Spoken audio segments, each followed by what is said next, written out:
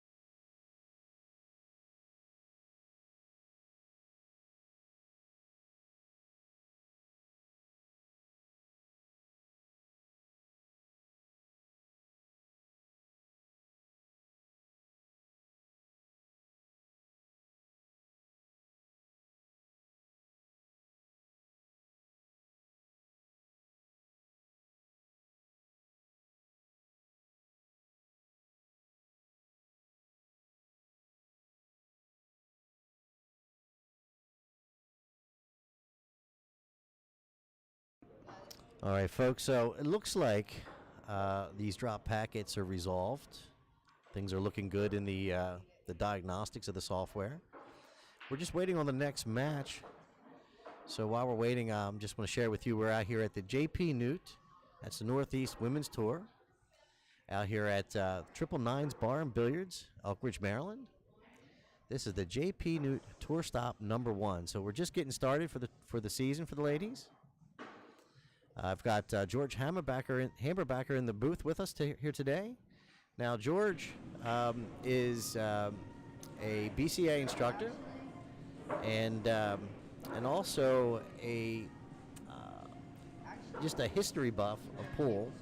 I'm sure as we go through this weekend, we'll be picking his brain, and he'll be sharing his experiences and knowledge. So while we're waiting, I'm going to grab a drink. Just sit tight. Maybe at home, go grab your coffee or grab your beverage, and we'll be right back with the next match. Again, this is Wayne Everhart from ThinkTechMD. This is TTMD Billiard Streaming, and we'll be right back.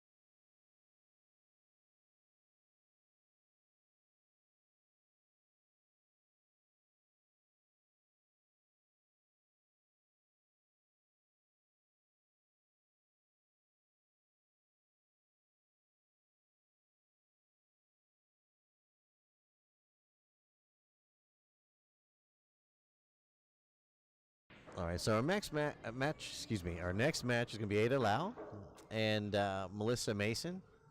And in the meantime, Cece is going to be sitting here hitting some balls, getting loose. So just hang tight. We're just waiting on the next match. We'll be right back.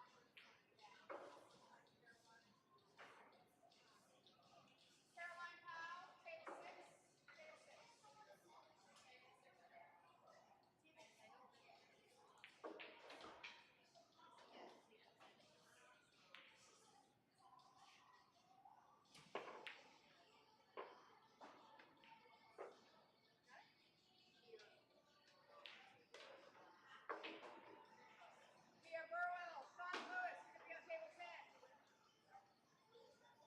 Table 10 is higher time.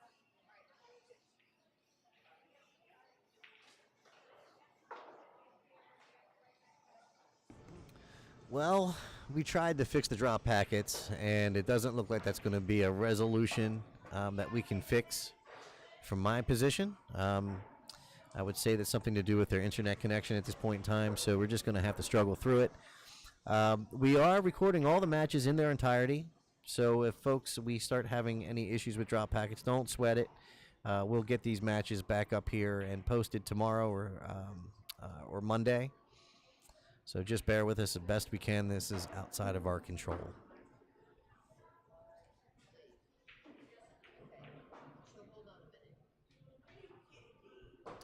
Just waiting. Ada is just practicing a little bit. Melissa will be here in just a moment. We'll get this match started. Yeah, sorry. I'm sorry.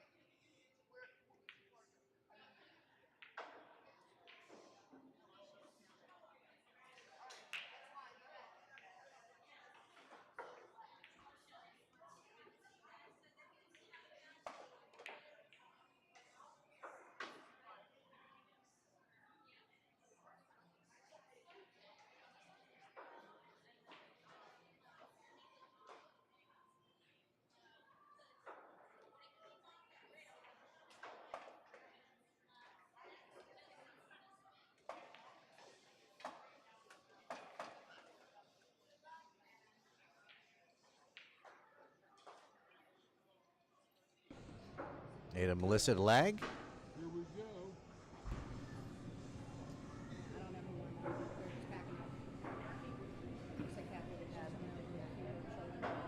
Ada has won the rack and will break the balls. This is a race 7. to 7. This is the JPNEWT Tour Stop number 1 here at the Triple Nines Bar and Billiards in Elk Ridge, Maryland. Midway between Maryland 100 and Maryland 175 on Route 1, US Route 1 on the southbound side. And the Triple Nines Bar and Billiards has hosted many different regional tours over the 30 plus years that I've been coming here. I played many events here on regional tours through my times as a player. And the stream is being brought to us by ThinkTech Maryland. Mr. Wayne Everhart and Kelly Daniel are the proprietors of this stream, and we're looking forward to an exciting season. Thanks to Baltimore City Cues for their sponsorship and the continuing support of regional tours. Gina Cunningham, she's playing today as a matter of fact, the Keller Williams Integrity Real Estate Group. Thanks a million, Gina. The new Greenroom Billiards, Dundalk, Maryland, stronghold and venue for APA regional events. Great pro shop there, Charlie's Pro Shop. Pechauer Custom Cues, Green Bay, Wisconsin. Thanks a million for their continuing support. This is 14, possibly 15 years that they've been supporting ladies pool here in the Northeast.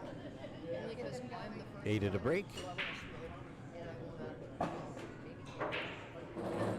Ada breaks in a ball, has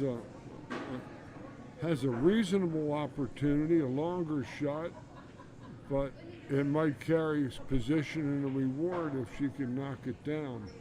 I'm George Hammerbacher doing the voice work here on this live stream with the THINKTECHMD streaming, and I'm a long time regional player and I've been a pool instructor for 47 years. I'm now the Professional Billiard Instructor Association. Cece did. I didn't give her the That camera. rolled nice. That rolled nice for Ada there, and she's got a nice shot.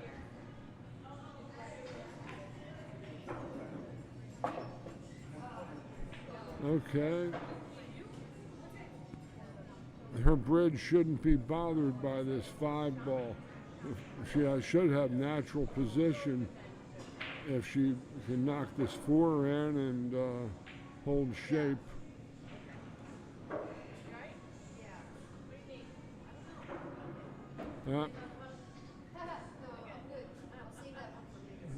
Good chance for Melissa to get started. Melissa is from West Virginia, living in West Virginia. Nice lady, and she's. It's nice to see all the ladies coming. She can't reach that ball. She's not built for this. Oh, she's gonna reach it. She slapped at it. Wasted opportunity.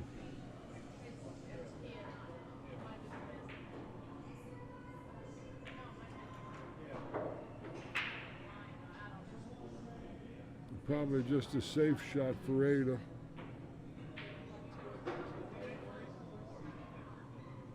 That's a pretty respectable shot. Melissa's got a kick just past the side pocket to make a good hit.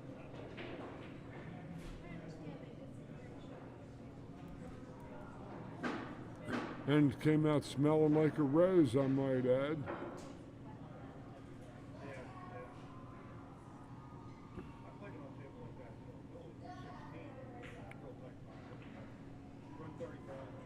It's either one rail reaching with the bridge or coming 3 rails out of this lower corner pocket and coming behind the 4 ball are the 2 avenues I can see for a good hit here.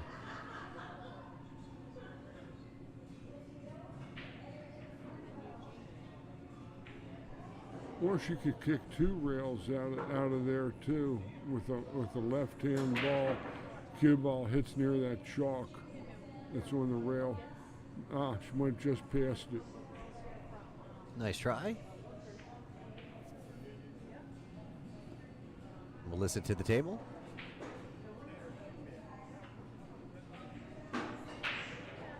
Ball in hand here from Melissa.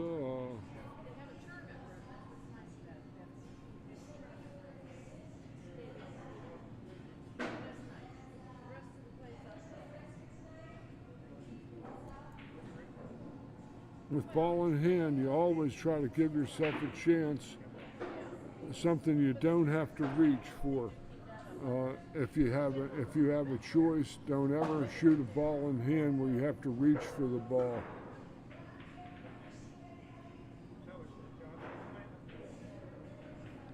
But she put herself on a good shot off the rail. Got to hold it.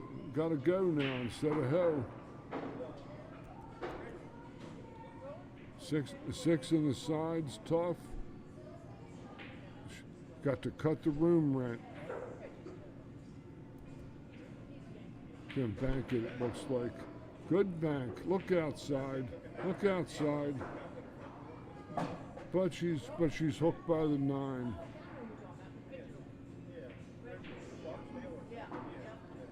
Right hand English coming behind the ball and try to kick and stick if she can. Yeah, she had a direct hit at it.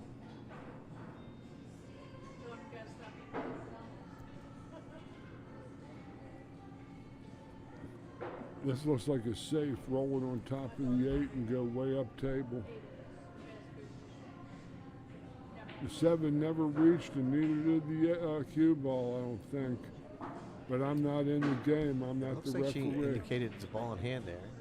Yeah, the 7 ball rocked. It didn't fall onto the cushion. Okay. And that's a foul, and Melissa would have ball in hand.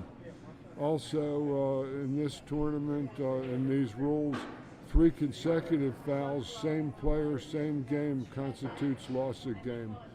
See, you don't ever set with ball in hand a shot you can't reach.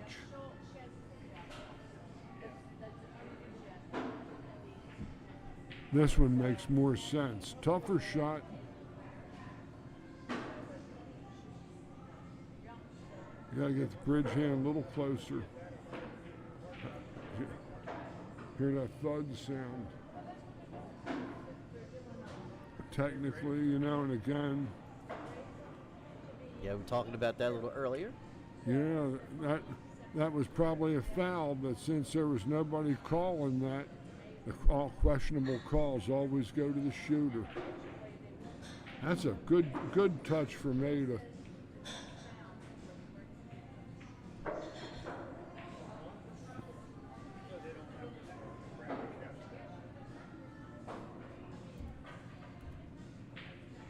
It was a good hit.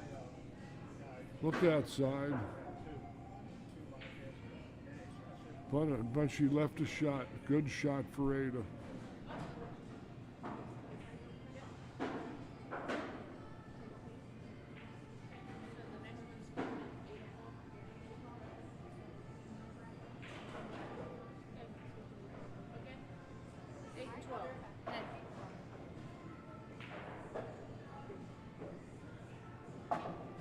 I gotta go to work. I'm gonna go over here and watch it. Okay. Good seeing you. You too. Good to stay out of trouble. Always. I'm boring. That's not what I heard. Yeah. I I knew you wouldn't. I knew you wouldn't. All right, folks. I see our viewers are starting to come back. We had to reset our stream. We're having some minor internet connections here. We're showing some drop packets. So, in an effort to try to resolve that, we made some adjustments and reboot. Nice shot from Ada. She hit that ball good. She got a good reward. Sometimes you can hit balls good and not get a good reward.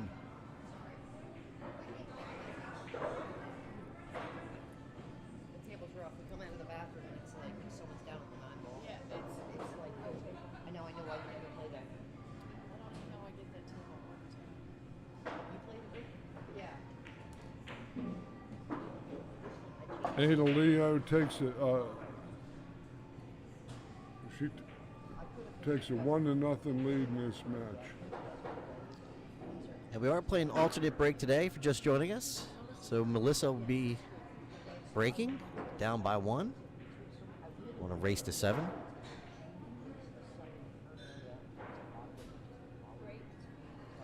They weren't done. They were almost done. So, but I'm running this as a, these guys, Yeah, we don't need the stream.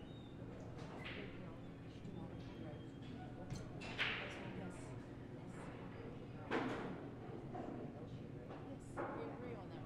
okay, Yes. good, because she was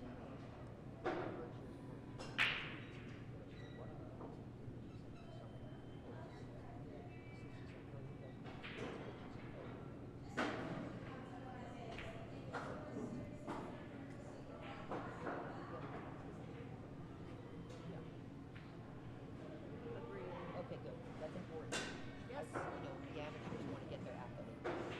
When that shot actually, Melissa, that passes to your opponent.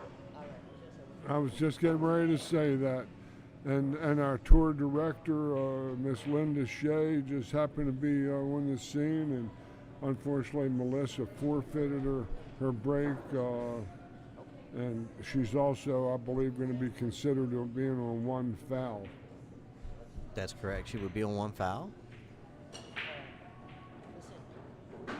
Whoa, that looked like the student body left going in that corner pocket there. That was like a cavalry charge in there with those 2 balls.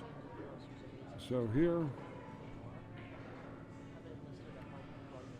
we have on the second table down, we can see Shar Zambo playing a young lady named Alyssa from New Jersey, who I was watching practice, who was hitting balls quite impressively. I don't know can't quite see what the score is there. And we drew 29 players here, including 4 pro or touring pro players and several top flight semi-pro players as well. And this has been a deep field with any number of these different players. Wouldn't be a surprise if they got to the winner's circle.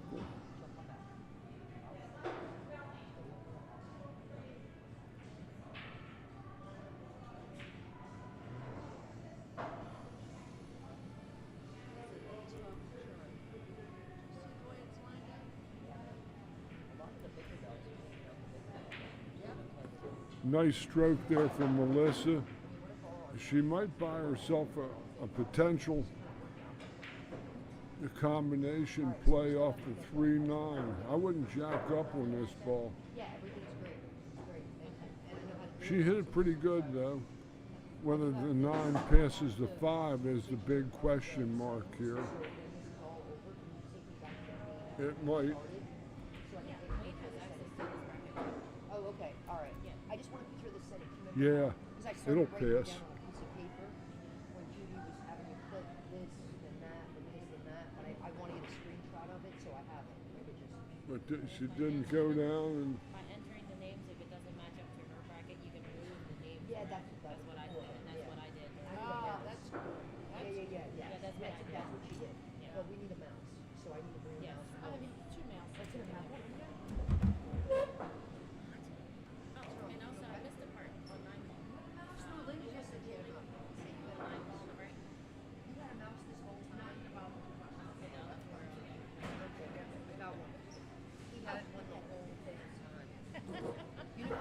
struggle that was? For me to keep going back. Yeah, it's a pain in the ass. Excuse me. She Ouch. She played the vibe, and she's waiting. Yeah. Melissa had nice position if that ball fell, but it didn't. So Ada has a bank. It's very playable. No. Miss Carol won. You did? Piece of work. I didn't even see the shots. Two railer, no. You gotta be done with your teammate. Like Karen, right? That was a comeback. Yeah, I was down 5-1. 5-1, you bragged that out. That's so impressive. She maybe messed up a couple of balls in my pocket. That's fine. Maybe I was That's part of the game. So we now have available till the 14th. Do I have to have to smoke? Like, Yeah, go a smoke. cigarette because I'm kind of like, no, kidding, nothing. You know, Go. It's a tough shot. If she could get position on this ball coming back and then back again, Oh, okay. So then that was the line. so do you want to That's going to be look trouble. out. It might be tough.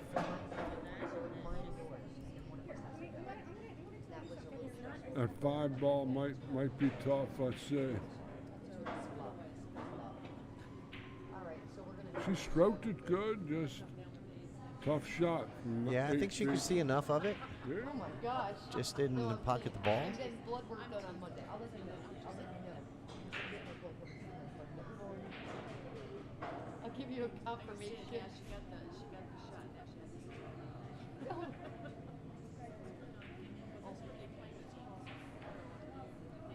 Hey, Lenny, thank you for sharing Beautiful our screen. safety. Beautiful safety from Ada there.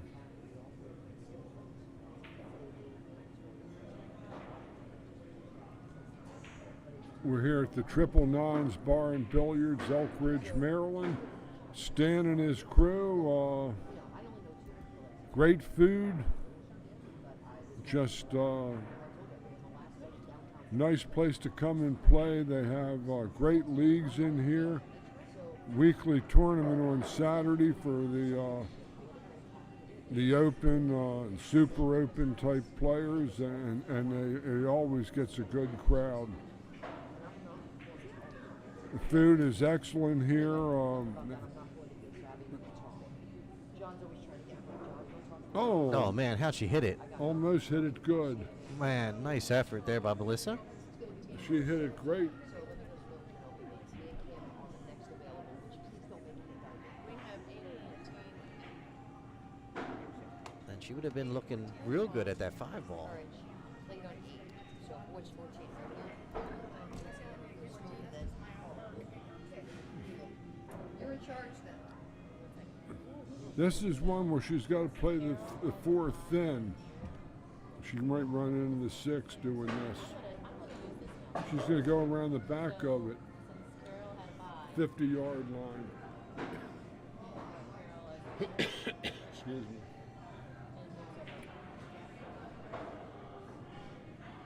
Oh, it doesn't require Nope, you don't, no, because there's no, she didn't play any rounds. So anybody that has 5, you can just click it over. break.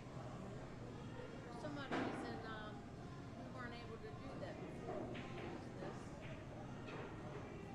this. Safety play there by Ada. Trying to hide that 5 ball on the other side of the 6. Nice touch. She might have a little orange paint direct at it, Wayne, but chances are the kick coming off the back to the side pocket, the 9 can give her cover, and if she happens to make it, she's got shape on the 6. Almost like a kick and stick shot. Well, she just told me to go ahead and put her out. That was a correct shot, you know. So I tell my students this all the time, Wayne, that you're not always going to shoot good every day, but you can always play the right shots and play good every day. You're not going to always shoot good, and there's a big difference in this game between shooting and playing. And a lot of times you only can deal with what you've been given, right? So you come to the table and you got to make do with what you have. So it all comes down to making those consistent right decisions. So if you get a bad run of rolls for a period of time, the only way you're going to fix that is by making the smart plays. So you just got to grind through it. And like George said, if you're not making the balls like you would want, you play smart. You just got to play smart. Yeah, and you know that give each turn at your table the ultimate respect that you can ever give it, because as long as you're at the table, your opponent cannot win.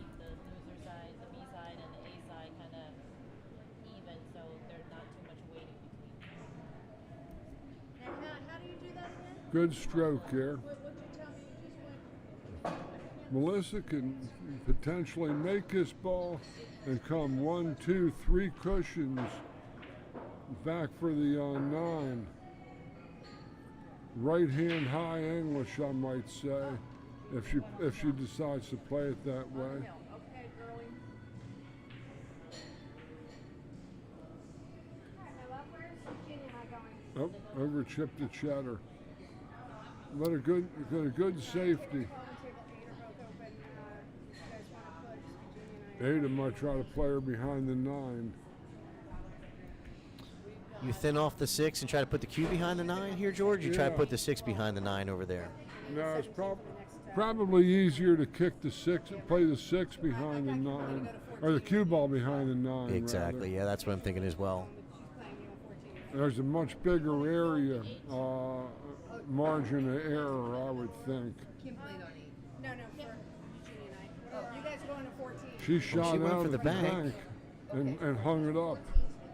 8 or 12. Not the easiest. That ball's a wee bit nasty. That ball's a thinner cut than it looks.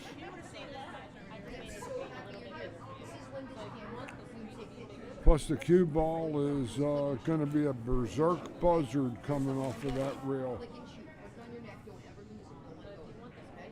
Sorry about that. All right. Click and shoot. Look at these little right there. All right? Of everybody shoot. Okay. All right? Because I have to go shoot. So next to each match, there's a number, right? So happy you're here. So we usually just Oh. go with the number to Looks like it's a bank shot. call. So you all probably heard my girlfriend Kelly Daniel in the background there, just trying to take care of so many things. She's trying to take care of photographs, take care of the brackets, and it's a lot going on today. See, it looks like she two-rail it. 2 rails never fails. All right, so Melissa on the board, 1 game apiece. On a race to Yeah. 7. Race to 7 on 1 apiece, and Okay. we're off to see the wizard. They have table down there. Yep.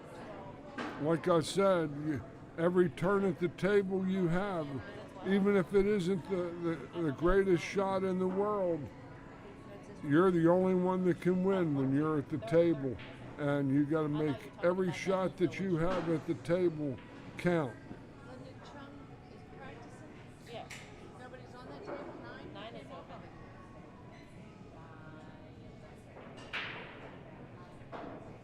I don't know if she's still playing. Or at the, Well, neither took a break. Maybe she's on break. Maybe she's on break.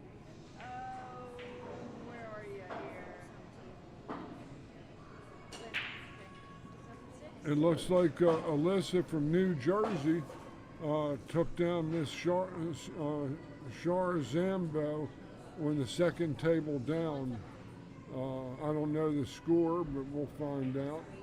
And I was watching Alyssa practice, and she had some shots. That's a young lady that might be a sleeper in this event. Unless you want to go to A side. Well, no, let me go out. Let me go out then. Yes.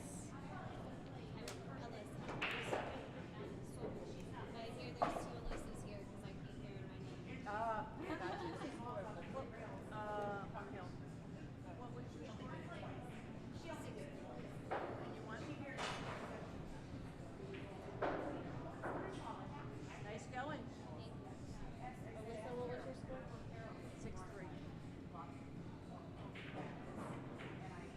6-3 or 7-3.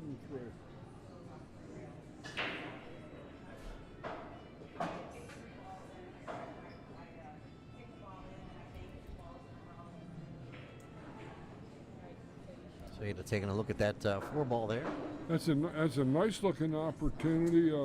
If Ada can play a little like stun right draw sort of shot and go straight across the table to the 5, she should find some decent position if she can knock his 4 down and hit the shot I prescribed. If she hits high, her ball will fan towards the 9 too much. She's going to have to draw her ball, I think. We just put those out, so the ones that just came in are available. She kind of hit an in-between looking shot and lost her ball forward. 11? These are tough shots here. She's looking at that angle coming back, and from that distance, you got to put a little elbow grease on this ball. They were on break. Okay. Alright. So we have exactly. So your match, you're going on 12, right? I'm going on 12, yes. Okay. So you're going on 12. We have Shara, Melissa, Anna, and Karen. Okay. Who's on? So you have 11. Somebody's on 17. Eugenia and Cece. That's well and good, but Eugenia just came this shot on the 7 is both long and flat, and because we put Eugenia and she Cece on 8. might be able to beat the kiss on the 9 and pocket this ball. It doesn't matter. But it's a very, very demanding shot. Okay. You're playing Gina. Gina Cunningham. I'm trying to see where she is.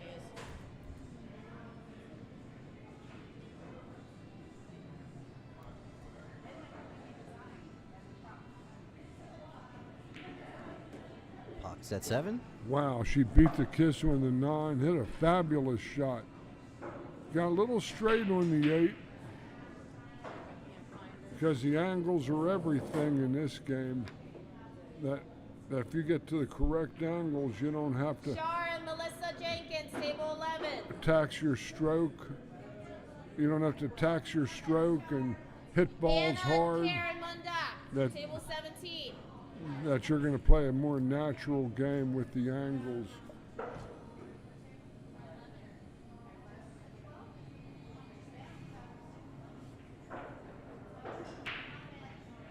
This is either a high right ball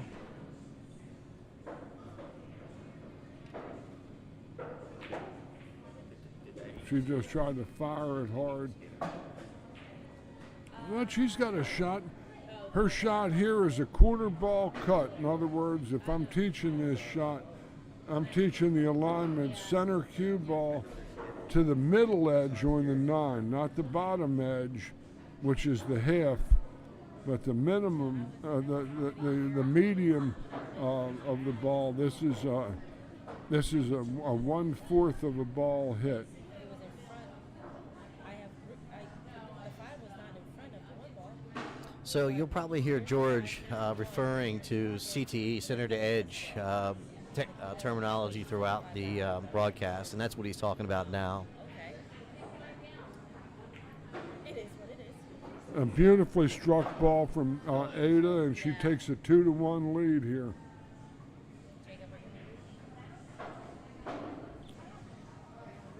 So just to touch on that real quick about center to edge. If folks you're not familiar with it, basically what you're doing is quartering the object ball and quartering your cue ball.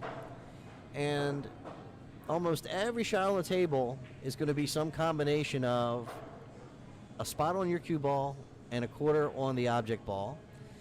And you have to just sort of do the thought process of figuring which spot on the cue ball and which spot on the object ball. And those spots are going to be consistent almost on every shot. You just have to know how to quarter it, right, George? That's correct. And you see, there'll be only about a small percentage of shots, Wayne, where the cut is real thin, and you actually are shooting your Edge to center edge. your cue ball, where you're looking at your inside edge of your cue ball to your outside edge of the object ball. Melissa struck them pretty solidly, but So we have a few people joining us in the stream, and how many of you folks out there use center to edge as your aiming system?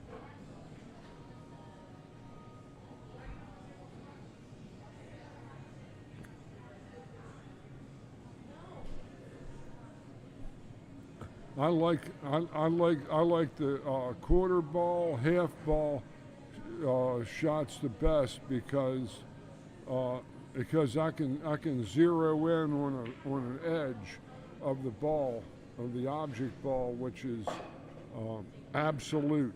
It's very, very strongly defined. When we start to go into the face of the ball a little bit more, it becomes tricky a little bit.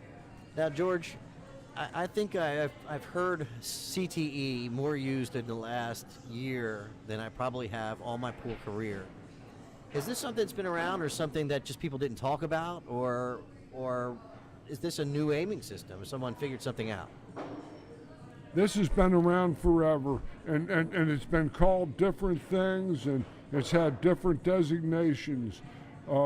Willie Moscone used a ghost ball system back in the 60s when I started to play, and he identified 5 basic shots that went from 100% ball head on to just going a little bit quarter tip to the cut side of your center for 3/4, center bottom edge for the half, and the center edge just did the same basic thing. In other words, it was, I believe, just repackaged, but it's still the exact same thing. I see. The only thing that with the center edge is that with the pro center edge and that they'll ask you for a pivot in the back, and that's something that I've never been a fan of. Yeah, I'm familiar with that, and I prefer coming into the shot line rather than going down to the table and shifting anywhere. We have rear view mirrors on our cars, Wayne, because we don't have eyes in the back of our head. And once you're down there and you move the butt of the cue, that means the tip moves in the front. And I believe, and this is just for me, my perception gets skewed by that. Same here. I've tried that little pivot thing, and with no success. I go back to what I know, and it's I would say it's a variation of center to edge. Something that no one has ever taught me. As a youngster growing up rolling balls around the table, you start figuring out that there's only so many spots that you're going to hit on a ball, on the cue ball and the object ball, consistently to pocket shots, and they seem to come up over and over again. A good shot there from Melissa. She's on a run here. She's made several good shots, and she's in line. She has to play the 5 to the cut part of the pocket to get back past the 7. But the 6-7, she's going to be out of line. She's going to hit this because her 6 ball is going to be going away. Oh. That's unfortunate. I think she was trying to cheat the pocket there.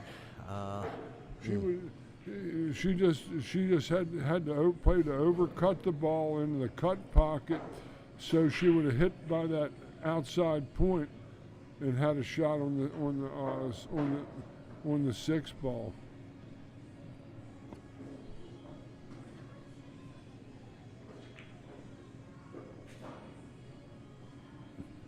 For my taste, I would have been one more cue ball to our right on the screen, because now she's a little flat, but she can roll the ball to the cut pocket or stun down.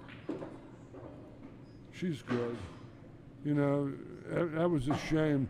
A lot of tournament matches are lost; they're not won, and that's one of the classes where Melissa had a wide open shot, was running the balls good, and the mistakes beat you. The players on this tour, for the most part, will charge you for your indiscretions. All right, so Ada Lau, 3-1 over Melissa Mason on a race to 7. And if I mispronounce anyone's name, just forgive me. Do the best I can.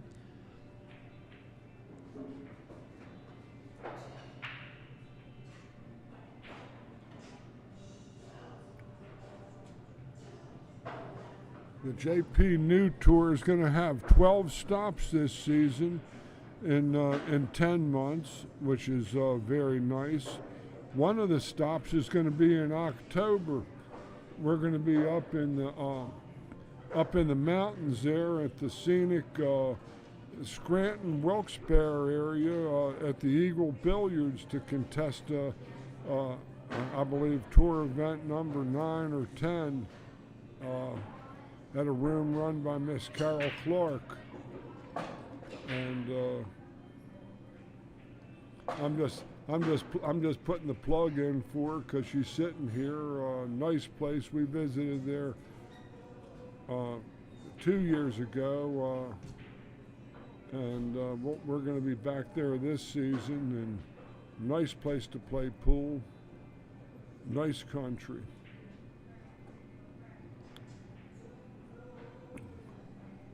So Melissa's going to roll to this 2-ball, and the first 3 balls should be pretty routine. She's might have gone up a little farther down, but I got her bridge hand a little too far away from the cue ball.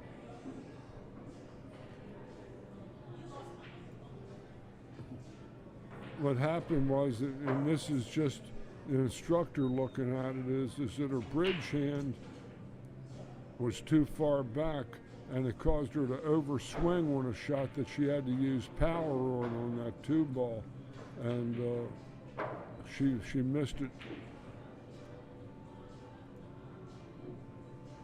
Okay, Ada's going to try to just dipsy-do down to the 4 in the other side pocket, I do believe. That's a great look at the angle there when this angle shot. Well, she taps it. Has a pretty good opportunity. It's thin, but it will carry position. I got the high left English on this ball, because when you're back cutting the ball, you gotta be able to send the cue ball out to the dark edge. Gotta be careful not to bring the 8-ball into play here. She won't if she hits it high left. Nicely done. She hit it beautifully. Let's go by the 7, go by the 8. I don't know. We'll see. That's problematical, and I don't know if she can draw a rock to the 7 in the side pocket and then play the 8-9, but no, 7 I don't think will pass the 8. Doesn't look like it. No. My confidence level is low if that's going to happen, so she might be trying to draw a rock here. Got to dig it a little bit. Well, didn't quite get the draw she was looking at, I don't think, there. Here she's got two choices: cross bank the 7 in the corner and shoot and stick, or cut the 7, turn it loose. It'll cook your goose.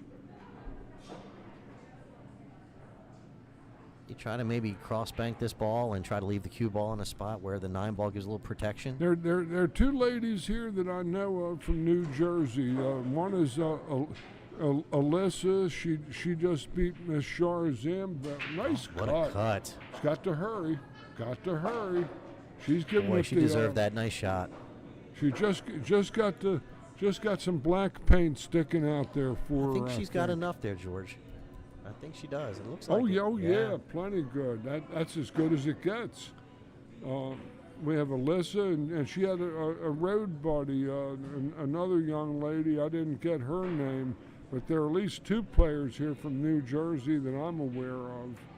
There might be more because there are several fresh faces to this tour that I've never seen before. And we've drew 29 players, and this figures to be a fabulous 2-day event, double elimination event with a modified race in the finals.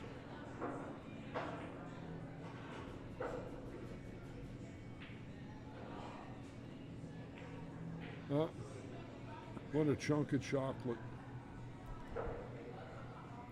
In other words, in parlance, she chunked the ball.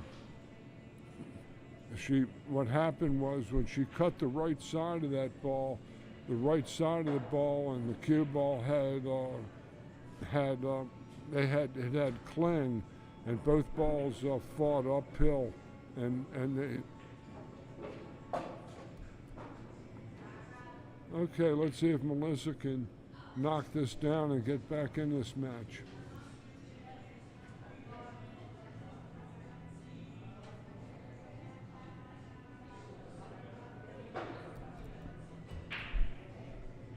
She has a possible scratch angle to the side, but if she hits it high and hits it decent, she should be okay.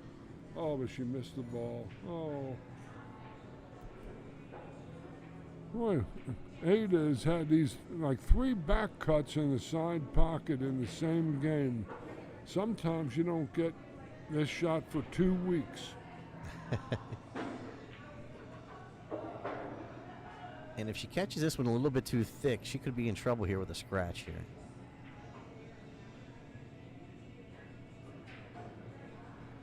The ghost ball here is, she's looking edge, right edge to left edge, and stroking center ball almost to past to a ghost ball that's right next to it, parallel to it. Oh, she hit that ball good. Well done. Well done indeed. Ada Leo takes a 4-game-to-1 lead in this match, and Melissa's had 2. She scratched on that 7 ball, cost her a game, and missed 9 ball. Otherwise, it's close. So George, so I don't mispronounce her name all match, it is Ada Leo, or is it Ada Lau? That I'm not 1,000% on. I think it was. I think it's like Lee, L-I. So what I will do is after the break, I will ask her so I don't mispronounce her name for the rest of the weekend. It's tough when you got a 3-letter name and it's being mispronounced. I can understand a 12-letter name like Hammerbacher. George, don't make me feel bad. I'm an expert at that. I went to school to do that. Melissa Mason to break. Down by 3.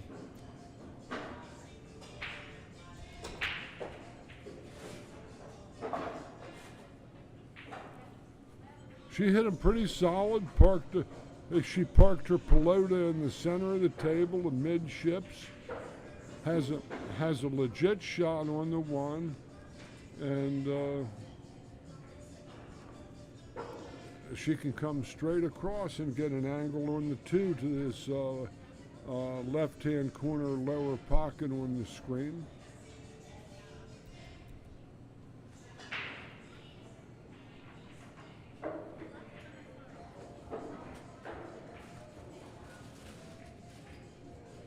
Well, that 3 ball kept her from getting back across the table, and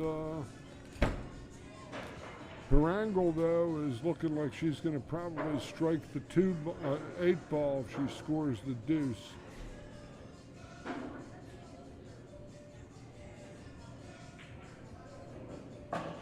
And that proved to be her undoing.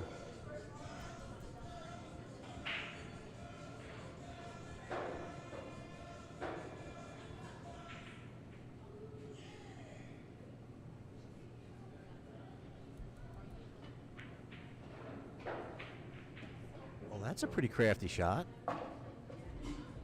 She played a thin ball carom along one rail, drew shape on the 3 ball. Pretty sporty, that shot there, George. Yeah, high left ball. Let's see if she can turn it to or play to the 4 in the side. She hit that ball good. Now she gets to just come straight across. She's got just enough angle to get about even with the 9, or a little past it. Oh man, she put the kibosh stroke on that ball. Yeah, that was a really sweet stroke. That was great. Very, just beautiful pace there. Yes, it was. That was the best ball she's hit this whole match, I feel.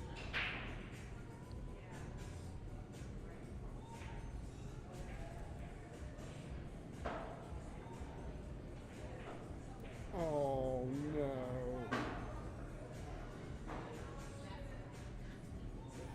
no. That's too bad. You see, pool matches are lost in these regional events, even in the pro events. These guys can go back to 1 or 2 opportunities that got away from them that stemmed the tide, and what would have been a close match turns it into a rout, you know. We saw it happen in the first match we witnessed today, where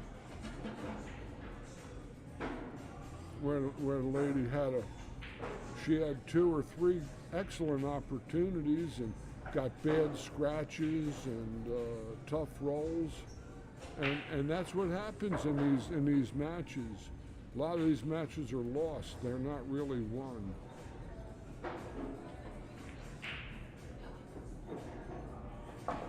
That looks like a pretty good position to me. She wanted to go a little farther for the corner, but she can stroke this ball, though.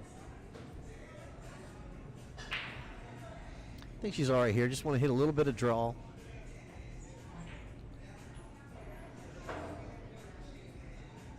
You don't want to accidentally stun follow. You might end up in the side pocket. Well, looks like she's going to go follow with this ball. Let's see what she does here. Yep, she was able to get by the side pocket. Nicely done. Miss Ada Leo takes a 5-1 lead.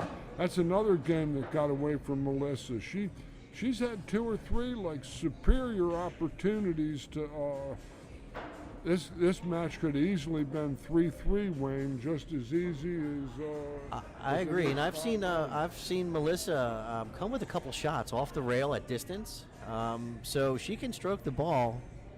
Just hasn't been able to close out a rack yet. At least she had a couple of issues there where, at least in that last rack, where cost her the rack. Yeah. With the bridge, missing that ball with a bridge, following the ball in the side pocket when she was in line. She just missed the spot in the pocket to get out. But again, you see, the more you play on tours like this, the more we shore up these mistakes, and then when you go back to your regular leagues, you'll feel the jump in your game. You'll feel the jump in your focus after you've tangled with the likes of some of these young ladies here. They're tough. Like I said, 2 or 3 of these ladies would be competing with the men on men's regional tours. Well, my opinion, George, about the ladies' game and the guys' game. I think the ladies' game is really coming along. And there's, in my mind, there's no reason that the ladies can't be at the top of the sport with the men. I think part of it is having tours like this that expose the ladies to top caliber lady play, to the top caliber female action. And those players are actually also shooting in the opens with the men. Right. And that sort of propagates, you know what I mean? Oh yeah, and it isn't really a physical thing, Wayne, because It look at all absolutely is not. look at all these champion guys from the Philippines that are like 5 feet flat, like Pagulayan, 5'2", that weigh 100 pounds if you load up their saddlebags with lead, you know, and Yeah. So it's definitely in my mind, definitely not a physical thing. I think it's more of just being exposed to the sport over time and having the time to play. It takes a lot of effort to practice. And an event like this and a tour like this really allows the ladies to grow. And there's a lot of camaraderie here. As I mentioned before, the ladies take their tour. They have a lot of pride in this tour. And as we mentioned, it's been around a long time. Now, George said it went back to 2007. I have scorecards going back to 1999 of the JPNEWT that was on the old site that will be porting over to the new JPNEWT website. well, there you got me. I'm like I said, I was just going by.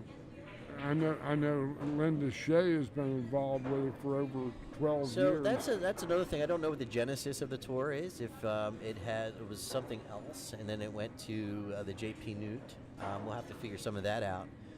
But if you go to our website, the JPNEWT.com, and you click on tour, I think it's let me go back there. Tour standings.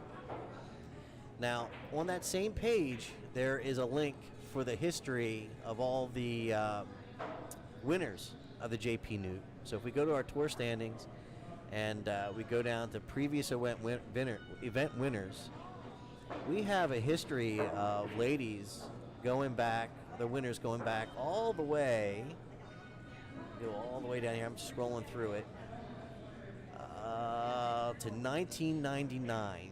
We had Karen Kaur, Allison Fisher, Linda Haywood is Linda Shea. So we look back here, we have some pretty, Julie Kelly. yeah, so Another top pro.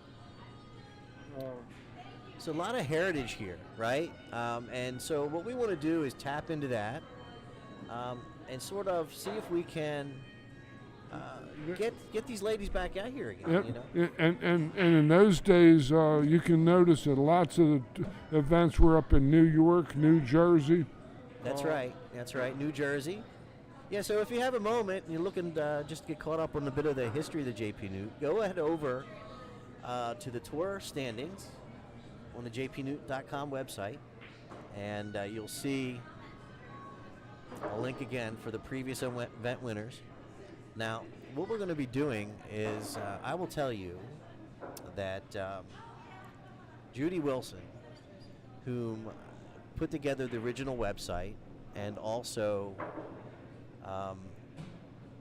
she went together and put quite a history together going back all these years, and I've got magazine articles that she put together from AZ Billiards and other publications.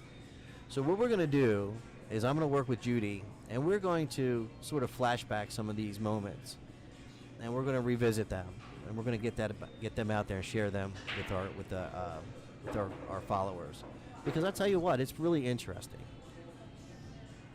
So back to the match. Well, you see, I just learned something I didn't know.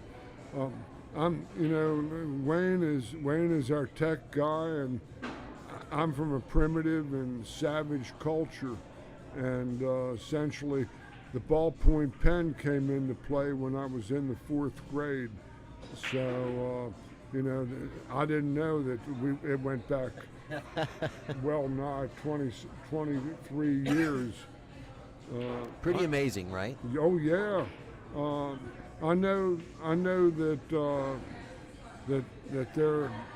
I played regional tours around here. It started and got big in the 1980s through the 1990s, and then other operators took them over. The names changed. I didn't realize that the JPNEWT tour went back that far, but it was all up north. And then when Yeah, it looks like there was some kind of shift that migrated to took place. Maryland, Yeah. and more south as Linda became more involved with it. So Jerry Shepard just joined us. George. Jerry Oh. Shepard said he likes that. He's been enjoying listening to you today, and he says I'm not doing too bad either. Jerry Shepard, he's a guy that had Big Falls Inn on Philadelphia Road, hotbed of league action. I had a couple of APA teams that Jerry's played a out player. there. And Jerry is a good player. Jerry got a cue from me. I guess it's 2 years now. COVID was at its we met on a parking lot at his place on Philadelphia Road, and we exchanged a cue and money like we were doing Doing the dirty now. doing a dirty deal or something. And I'm just glad to hear Jerry, because he's a good player, loves the game. I had helped a man get his patent for Eddie's Corners a long time ago, a cue shaping device, and Jerry was one of my bigger distributors of those. It was short-lived for about three years or so, but Jerry, good people, the Big Falls. One of the last places I saw the oversized cue ball on the bar tables. All right. I might have to get another one of these. So Jerry, thank you for joining us. See you soon. Yeah.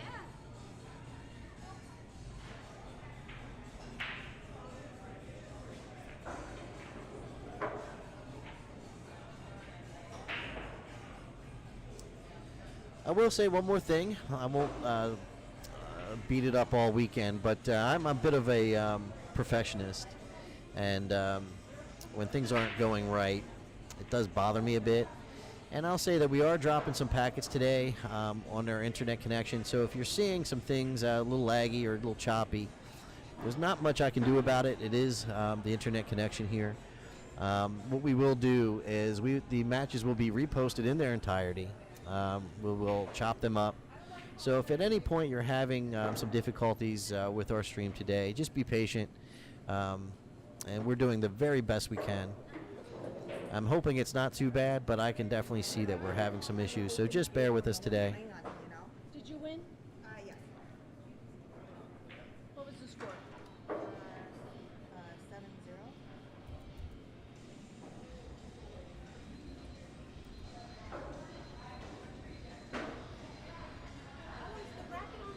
Nice effort there Yeah. And you can watch the by Melissa. Ate it to the table. She has ball in hand, has a pretty good opportunity in front of her. In fact, I think that she's going to she's getting closer to this 5-ball. Now she set herself up now, Wayne, where she's going to have to reach for this ball with ball in hand. Watch and see if I'm wrong. See that? Yeah. She switched. Oh, look, she switched around to Well, lefty. That's something I always would recommend. What table were you on? But Hour 9. You were on 9. her left-hand game and her right-hand game, she kind of quick stroked that It ball. looked like she had just popped up a little bit. I listen. I have tried to practice left-handed, So it looks like 15. and I can kick a soccer ball left-footed, and I've been able to bat left-handed all my life as a baseball player or soccer player. But I cannot stroke a pull cue left-handed. I don't know what it is. Yeah, Linda Chum just came in with Oh, 470. she sculled the 6 in. This is why it's called Lucky 9 ball, and but except that she's got the dark side of the 7, so she got a good roll and a bad roll at the same time.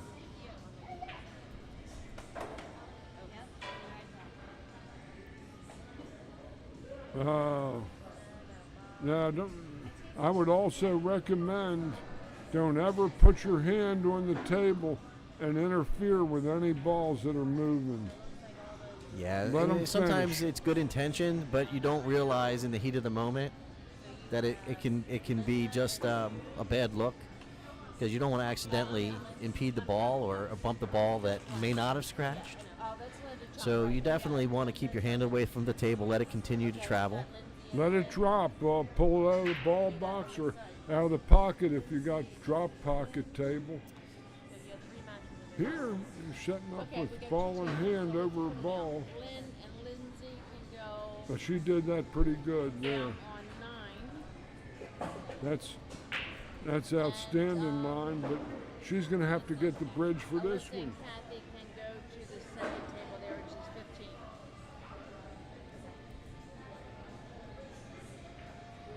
Will it be a while before I'm muted again?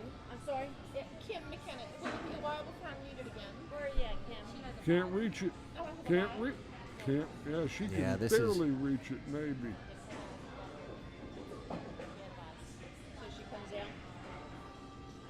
This angle's a little bit frisky.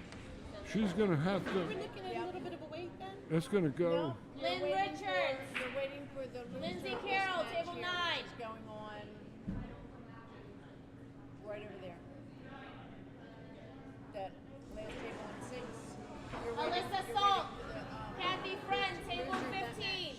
Oh, okay. And then we'll play immediately? With the table available. Okay. I just wanted to know. I wanted to Oof, I thought she hit that ball a little She hit thick. it good. Yeah, well, you see, the 8 ball was a thin angle, Wayne. She went a little past her mark, and she was a little out of line. So going to go for the bank here. The bank makes, if it doesn't make dollars, it doesn't make sense. But the bank is also going to be determined whether she hits it high or low, and the speed. I think I she hit this ball with a little bit of low, send it down towards the short rail in case I miss the shot. Try to put it yeah, at least a long position if I miss. A little no. too much pace on that shot. These are shots. These are shots I like, Wayne, right here. When I want to go on a diet and I want to start losing weight, I start betting on these shots right here, and I'll be sleeping in the streets. Good play from Melissa. Good stroke. Right, so Melissa draws within 3. 5 games to 2. I might be down on myself a little bit on that ball, but those shots are shots that you have to have good fundamentals. You have to be able to put the stick on the line of the shot and keep it there, especially playing off the cushion. Yeah, it's very easy to get timid on those shots and find yourself rolling the tip across the top of the cue ball, which is obviously not going to help you out. So you got to hit that ball with a little bit of authority, and you got to hit it confidently, but you got to stay down. You know, that's the key, staying down on that shot.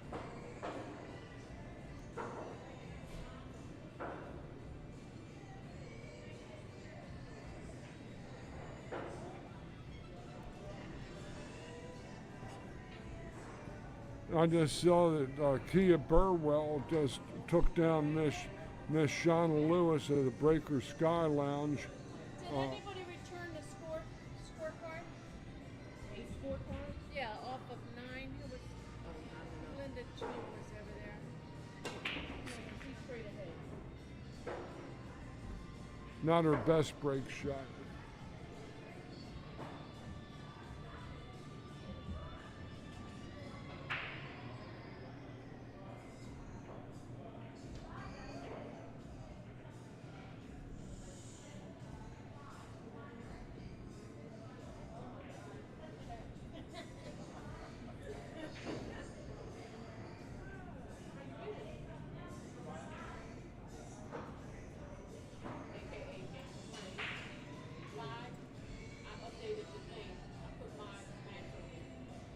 Thank you. Table 10 is open. Thank you.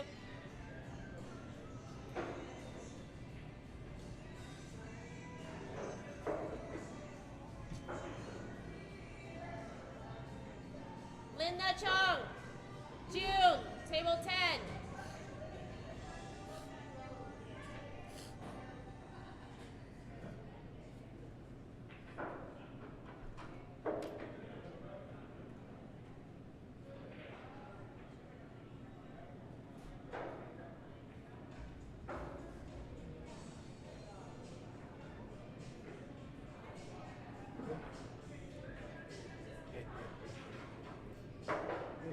Folks, I'm going to take a small break. I want to grab something to drink, and I'll be right back. We'll leave you in the capable hands of George Hammerbacher, and I'll be right back. All right. Yeah. You got something to drink there? And that's that. Another one, right? Yeah, that'd be a project well to my liking. Okay, let's see what we got here. Probably just a nondescript looking shot if I ever saw one. She might try to put her on the 7. No, I'm gonna sell that. Calling Mama right now. That's a pretty good move there from Ada. It might have a little bit of a yellow showing on that 1.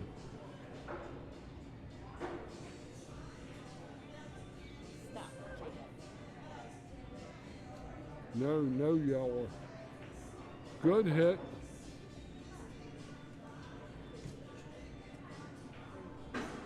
Good leave too. So we're not going to call.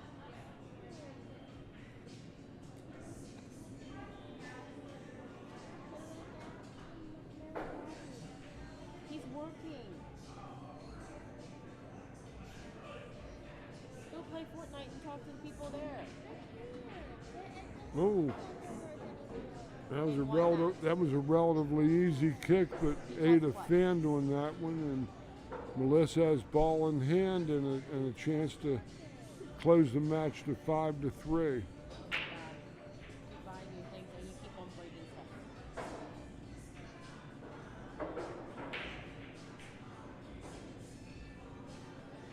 Used all the pocket, but these balls are pockets are 2 balls wide plus, so you take advantage of the equipment that you have. Here it's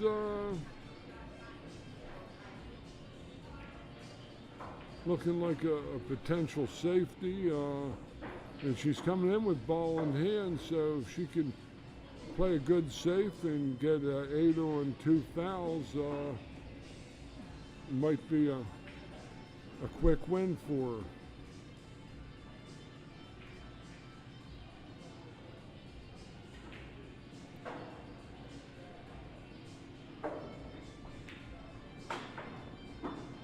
Well, she drills the bank, so excuse me. What a shot. And she's perfect on the 4 ball.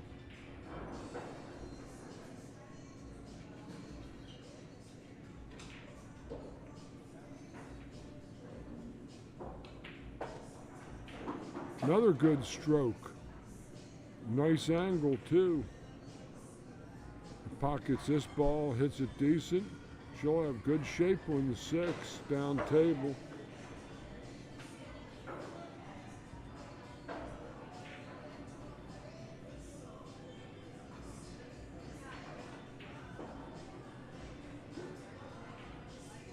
Nice, don't get too straight.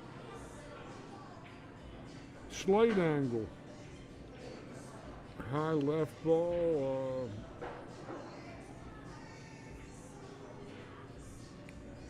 Here you go. The dark stuff is the limitless. Okay. And this is for your son, right? Yes. Jacob.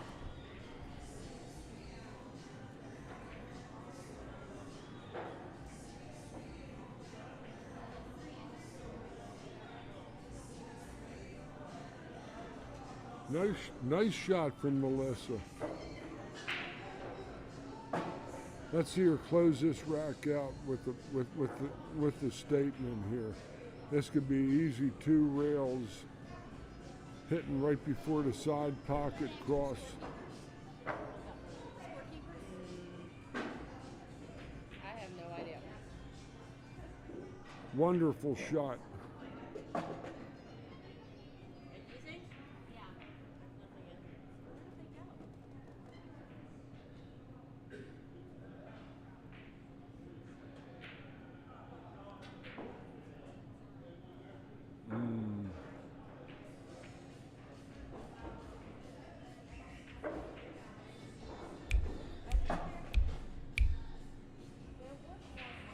Melissa Mason wins game number 8 and trails 5 games to 3. That circle table where Michelle, the older lady, is sitting. Yeah. There was one sitting there. All right. Thank you.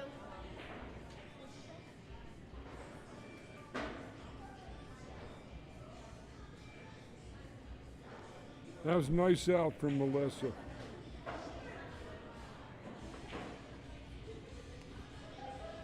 Couple mistakes, she's right in this match.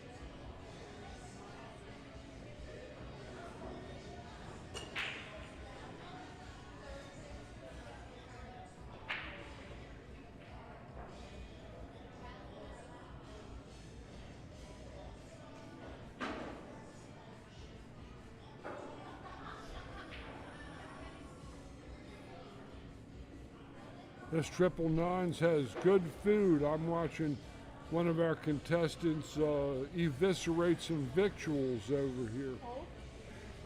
Oh,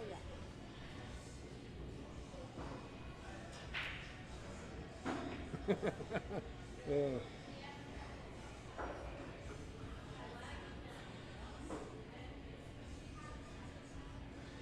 That looks good.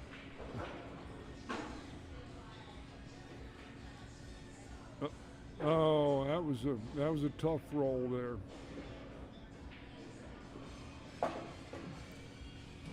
This is especially dangerous because now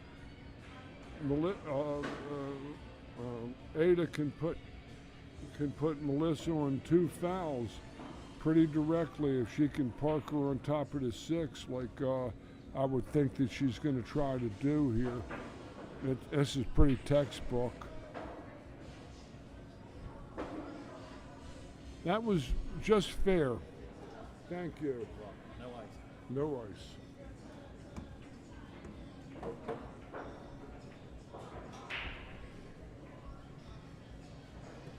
Score right, George? Yes, it is. I just want to make sure he's eating. That's all. He hasn't eaten. But folks, that's and she gave up a 1-9 there. You see that's a foul. Even though Melissa came in back of the 1 and hit it, there was no cushion contacted after the cue ball hit the low number ball. Thus Ada has ball in hand, and additionally Melissa is on 2 fouls. Remembering the 3 consecutive fouls, same player, same game is loss of game. Oh, see, picking at it. Better than nothing. Yeah.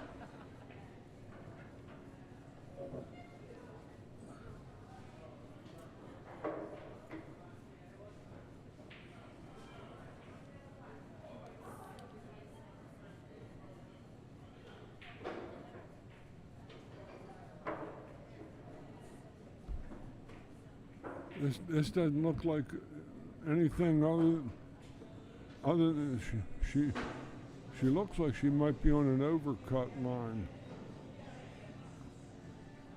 That actually made the angle sharper. So just getting back to the booth, and it looks like the 2-9 is on here.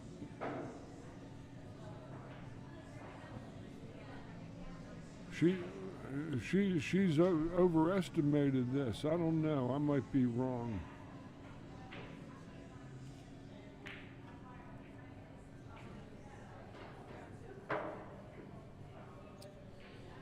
So George was spot on there.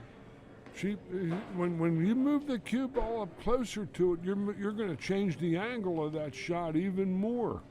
And part of the art of this game is getting the right distance from the pool table with your stance, because too often players get too far from the table or too close. Oh, another blast at it. Might have her behind the 7. Hard to say. See that manila folder right there? It's in there.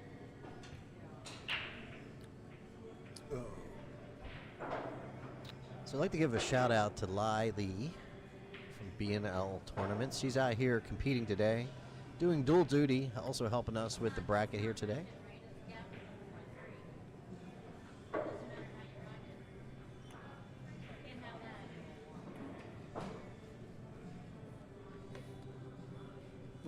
Lai is also a tournament director.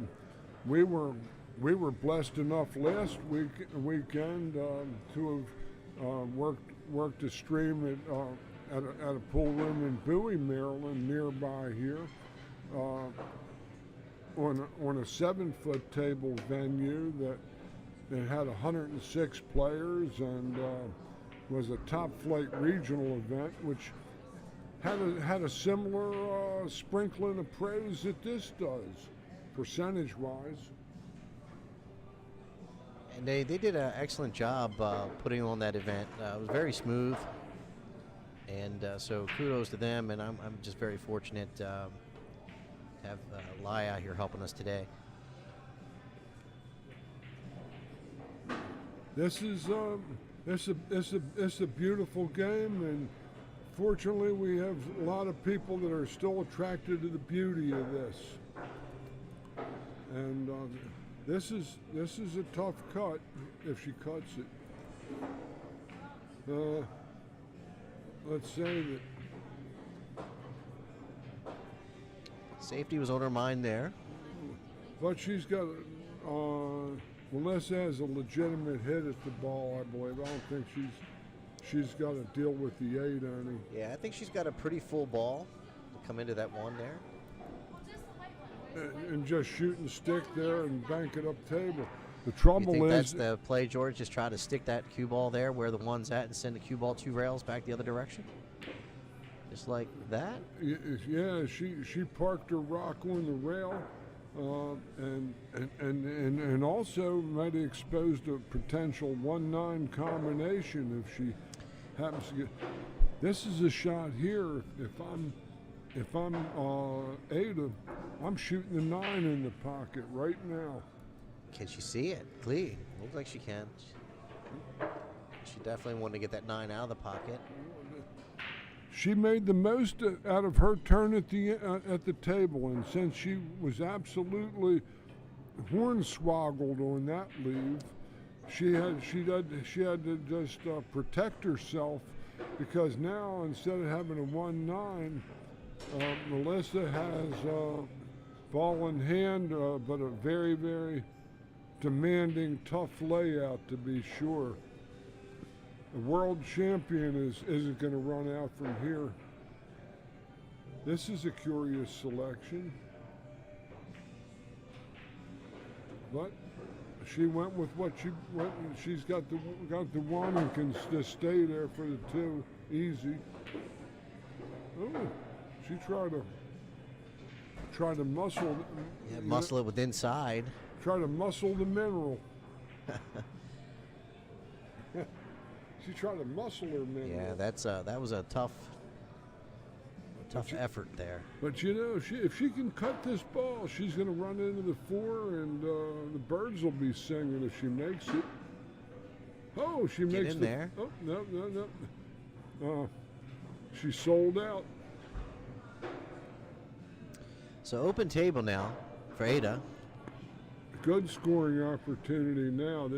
This table is wide open. If she can fall correctly from the 3 to the 4, her chances of running out are pretty good. Knowing her game a little bit, I've seen this lady play a few times, and Uh-oh. oh, that's okay. No, That's she's perfect. all right.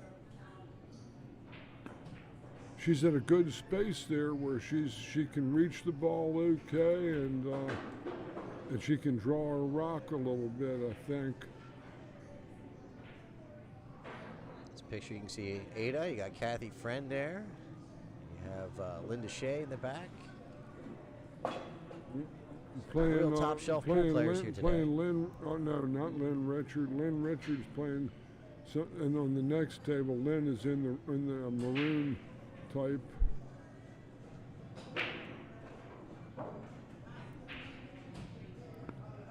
This is excellent position here. So all she has to do is really make this ball and just shoot smooth to the pocket. Don't try to do anything special here. That's a good shot. These are shots that are a lesson in themselves, playing balls out of pockets. A lot of people get stumped doing these. They either don't hit the right speed, or they catch too much of the ball, too little of the ball.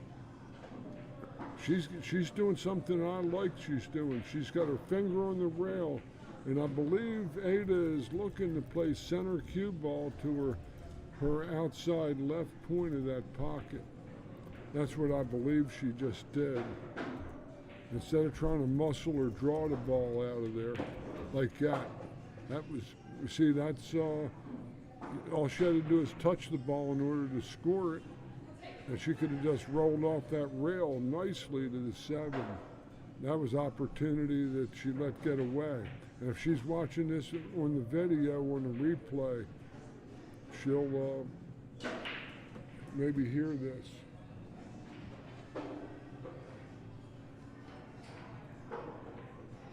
Good shot, but she's got to play this 8 ball from 6 miles. And if she misses, she's odds on to sell out.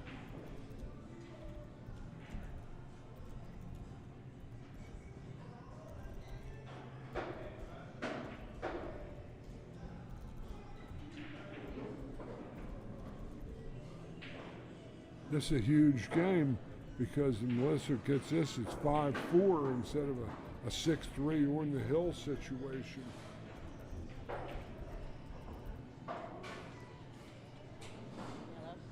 I got her shooting just smooth speed, the speed to reach.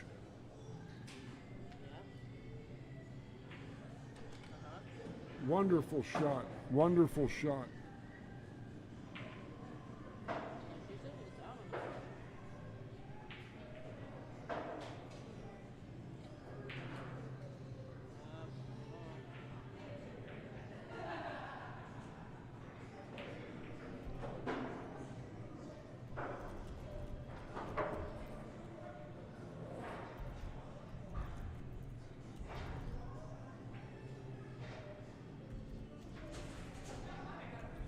A little far from the table for my tastes.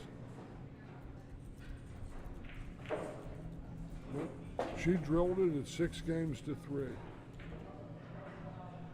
It's one-way drive.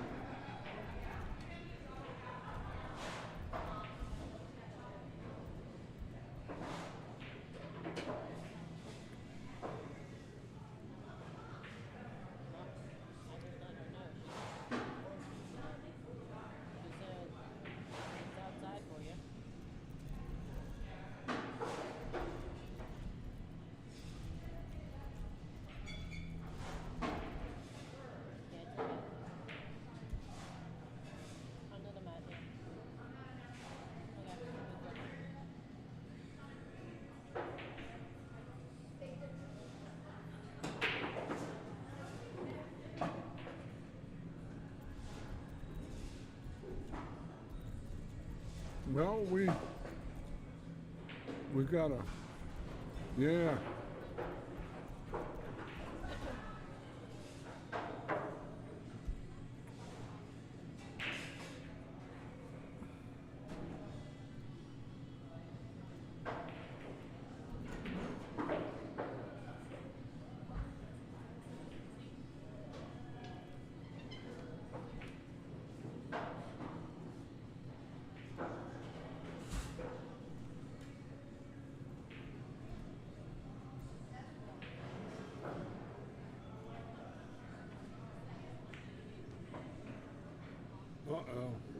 Uh-oh. Oh. Three rail possession.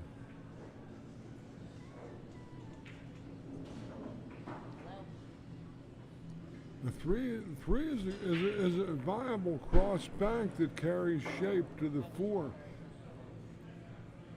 The kiss is close. Oh, she played the corner bank. Pretty smart shot there, George. I like this shot selection. Yeah, she played what we call a three-way shot. She played the ball, the safety, and the possession.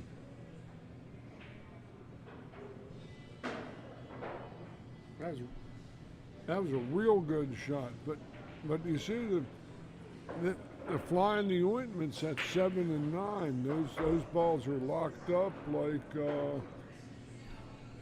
like a merger battle. Down there, they're a merger.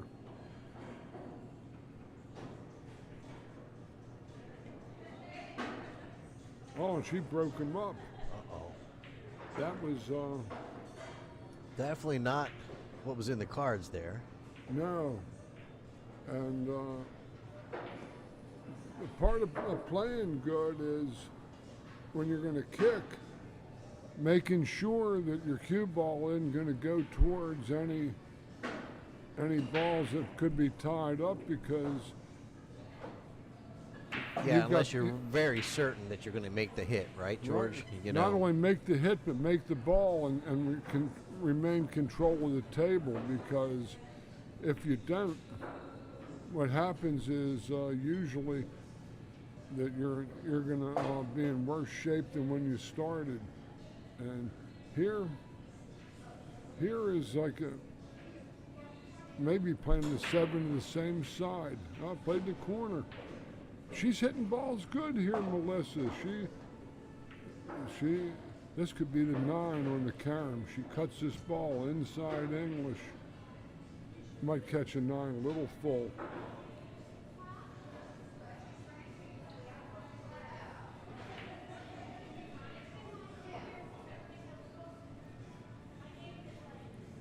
Not a bad move.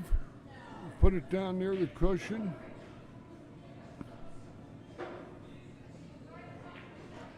The bank I like is back at her. That's an easier bank than the Back one. cut bank, George. Back cut bank, Yep. yeah. I like them better. She sold out. Just caught a little too thick. Got that 7 ball off the rail a little further than she wanted. I think she just wanted to hit that real thin. Melissa stays down on this ball. It looks like duck, duck, goose to me. Straight right there for the 8 in the side. It would be just make a 7 ball. 7 balls a money ball in this rack. Shooting it smooth. She cut it a little bit. Yeah, it looked like I thought she overcut it there, but it's gonna, She overcut the pocket. Like I tell the people, the pockets are 2 balls wide and change. I thought she was going to go a little fuller and play it to the side pocket, but these pockets here, George just alluded to, these are traditional size pockets. These aren't overly shimmed pockets. I believe these play completely as if bought from the store. they play about 4 7/8 across 4 the 7/8. and about 5 1/8 across the sides. They're cut like my table in my house. Good shot from Melissa. And she trails 6-4. Well, I like Melissa's fight. She's still playing battling good. here. She, this was a match she could have been up 6-4, just as easy as down 6-4. She followed that ball in, scratched, That's right. That's right.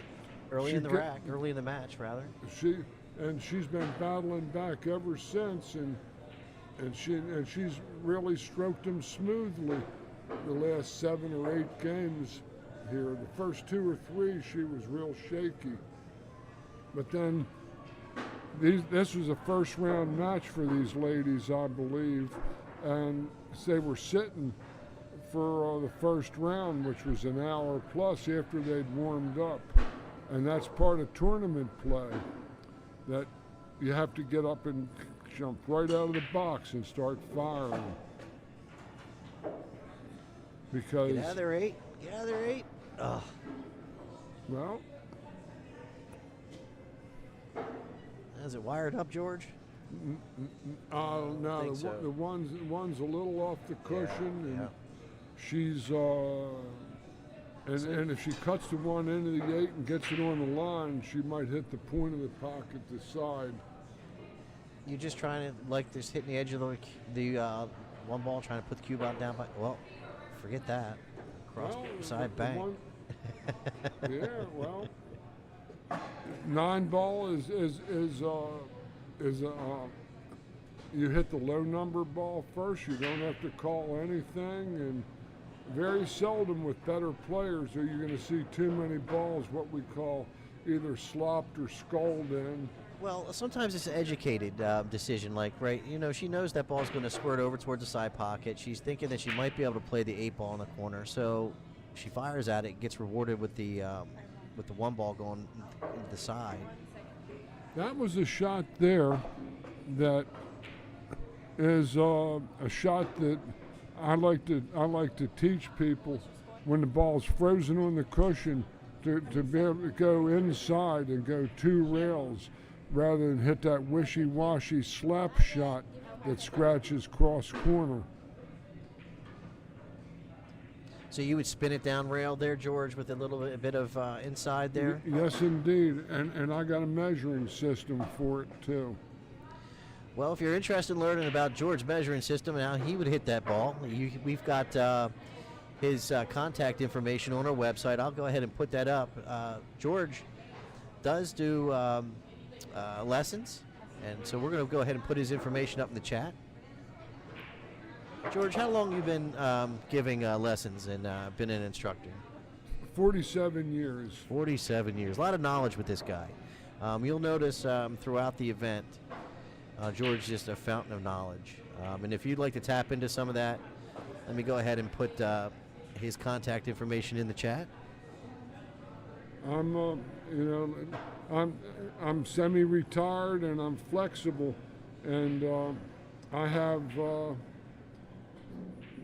time available most weekdays. Tuesdays, Wednesdays, and Thursday nights I don't, but all the rest of the time, if I'm not down here doing this on weekends, give me a try. I'm in Catonsville, real close to the Beltway and I-695 and 95, and Route 70 down the Frederick corridor, if anybody's listening from that direction. So we just put in the chat, we put in our sponsor page from the JPNEWT, and George is listed on the sponsor page. If you scroll down a little bit, you'll see his information there. We've got it in there. George Hammerbacher, advanced pool instructor, Baltimore, Maryland, PBIA, advanced level instructor, ACS level 3 instructor, 47 years of experience, hands-on instruction. I don't play games of pool with the students. Yeah, you hear what he said? He don't have to sit there and play games with the students. That's not what it's about. You can reach him at 410-455-0308, or you can give him an email at doctor_snap@yahoo.com. Thank you. Thank you very much. My pleasure, George. This is an inside ball shot. This is high left, and she just got to skip this ball. A little skip to the loo, my darling. Nah, she just hit it center ball, and she might skull into position, but she misplayed that one a little bit. You're right, Sharon. I do recall Ada playing first round. This is second round, I guess. Yeah, she played. This would be their Ada's second match. I think we were talking. Melissa was the one that there were 3 buys in this. There were 29 players and 32 chart. Melissa, you think had one of the buys? She could have. Yeah. That's hard to say. I will tell you one thing. It's chilly in here today. Are you chilly? Yeah, I'm coming down with pylorexia. Oh, boy. In other words, goosebumps. George and his vocabulary, the walking thesaurus. I'm a viceroy of vicissitude. I must wax alliterative at this juncture. Now back to the match. Got it, Sharon. Thank you. Oh. Yeah, Sharon, you're probably right. We are in our own little world a little bit here, and if I can be quite honest, our start to the day was a little shaky, but we're rolling, and so George probably didn't see it, and I didn't see it, but you know, I think what we're both saying here is, you know, sometimes things don't come easy for you. You got to grind through it. And it's a little chilly here today. Yes. And the mechanics can get a little tight when you're cold. Well, maybe we go outside and warm up in I'm March. thinking I might, yeah. Tough leave here for Melissa. A big shot here. She can close this to 6-5 maybe, and make a real match out of this from here, or she can go for the handshake or the hug. Yep. Everything's on fire. You're amazing. You just got off 12. So, 12. I'll give you your something. Thank you. I appreciate it. Sharon, thank you for joining us today. Look at that bank. Oh, a little short on the angle. Have you eaten? Thought she made it. I've yet to eviscerate any victuals. Let me get you a menu. You got a menu over there? Report to you, ma'am? Yes, 7:30. Very good, very good. Where were you? Table 11.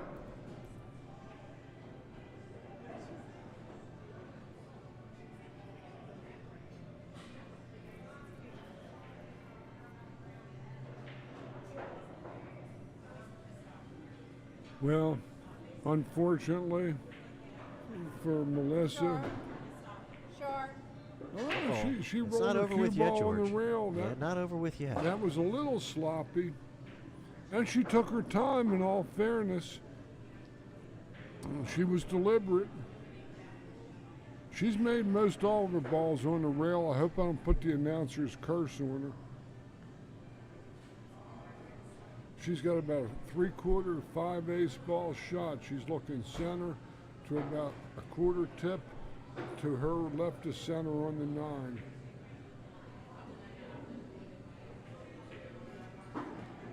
As I end the refrain, thrust home. All right, so Ada over Melissa, 7 games to 4. And that's another example, folks, if you're watching, that Melissa had enough opportunities to have won this match.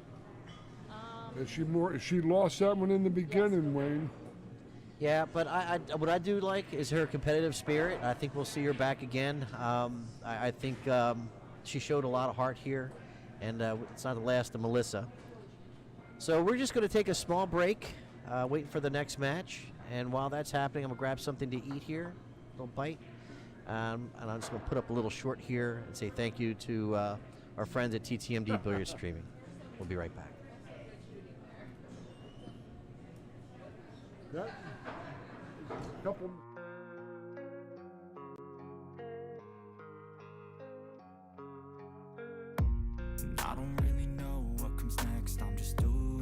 best, even though I'm so stressed out.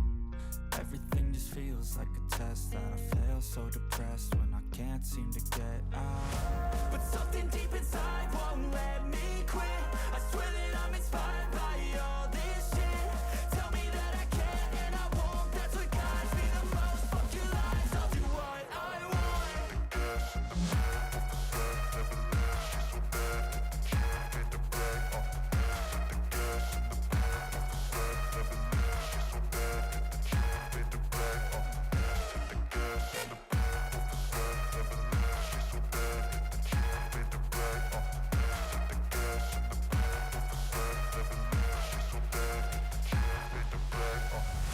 I'm inspired by thirst, I'm inspired by worth.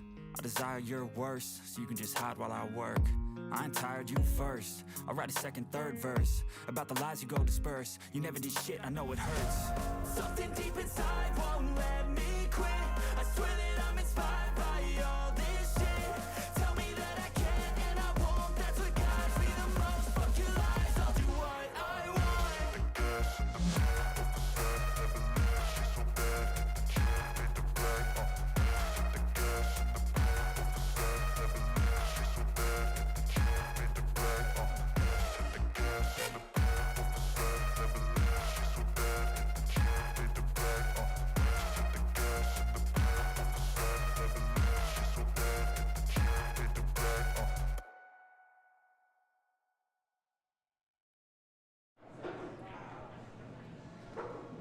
Let's put a winner's round on there. We will put Kia and Eugenia. All That's right. all we have.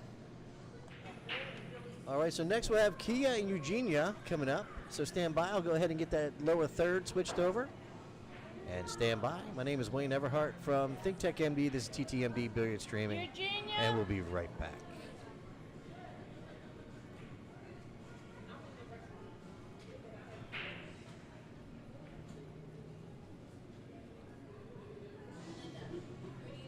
Eugenia and Kia on the stream. Kia, can you grab Eugenia?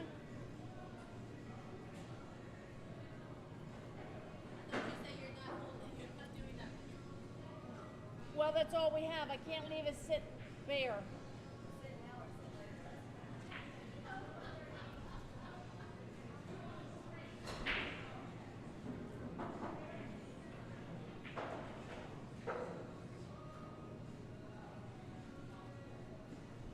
All right, so next up we'll have Eugenia Gifstopoulos versus Kia Burwell. Both of these ladies on the WPBA roster. So just hang tight. Hope you're all enjoying our coverage. I know that it's a little choppy. Not much I can do about it. I can see that we're dropping packets, so that's on the internet. It's still on the house. There's not much I can do, but we are recording everything in its entirety, and we will post them at its full 60 frames per second at 1080p. So if it's not to your liking today, and it's, don't worry, we'll have the revised and improved matches. We'll go ahead and chop them up and get them posted tonight and tomorrow. So again, my name is Wayne Everhart from ThinkTechMD. I'd like to thank everybody who's been joining us today. If you have a moment, go ahead and like and share our stream.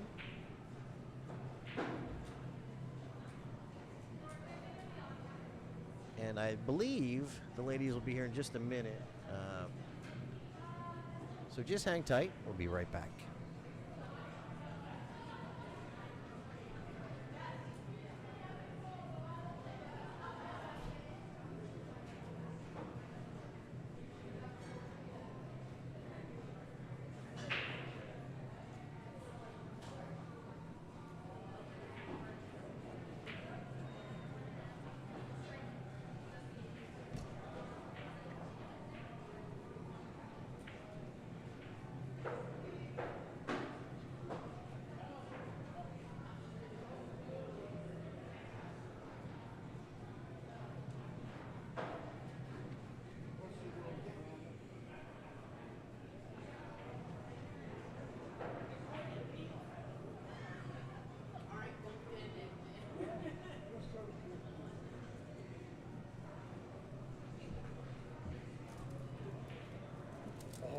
Roy.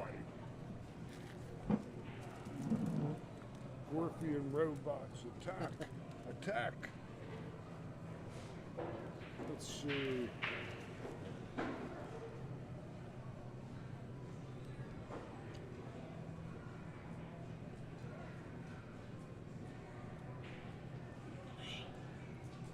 Is that the microphone Where? on the floor? No. Oh, okay. I was just staring at it, I was like, wow, you got it set up here.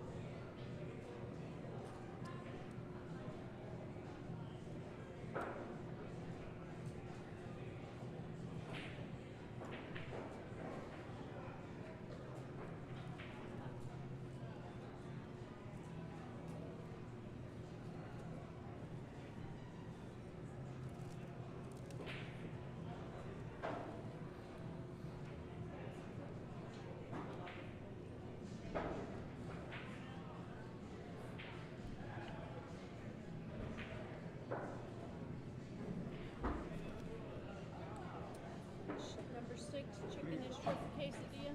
That's me.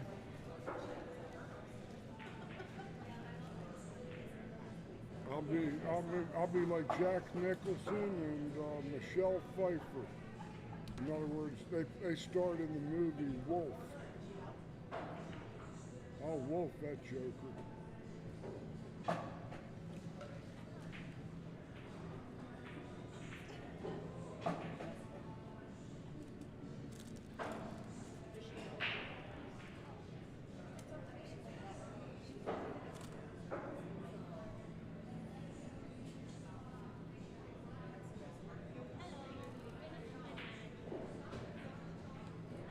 Yes, ma'am. 7-3. 7-3. Oh, You like chips, George? I don't, can't, I'm off the carbs pretty much. That's right. Remember that. Yeah, I'm headed into the 1 year mark since I gave that stuff up.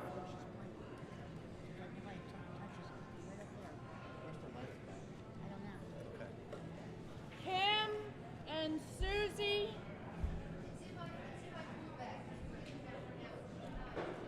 Table 12. Thank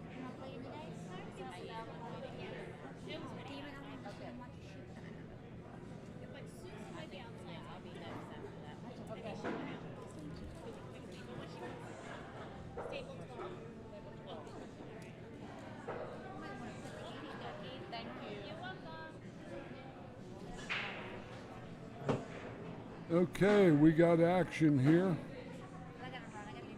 We have two players from this greater Baltimore, Washington area.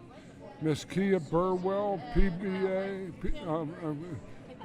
She's a Classic Tour member, and we have Eugenia Giftopoulos from, I believe, Glen Burnie, Maryland. Kim McKenna.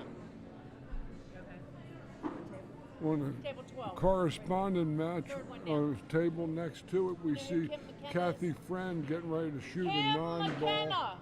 versus Alyssa Salt from New Jersey. George, you familiar with Alyssa? I just met the young lady this morning, Okay. and I watched her hitting balls, and she was hitting balls sharp. And if we would have been in a player auction situation, I would have definitely given her a rattle as got it. as I a got dark horse. And you are Ellie, right? Huh? You're Kim. Just because I like a little action Eugenia every to break. now and then. Okay, here we go. Eugenia's on the break. Broke in the wing ball. Good break shot. One ball tried to go in the side pocket. That would have been nice for her if she would have, because she would have been looking right down at a 2-9 combo to get the match started. Because with the back. Kia is runner-up player of the year last year on the JPNEWT tour. We're here at the Triple Nines Bar and Billiards, Elkridge, Maryland, located on US Route 1, midway between Maryland 100 and Maryland 175 on the southbound side of the road. Stan has done a marvelous job with this place, and he's hosted regional pool. Look at this touch. That's tasty. Oh yeah, so stuck her right underneath the 5. Take that. That's tasty. Tasty. Just like Stan's food is tasty here too. I've gone for the chicken and shrimp quesadilla, and not quite a bad strike from Kia. Ball in hand for Eugenia, and I maybe like her playing the one in the side pocket.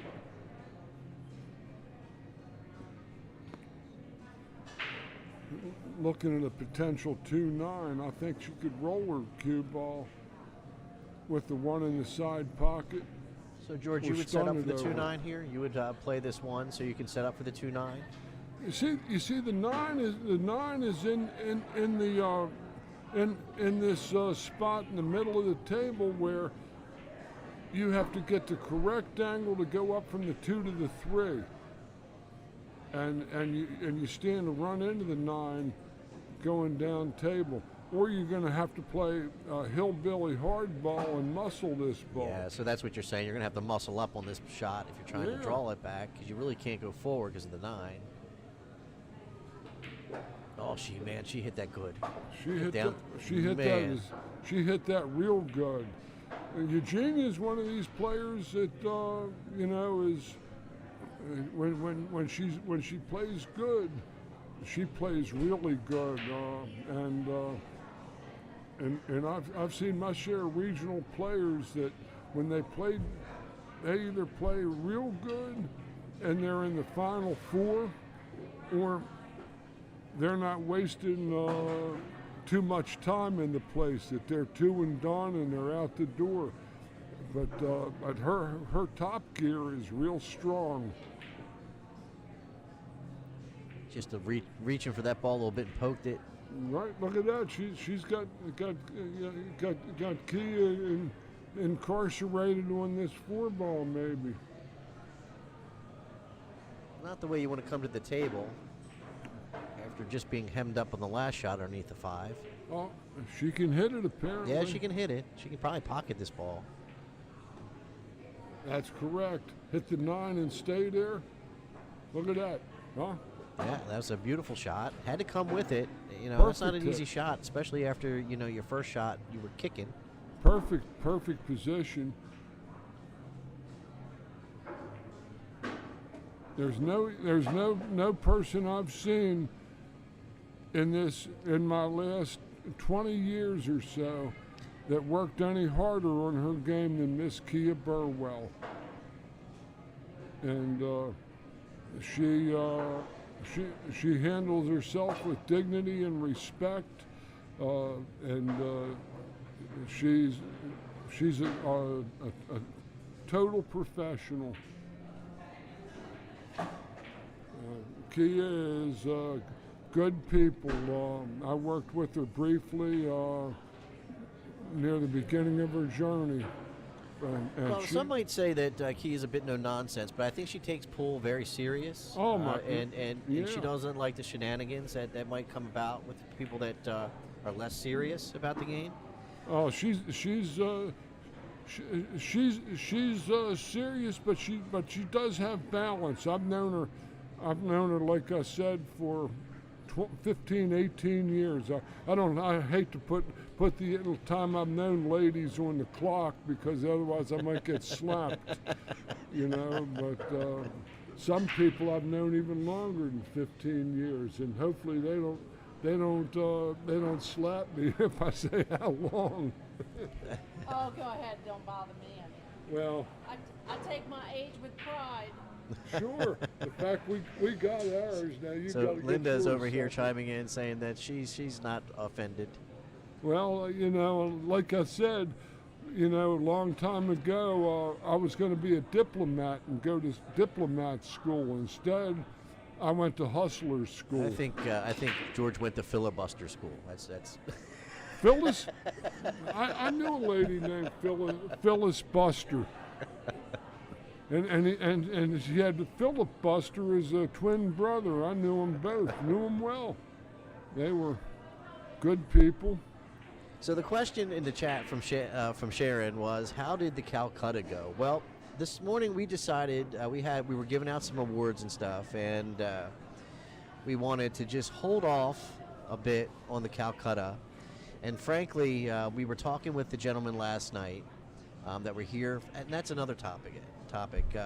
We had a great event, first chip tournament. We had 17 people here, and they were all asking about when the next chip tournament's going to be. And what we're trying to do is use that chip tournament to generate interest from folks that aren't necessarily from within the NEWT. What we don't want to do is to create a Calcutta where the players are bidding and taking each other's money in the Calcutta. We'd like to have other people that are interested in watching the ladies play come in and be involved with the Calcutta. So until we feel like we have that, we're going to hold off on the Calcutta until we have that interest and we have those people that are coming in for the Calcutta. And we will use our chip tournament to try to get that out there. And to that end, you know, this is always an open tournament. In other words, players are never seeded here or anything like that, where they're given automatic buys into the second or third rounds, like. You know, Yeah. and, I think we're both on the same page there, George. And sometimes, you know, you might have two top players hooking up with each other right away, and one of them is going to go to the one-loss side right away, and the Calcutta and all that stuff. You have lots of people. I've been involved with them for a long time, and I've actually seen many events I've played in where I've won tournaments where the Calcutta paid more than the tournament purse. And I think that happens quite a bit here in the Maryland area, to be Sure. honest.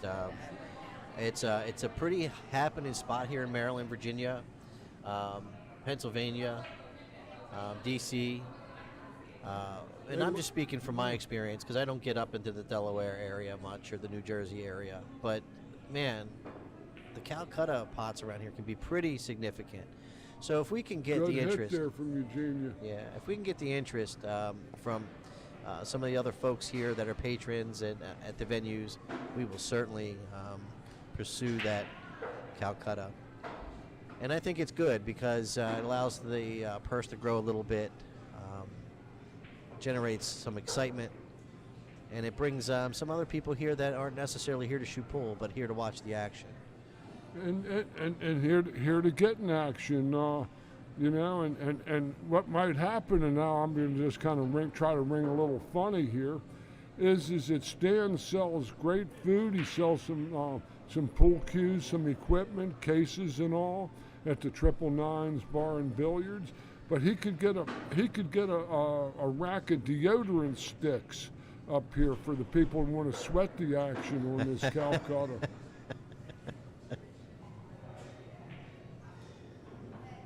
You could get your choice of the right guard or the band takes the worry out of being close or secret, arid. Jeez, George. He could stock up.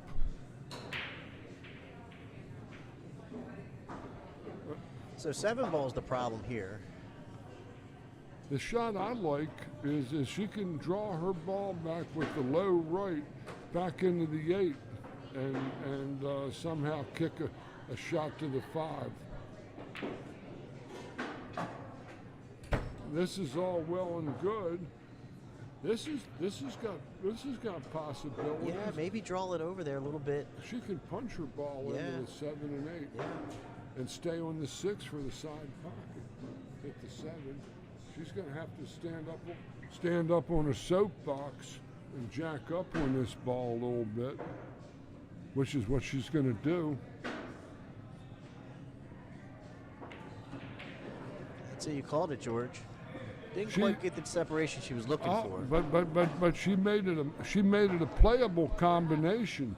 Those balls are sitting kindly for a 7-8 combo that can roll right into and out. That was a real strong shot Eugenia struck on that 5 ball. One of the nicer shots I've seen so far today. And this shot carries natural shape to the 7-8. She fired it wide.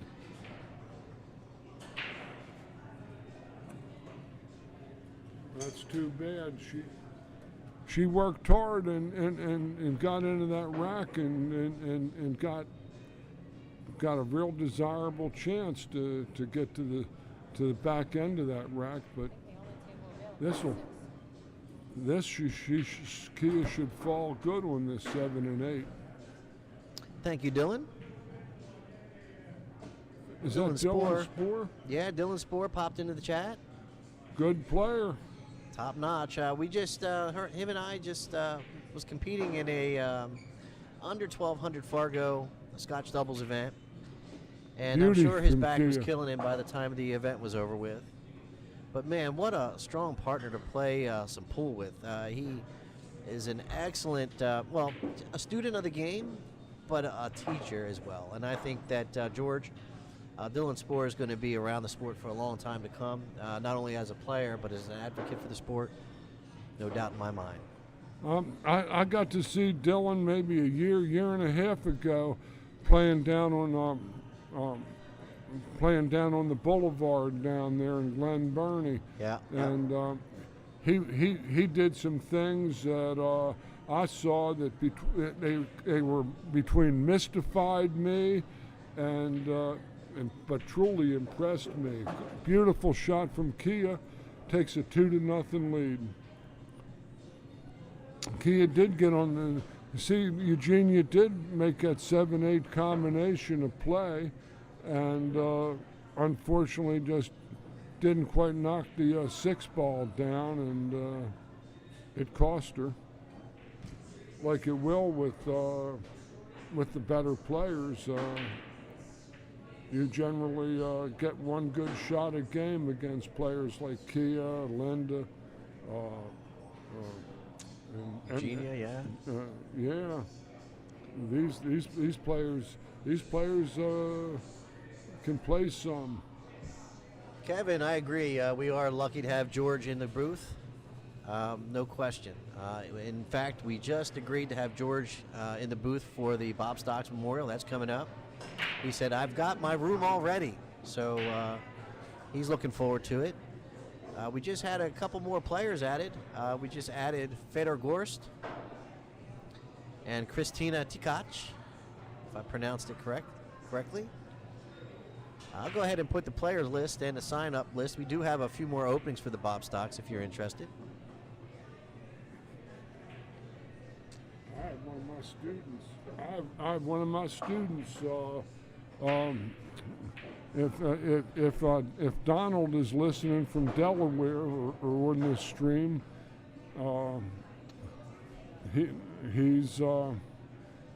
I know he expressed some interest. I gave him info. Well, we'll just have to get him on the list. We'll reach out, find out what the intentions are. Kia's developed a right-hand game too. Oh, she just caught a little too much of that two ball. Just caught a little chunky. But I like how she handled it. You know, you can get really frustrated with yourself and something like that, but she just went there and just made lemonade out of the lemons. You know what I mean? And just didn't get too caught up in the moment and played a good safety. Like I said, sometimes you're not going to execute your shots, but as long as you play the correct shots, you see, now she's got ball in hand. And this is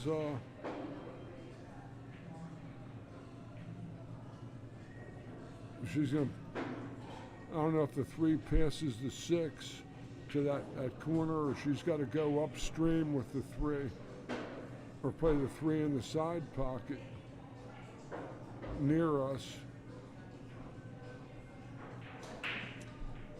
Kevin, did I mispronounce his last name? I sometimes have problems with those European last names. Gorst? It's Gorst, right? Gorst. Yeah, that's right. Don't mess with me, Kevin. Not borscht. That's that beet soup from a verboten area we're not allowed to talk about in this country. But I know Federer has nothing to do with any of that. No, and it's unfortunate. You know, a lot of the athletes are caught up with the politics, and I'm not going to get into it. No. We're going to leave that alone. I'm here to forget that stuff, actually. Yeah. Ah, that was stylish. All right, good, She Kevin. spun it off the Thought 6. maybe I had a bolo there, so thank you.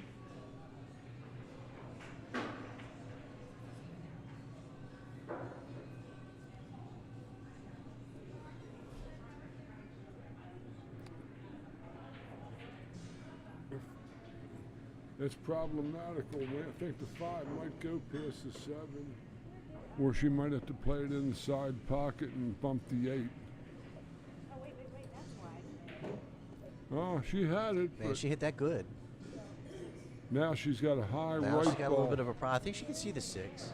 She's got a high right ball where she's got to twirl the pearl. Right edge, half the tip hits air. Uh-oh, George. She caught the rail and walked the plank. That happens so often. Well- I see that happen so often. Well, you see, the trick with that shot is that you gotta commit to the spin. You can't. You actually got to go right out on the edge and all the way up at the top. And go through with the stroke, and right, go George? through with the stroke. She didn't finish the stroke quite correctly, and I'm sure if I were to talk to Kia about that, she would agree with me on that.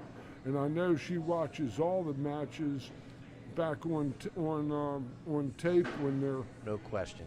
No question. I'm sure she's definitely she's another one of those students of the game. Oh yeah, of the highest degree. And George, what we're getting at is a lot of folks need to learn how to be their own teacher. They have to learn how to be their own coach at times, right, George? I can tell you this, Wayne. I've been teaching for a long time, and I tell people this all the time, that you're going to learn much more practicing than I could ever teach you playing. I can give you tips, just things to work on and point out some things, but essentially it comes down to you learning what's going to work right for you and make your game click after you've gotten some information. That's right. That's right. Eugenia on the board. 2-1. 2 games to 1. Capitalizing on a cross corner scratch, the same cross corner scratch that caught Ada in that last match when she went cross table and scratched on the deuce on a very similar shot, except not from the rail so much.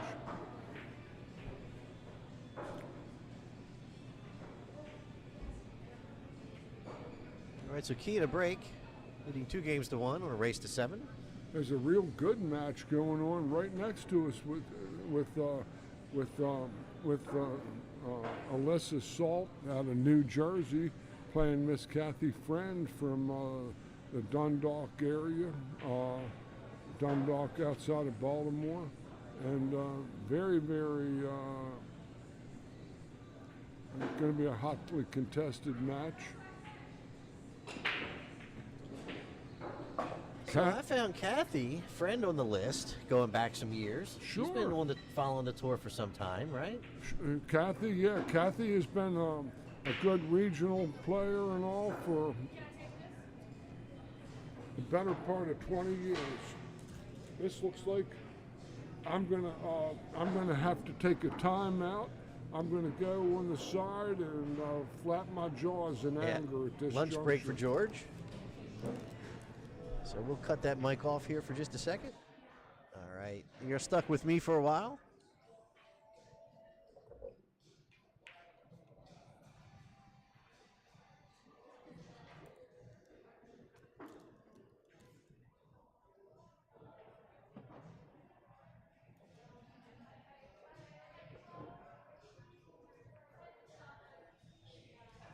So Eugenia just trying to thin off of that one and try to find some place to hide with the cue ball. Was not successful. We're going to leave that one hanging out. Play it in the side. Should be able to set up for the 2 okay here. Going to play that 2 probably in the bottom left-hand corner pocket. I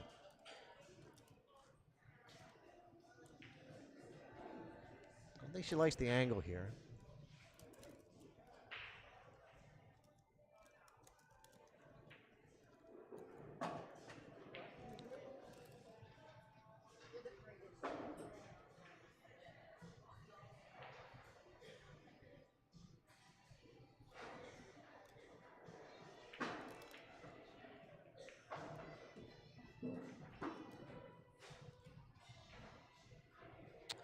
So as I was promising, I'm going to get some of this stuff in the chat here. Let's get that registration for the Bob Stocks up. Register online if you want. We'll put that in the chat on Facebook and on YouTube.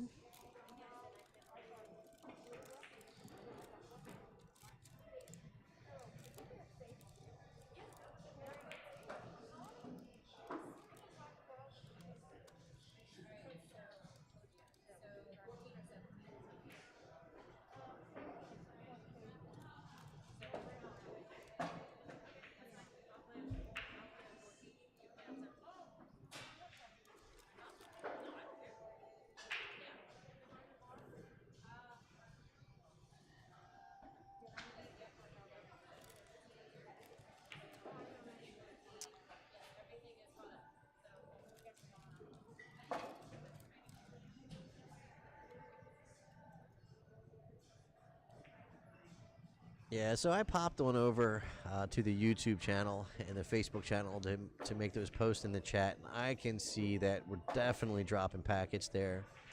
And so just bear with us today. We'll try to see if we can figure out what the cause is and make it better for tomorrow.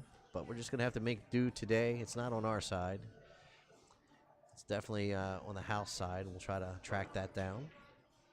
We are using a wired connection, but it could be that that wired connection is a problem. So tomorrow we'll do some testing with the Wi-Fi and see if the Wi-Fi is any better.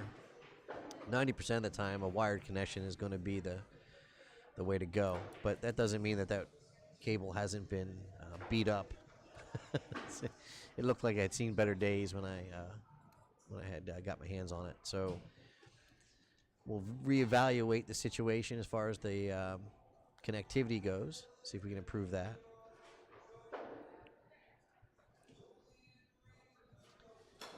And if we can't fix it over the next 2 days, what I will try to do is work with the house and see if we can track down the issue and resolve it.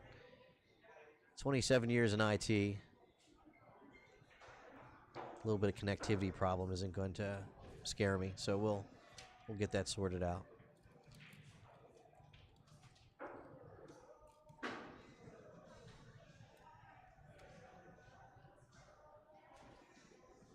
So it looks like Eugenia's going to try to spin the 7 ball in here.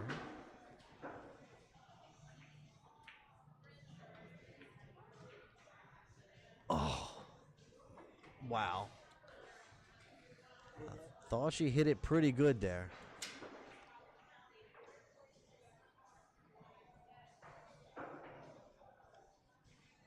So just posted the Bob Stocks Memorial Championship registration page. If you scroll down to the bottom of that page, you should see the registered player list. We've got a stout list of players that we're putting together. It's a $160 entry fee with a $3,000 ad.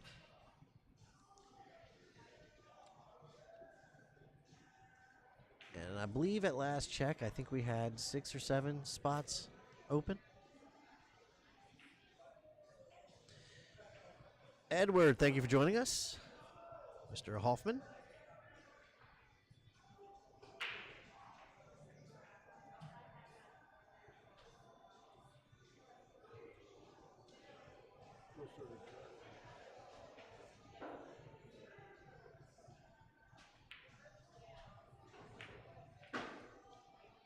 So I'm a little on the fence with that shot, George. I think with the 9 ball being right there, you might just stun that cue and stop that 8 ball right there and use that 9 for cover. That might have been an option. Yeah. I mean, you can definitely bank it. The ball does bank, but considering the 9 was so tight to the 8, it's a pretty easy safety.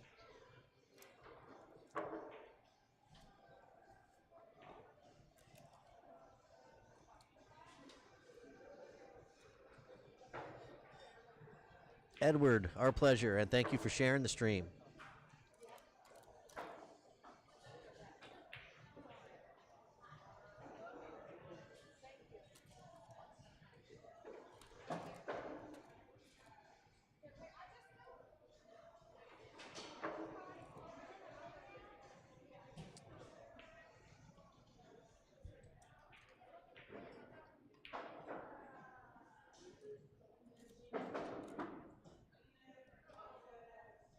Got to be careful. You're going to hit this ball with draw, not to draw it over into that bottom side pocket where we're at here.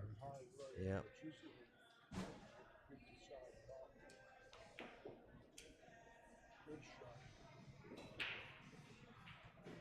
How often do we see people draw that in the side pocket, George? Too many times. Too many times. Left in the streets.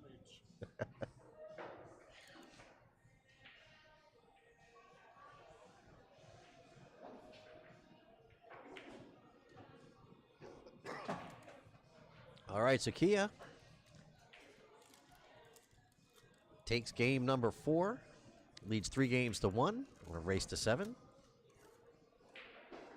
If you're just joining us, my name is Wayne Everhart, and we're here at the Triple Nines Bar and Billiards in Elkridge, Maryland. This is the JPNEWT Tour Stop number 1, and this is TTMD Billiard Streaming. And my name is Wayne Everhart from the owner of ThinkTechMD. ThinkTechMD is a technology services provider. As I mentioned, 27 years in technology. In a minute, I'll put our link to our website. If you have a small business or a home office and you need some help, we can help everybody from the small business, the home office, all the way up to the enterprise. No job too small or too big.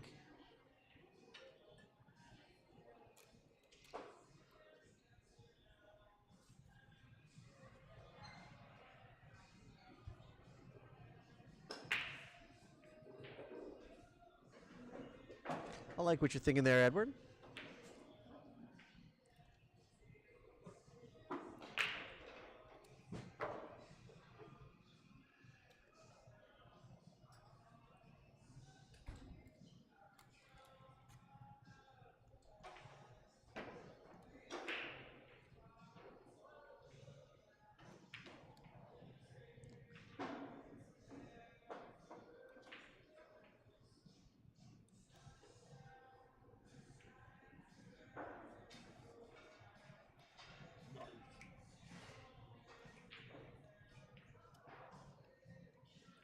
It's a pretty sporty shot.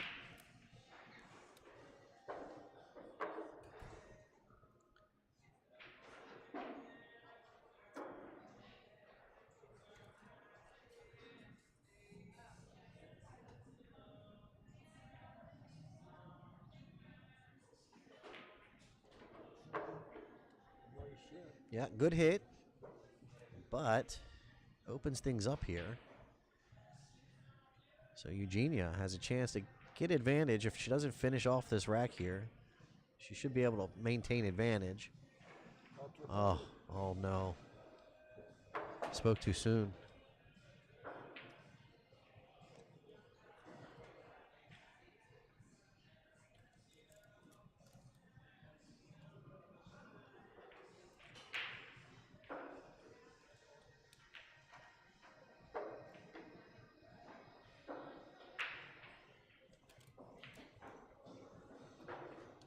And what I was alluding to about maintaining advantage is the balls are kind of open.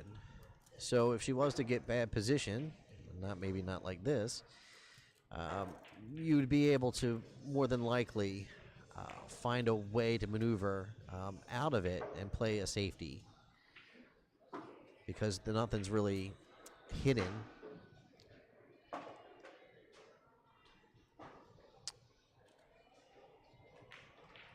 Well, that was a good shot, but no reward. So she may end up losing advantage on this table here.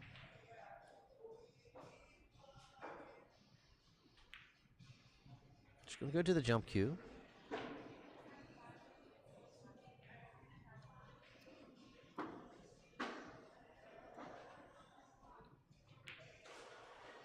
Now, I don't want to tell all Eugenia's secrets, but I know she's been working on her jump shot. And until she got her Lambros jumper, she would not jump a ball.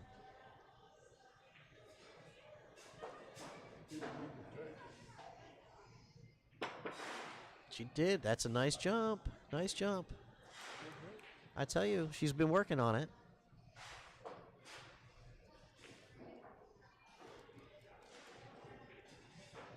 Now, I am a little partial to the Lambros jump cue.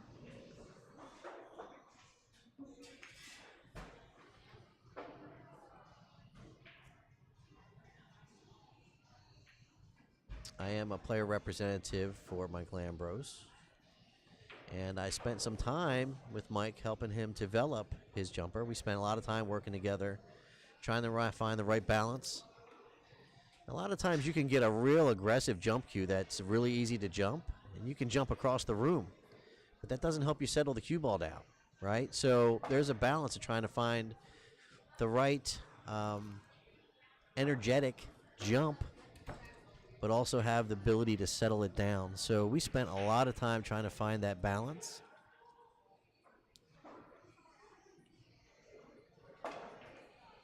And I think as a result, he's got one of the best jump cues around. So check out Lambros, lambroscues.com. I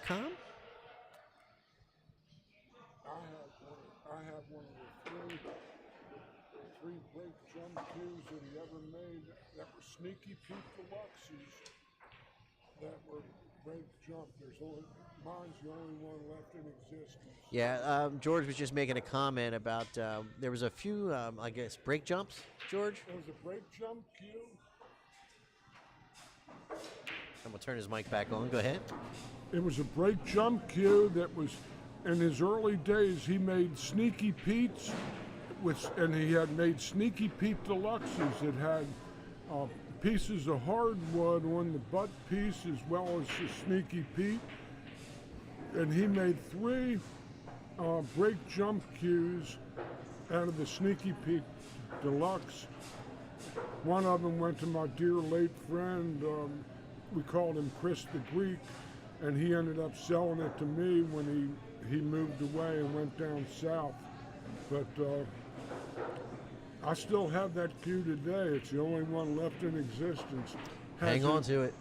Hang on to it. Oh, I've got the first cue he ever sold. And that's another story. We'll talk about that soon, I'm sure. Yeah, of course. We got to fill in the blanks. This is the blank. All right, key to the table, ball in hand. Just going to play that 6 ball in that bottom side pocket. Probably roll forward just a little bit, play the 7 in the opposite side.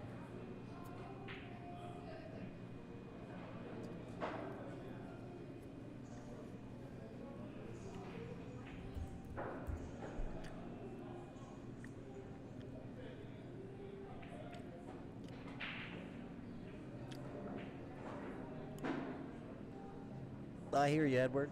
I hear you. It's definitely a preference.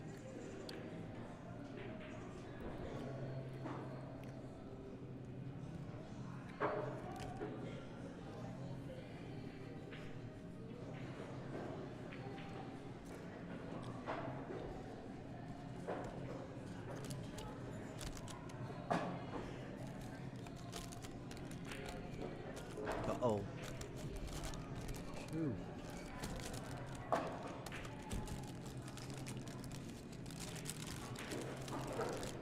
All right, so Kia 4-1 over Eugenia.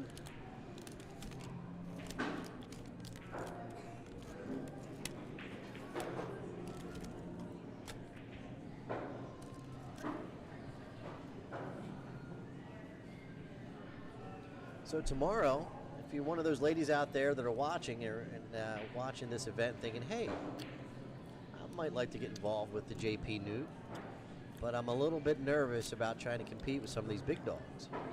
Well, tomorrow, the JPNEWT has a 450 and under event. Good way to get your feet wet. Get a chance to meet some of the competitors out here, meet some of the ladies. And not just that, maybe get a little bit of instruction from Linda Shea. Linda's having a clinic between 12 and 1. And then at 1 p.m., we'll be starting the 450 and under ladies event. That's a 450 and under Fargo. Now, you don't have to have a Fargo. If you're just interested in coming out here and figuring out what it's about, don't get caught up in the Fargo.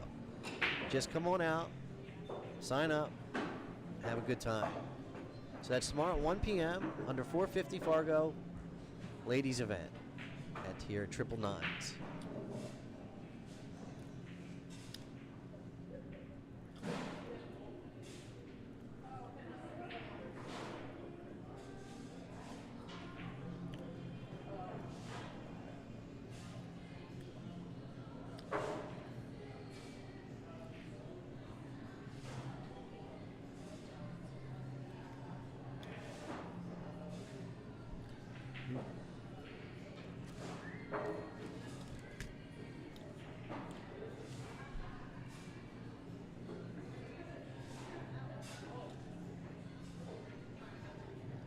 So Kia trying to go rail first off that long rail, pocket the 1.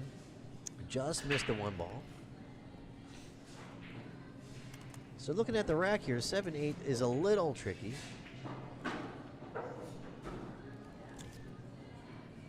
Transition from the 5 to the 7. Got to be thinking about that a little early here. You want to be thinking about that now. You don't want to think about it too late.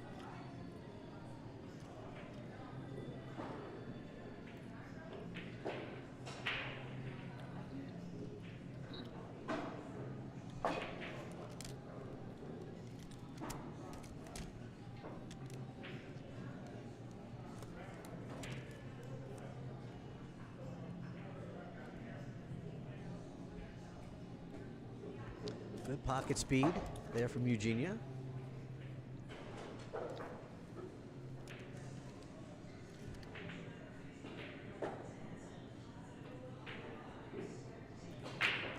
So the question is, does the 7 ball, does she have enough room to play the 7 in the side, or does it go in the corner, the top right-hand corner? I think she's gonna probably play this 7 in the side here. Oh, she's gonna go into it. Nice shot. Nice shot.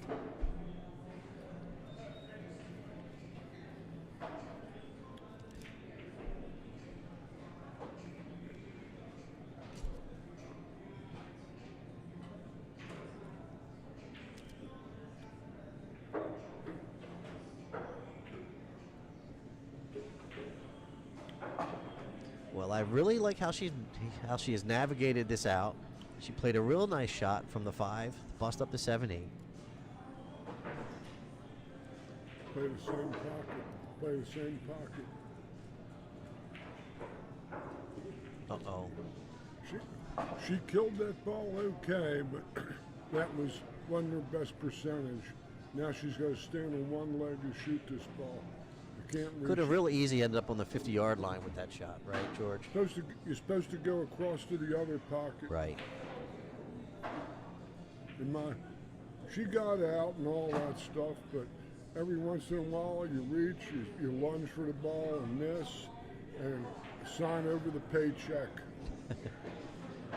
All right, so 2 games to 4. Eugenia to break. I think the ladies are taking a quick break. I'm back. Yep. I'm maybe. back. No, they're still going. I've done my thing banging. George is done. He's I'm got his revitalized. meal. He's revitalized. I will place this in an appropriate area for rubble pickup. So, Mr. Hoffman, I see that you're chatting it up here in the group. Where are you from?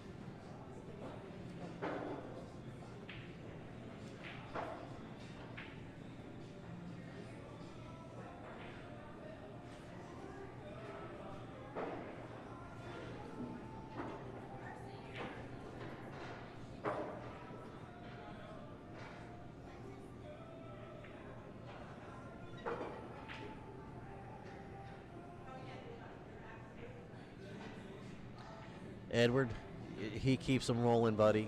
You'll walk out of here with a whole list of idioms and things.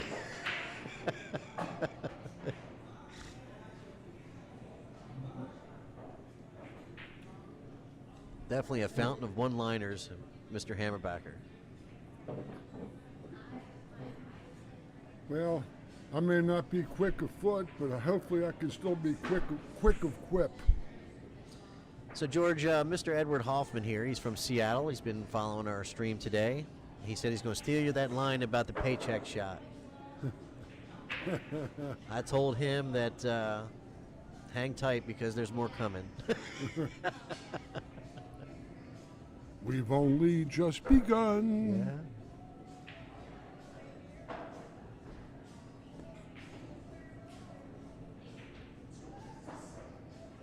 I'm just having fun here, folks. Plain and simple.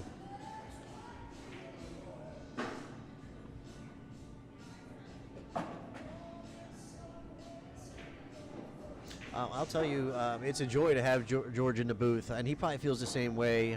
He has been doing the JPNEWT as a solo gig for some time, and I think you also do the Action Pool Tour, right? And that's a solo gig as well, George. You by yourself there in the booth. For about 8 years, they had 2 spots, and every once in a great while I would have a guest in the booth with me. But for the most part, I flew solo like 8 years in a row for APT, and this is my third season now with JPNEWT.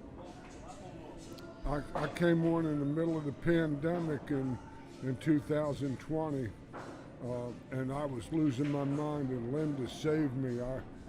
The Action Tour was on hiatus, and there wasn't much to do. And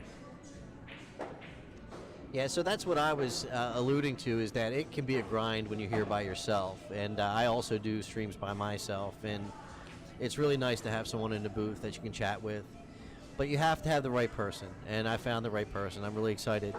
So I'm looking forward to our continuing adventures, and why, yes. So join us. Why, yes. It's a project well to my liking. So Kathy Friend over Alyssa Salt 7-2. Let's go ahead and get those scores updated. I thought it would be closer than that, Wayne. But But Kathy's a tough player. She plays these tables. She's played many JPNEWT events, and I watched Alyssa practice, and looked like she had more than enough game to stay with just about all of these players. I've had the fortune of just see her workout, just her workout routine when she's practicing, and that's another no nonsense player that goes and practices with a purpose and takes it serious. So that's kind of the ingredient to these top players, is that they take their drilling time and they take the practice time very serious. There isn't anything in life, and that's life, worse than wasting time. Time is the one thing we don't get back. When we blown it, you can get money back, but you can't get time back. I just marked it in challenge, but I need to get it over here on the paper and stuff. I don't know.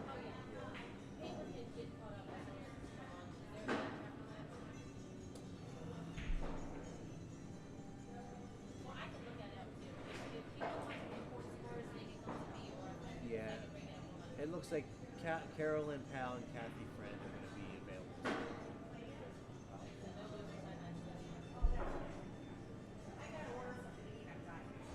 We're waiting yet. Still waiting.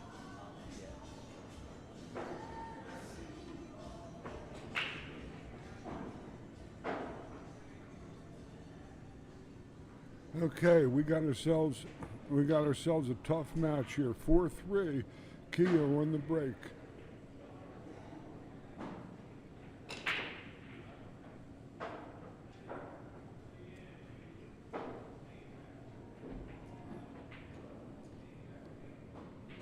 It was a good break, but it was dry.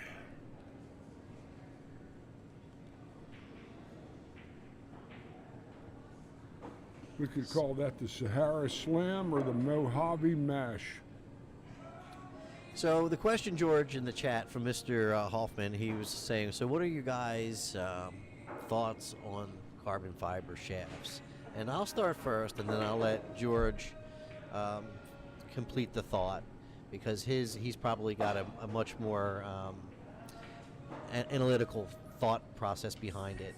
But what I will say is that for me, a carbon fiber shaft, and I use a ultra low deflection wooden shaft from Mike Lambrose, and it gives me the feel that I'm looking for on different shots. I can actually feel it in my hand.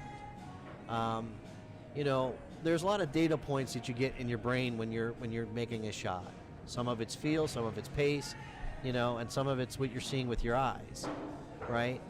But when you have a feel in your hand, and like that a wooden shaft gives you, you get a little bit of feedback that you don't get when you're playing with a carbon fiber shaft. Some people will describe playing with a carbon fiber shaft as being a dead feel. Like no matter how you hit a ball, it's the same feel, right? No matter the pace, it's sort of the same feel. So aside from that, there's also some other nuances. Say you like to be someone that like to swerve the ball and play some creative shots. Well, if you've got an ultra low deflection shaft or a carbon fiber shaft, sometimes it's hard to throw the ball out offline and get it to come back, right? It wants to hook almost right away. So it's hard to have some of those creative shots that you might be able to have that feeling for with a wooden shaft. Now this is just my opinion, right? And then it's all that matters. But I'm going to throw that over to George and see if he wants to add anything to that. Well, I can tell you my actual experience with the carbon fiber shafts. I have a real good friend that he's a pool nut, and he experiments with all these new things, and he gave me a carbon shaft, a Revo from the Predator lines to experiment with, and I set up deflection shots where I was going to need lots and lots of inside English, outside English, and the like. And what I discovered was that I could find no real appreciable difference between the carbon fiber shaft and the wooden 314 pizza pie shaft, with the laminated wood. And the other thing I noticed on hard pop shots and all that, the carbon fiber shaft was superior, but I didn't like the in close touch game. That's it. That's exactly what I'm talking about. The delicate touch that you need with the feel for. And if you're going to be playing other pocket games other than this lucky 9-ball or even 10-ball, and playing small move games like straight pull or one pocket, or even 8-ball for that matter, I found that I had trouble. All right, I find that I don't have quite the same control. Thank you. And feel with the fiber shafts in close. And unfortunately, pool isn't like golf, where I get a long shot, I go pick up my cue and hit it with a carbon shaft, and then when I got a little dinky shot, I'm going to use the wood. Right. It doesn't work that way. Right. Exactly. And I will, let me just clarify and add on to what you were just saying. Oh, you can massé the crap out of a ball. I mean, you can drive down on it with a carbon fiber shaft and spin it all over the place. It's those delicate little swerve shots that you have difficulties with a carbon fiber, at least in my experience. Now, there's other people's games that are probably well elevated above mine that don't show any ill effect with trying to have that touch with the carbon fiber. I just don't prefer it, and I feel like it's a bit of hype. I've always felt that way, but there are some benefits. Their benefits is that when you clean it over time, it doesn't get narrowed down because you're basically grinding it down with some kind of sandpaper. No matter how fine of grain it is, over time it's going to whittle it down. So those are some benefits. But for me, I'm a traditional person. I like the wooden shafts, and I think that you're seeing a lot of pro players going away from the wooden shafts. Going away from the carbon fiber shafts and going back to the wooden shafts. And now I can tell you, I was a golf pro. I was a PGA member back in the early 70s, and they actually had a run with fiberglass golf clubs that was a fad that went about 3 or 4 years, and then all of a sudden they went back to regular metal shafts again. And the other thing is, the good thing with the carbon fiber is if you're thinking green.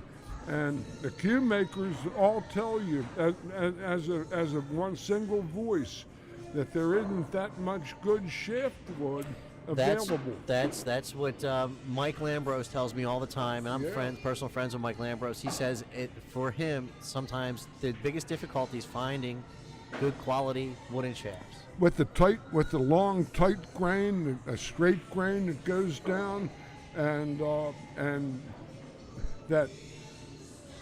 When I was in the cue business, I was Mike Lambros's original partner back in 1993, 1994, and I can tell you this, that we would get shaft wood from the best of sources, and when we would cut those planks, when he would cut those planks and into dowels and all, we would only have maybe 5 to 10% of the wood would even be presentable enough for his taste to even produce a shaft. He's still that way, yeah. Like I said, he's meticulous and all, but when people are going to spend the money they spend for these cues, they expect what they expect. You can pay as much for a cue as you can pay for a Chevette.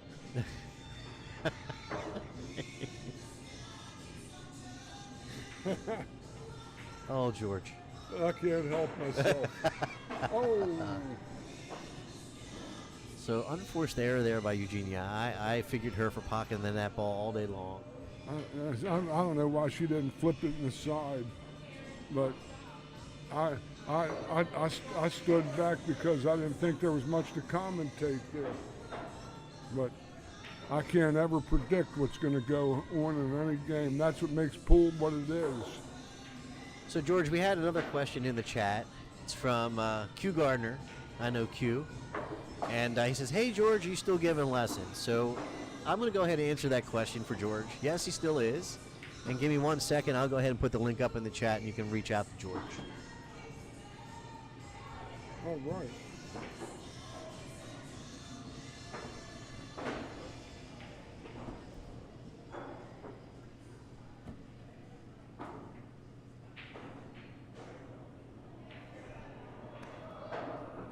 And I'm sorry, it's 5-3 In favor of Kia. Kia. And let's get that chat going. That would have been 4-4 with Eugenia on the break shot. On the break shot on the JPNEWT tour, the players voted to continue having the 9-ball count on the break, only in the 2 side pockets and the upper corner pockets where Eugenia is currently breaking. The cue ball never counts in the side pocket.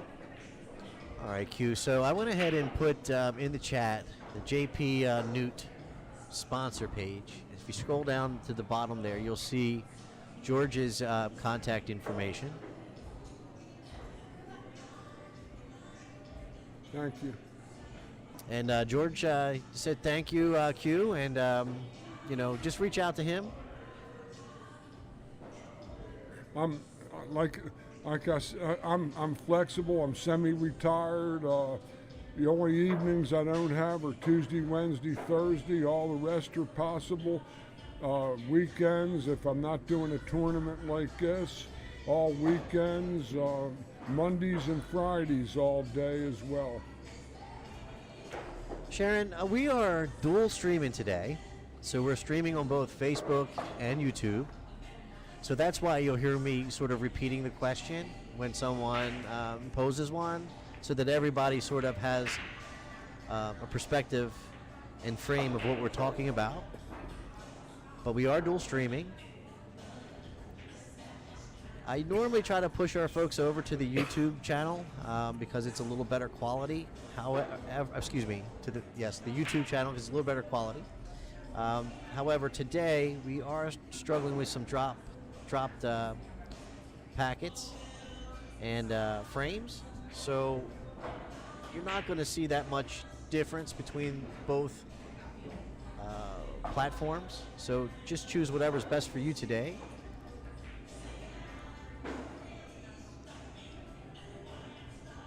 Kia's a little past her mark, but she might be able to cut the 5 on the side, hit the 7 and stay.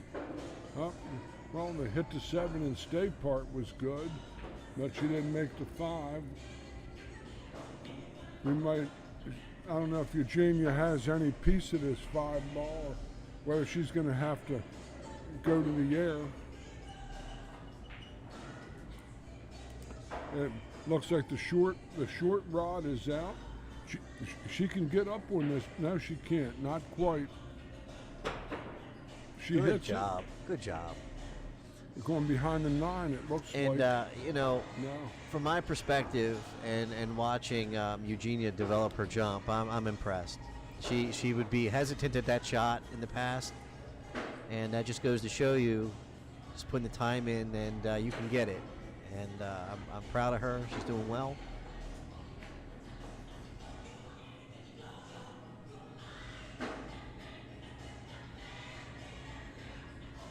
Here's an interesting shot here.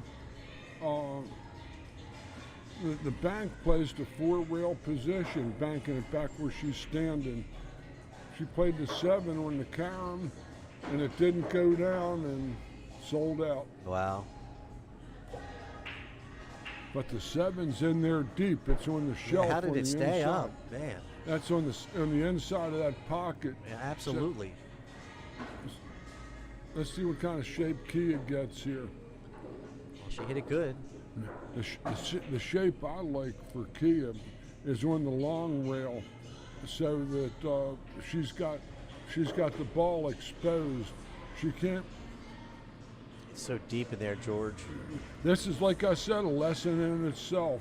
And a 90-minute to 2-hour session when playing balls out of pockets and learning some tricks of alignments and things like that aren't in books. I don't like this alignment right here. Now she's got to muscle this ball off the point with the low left It's just too draw. deep to try to cheat it off the rail, isn't it? Oh, she did. Well, You see, Yeah. she had to get to. If she was on the rail, she could rub across that ball and go 1, 2, 3 cushions to the 9, hitting all center diamonds. But I never missed a ball from the bleachers or the booth. Did you ever miss a ball from the bleachers or the booth, Wayne? never.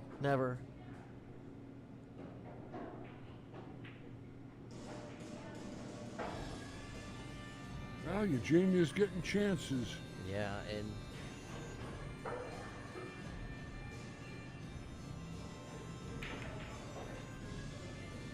I mean, it's definitely a makeable shot. This is an 8th ball shot. Yeah. This is cue ball center to a tip Just outside. gotta control the cue ball. Over chip. Oh, Good she shot. got it. Good shot. Good shot. So 5-4. Eugenia crawls within 1. 4 games to 5 on a race to 7. Coming up on game 10. Yes, indeedy. Eugenia, she's tough. Like I said, I've seen her play lights out, and then other times she's hadn't been able to make a ball. But that's random. I don't think that's how she plays all. That's just a cross section. Only a couple times I've witnessed her play on the stream. So she's got the shots. She's got the game. All right, so Kia to break, leading 5 games to 4 on a race to 7. Let's see if the tray ball goes off in the corner pocket. Looking for that wing ball. Wing ball fires right in, just like George called it. Wing go. So George, tell the viewers how to diagnose that wing ball. If you're breaking, if it's landing high or low on the corner. If it's going in high on the corner, catching the long rail, or coming in low and hitting the short rail before going in near the pocket. Actually, what happens is that it's the percentage of hit you put on the one ball, and if you hit the if you hit the one ball a little too full, the one ball is gonna catch and push the 3 ball up. So, are you saying that when you're trying to diagnose your break, if you're finding you're missing your wing ball, it's not about pace? Is it more about moving the cue ball around on the behind the head string to find your break spot, or is it pace? It's about 50% pace and about 50% direction. Okay. And we were watching the 10 ball play last week on the bar tables on the diamonds, and we saw the boys that hit the balls hard Struggling. Yeah. And they were hitting them flush and everything, parking the ball, and the ones that hit that medium speed, balls Transferring all the energy into the rack. balls were flying and everywhere. Yeah.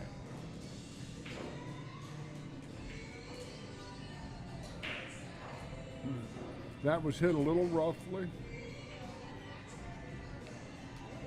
Yeah, but these are some great questions, because a lot of people when I go to regional tournaments, and I've played and commentated for a long time at regional events and national events, and I can say, oh man, she hit that ball like a. But anyway, though, that they never practice the break shot. Most people, they throw balls out on the table and run them out and all that stuff, and you don't get a clue about how the table's breaking, how your speed is on the table or your break, none of that. Only the people that are. I watched Shane Van Boning when he was doing his streams, and I think maybe he was getting ready for the Moscone Cup. I'm trying to remember, but I was just watching him break and break and break and break for hours, and that takes a certain amount of patience. I mean, and not just to be breaking for hours, but to be diagnosing what's happening on the break. But again, you see, that's the discipline, and that's going to be what makes Shane, and makes all these other people that get to the final 4 or 8. That's why they're a little short.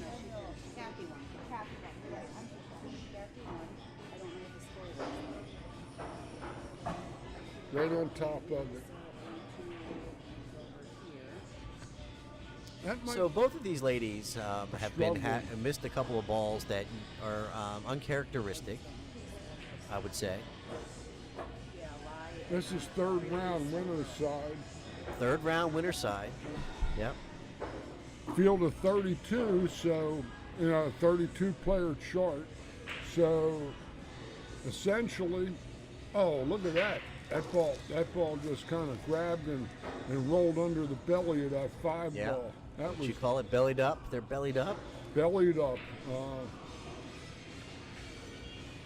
She only might have the back kick if, that would be it. Maybe she can hit it. Hard to say. Doesn't look like it. Doesn't look like it. Oh, yeah. Oh, wow. Not only did she hit it, she can make it. Shows you what we know, George. That's a sweet shot there. We've got the 7 over the hole. Just got to be about her business here from the 5 to the 6 to the 7.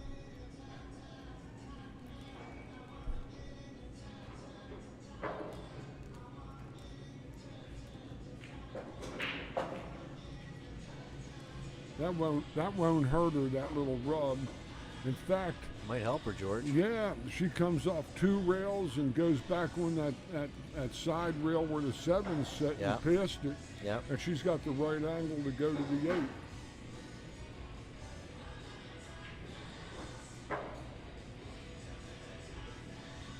Nope.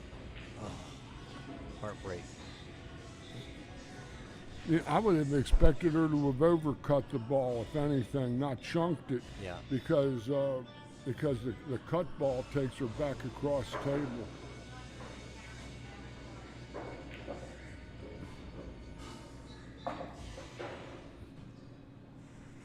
This is going to have a long way to go here, George. No, this is a tomahawk shot. You drop the cue on the ball inside out and go and hit all middle diamonds.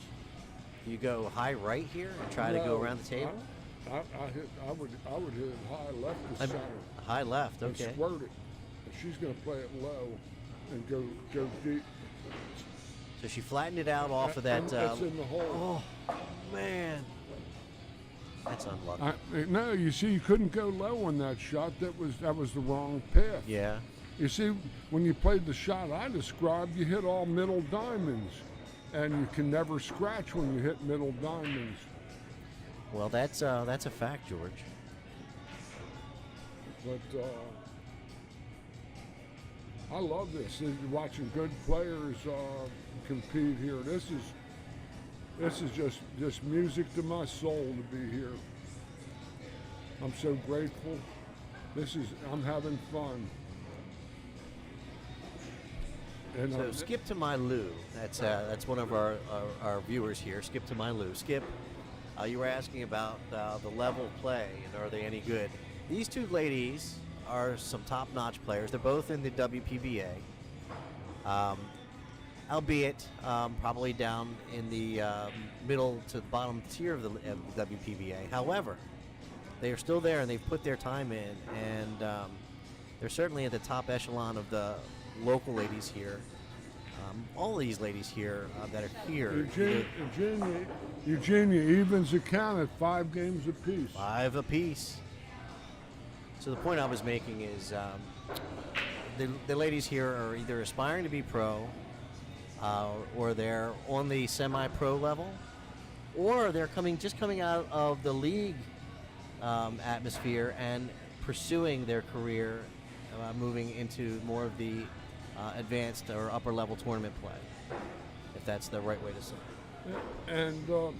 And to add to what Wayne said, I can only tell you from my own experience how hard Miss Kia Burwell, who I've seen personally for 15 or more years, has worked on her game in all aspects. She practices with purpose and discipline, and is a stickler for the fundamentals, and very seldom. Very disciplined. Very disciplined, and you might if you outshoot her, you outshoot her, but she's a great competitor too, and Eugenia, from what I've seen, is pretty gritty in her own right. There's one where I wasn't clocking the wing ball that time. Here's a shot for you. I'm going to show you a picture. You want to see some competitive faces. Look across this room here, and you can just look at these ladies.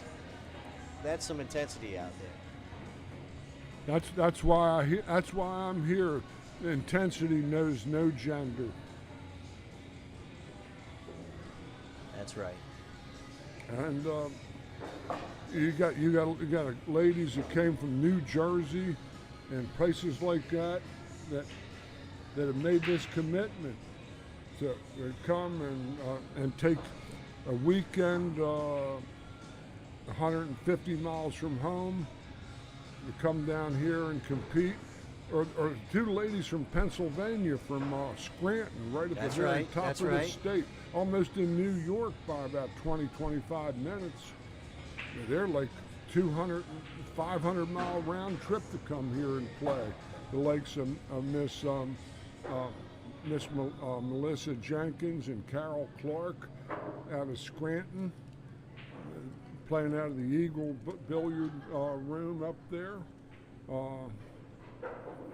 And they're regulars. They've appeared at least 80-90% of all the things I've seen in the 2 years plus I've been doing this JPNEWT thing.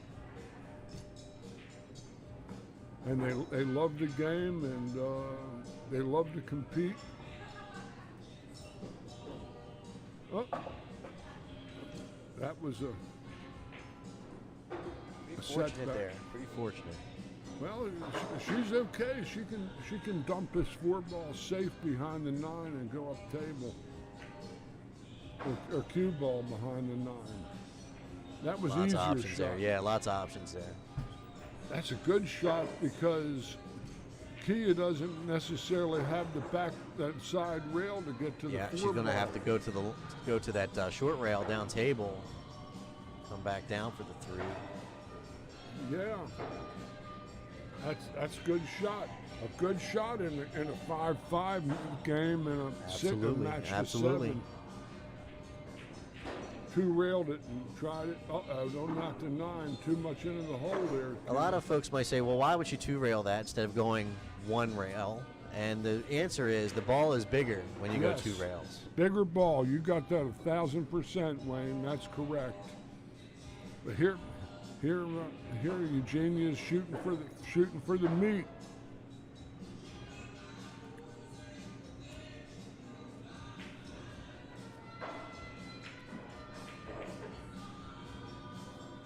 I'll take a little extra time to line this one up.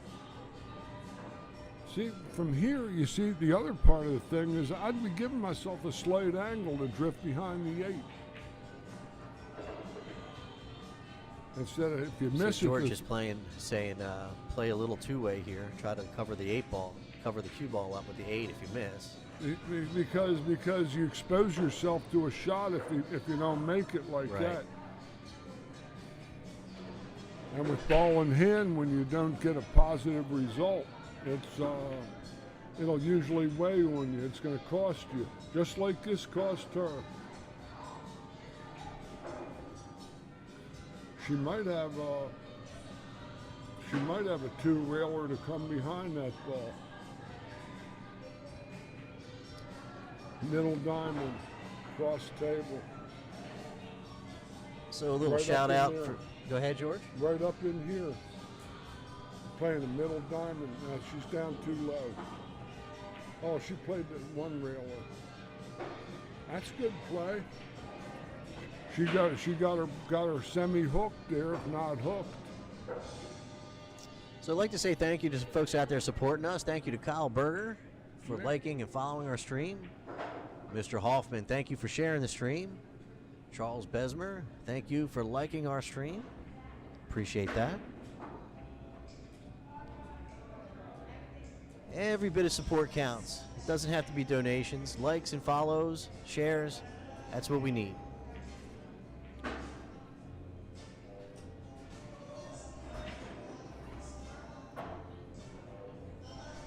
Well, all you sweaters out there, you might have to don your antiperspirants. Because this looks like it could be a hill thing.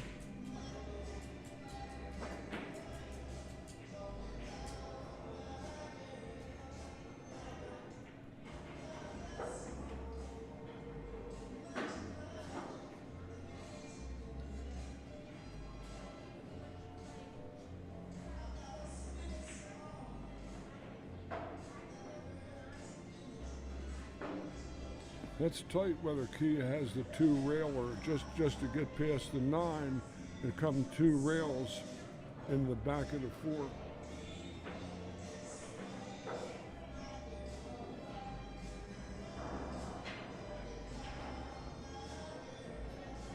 Coming up on a little over 4.5 hours of streaming. Been going since, I guess, around 11:30 or so.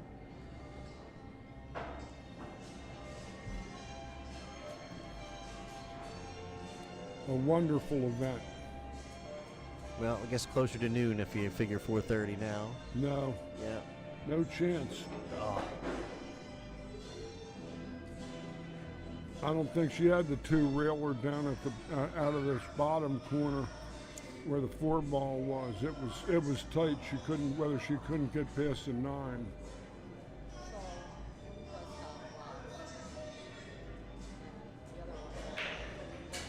But this isn't any piece of cake. The 4 to the 5 and then the 5 back to the 6. Tough. The 8 isn't exactly sitting in the garden spot either. That's 6. I'll probably put you on 6.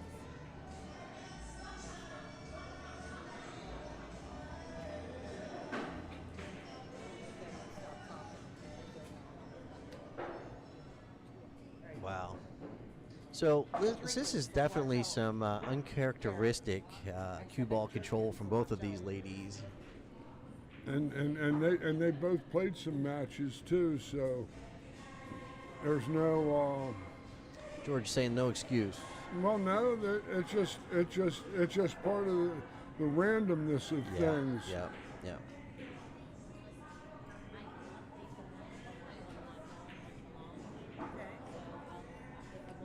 I've played and beaten world-class players in short tournaments with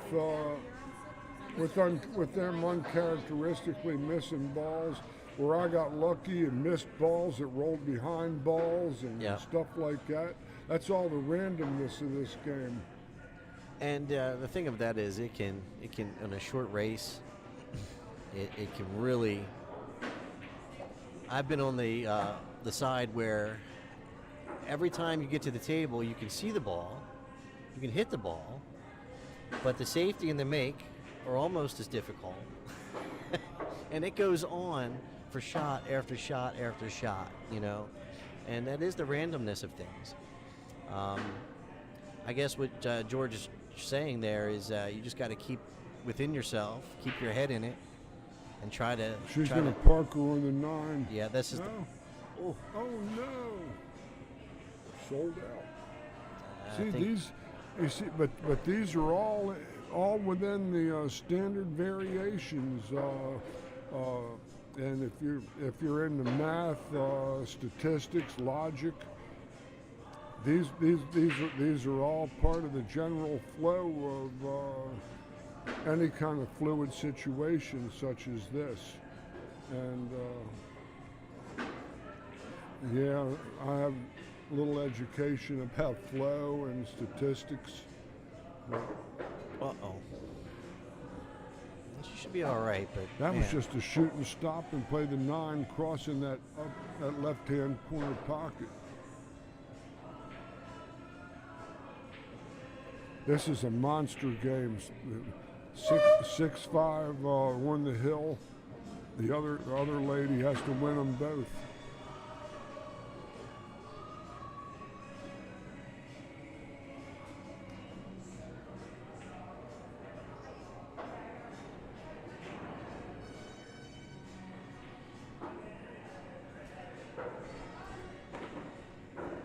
Nice shot from Eugenia. Nice shot. She took a ball in hand with 2 balls and turned it into an adventure. And sometimes these ladies can string a couple of racks or more. So you know there's such a randomness to this. It makes this always a fresh thing to watch on any video or anything, because you just never know what's going to happen. Thank you very much, Randy. Glad you could join us. Randy Davis popped in the stream. Randy from like Aberdeen. He's Aberdeen or Harford County, I think he is. Good player. Him and his partner edged us out in the Scotch doubles event. And good folks. Randy's a great guy.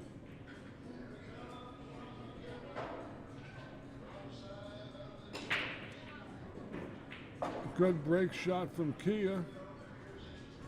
The 2 ball is sitting kind of in a dungeon, the spot there between those balls, and Kia has no visible reward to pocket this ball unless she can play a good safety off the deuce.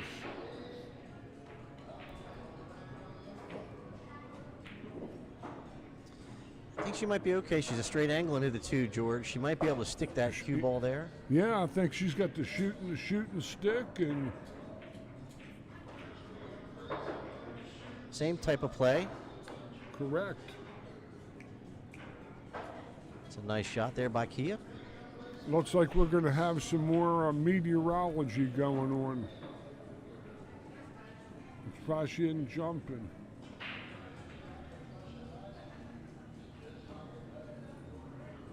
Oh man, It's a real nice effort. tough, Real nice effort. tough result. 2 3 hanging.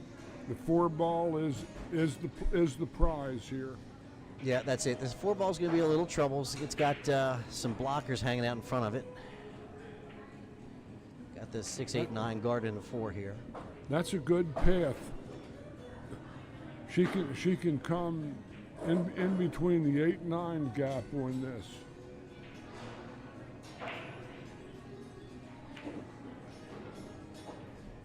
Uh-oh. You got to hit the 6. Oh, no. She drew her ball, and I thought she was going to come flatter with a stun. So, yeah, I think she was getting ready, trying to set up to play the 4 in the bottom left corner, George. She overran her position, or... I think she hit the wrong shot myself, but then that's easy. That's easy to call from the bleachers. It looked like that she could have gone 2 rails and gone through the gap there. Between the 8 and the 9? Between the 4 and the 8. The 4 and the 8, yeah. Did you win, Judy? Oh, she didn't win.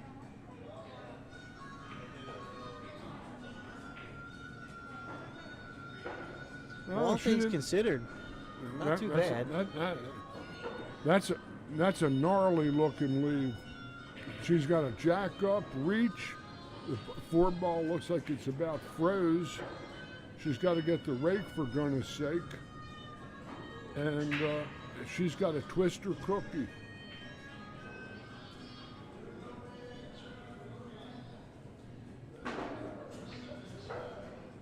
And if she twists her cookie and runs off the edge of that ball, she can catch the corner pocket down there where she's standing. Oh, she hit it full. Just a. That's good touch there. That's good shot. Yeah, I thought actually it was going to be a little too stiff. That's good shot there. They don't even, they're not even I looking got 3 for it. names on Brianna. I think that she's doing it on challenge because it's not in there. They have to put. I know Oh, they're I not. don't do it anymore. I don't do I know they're not. So I can't. I Who's can't. doing it? They have to put the score on. They haven't been doing it. Because that's our backup. I know, but nobody's been doing it. Maybe she's doing it on challenge, but nobody's doing it. This is gone. The paper is gone. I know, but it's not today, Judy. It's not today. It's not today. It is not. I just got here. This is a nice looking layout here for Eugenia all of a sudden here. You know, this is Wayne. This is like a 2-railer across the face of the 4 to the middle of the table. First time I've ever come here that I haven't driven. She killed it a little bit. Bushwhacker. Yeah, she needed a little bit more pace. Milk and it's Now she had to draw her ball across the face a little more and get deeper into those 2 corners to go out the line that she's looking there. I got it. Yeah. very good. Now though, she can send this ball in and get a reasonable shot at the side. Nah, no chance. Yeah, I think Fly is one. Well, Kia can't ever ask for a better chance than this. So we're gonna be waiting on these. High left ball. I think they played already, right? Or they're playing now. Good look at it on that angle. Not allowed. Right, yeah. Relax. Yeah. Here's a shot that's all speed, and again, this is where I would trust having a wood shaft in my hand compared to a fiber shaft. Carbon fiber, yeah. But that's me.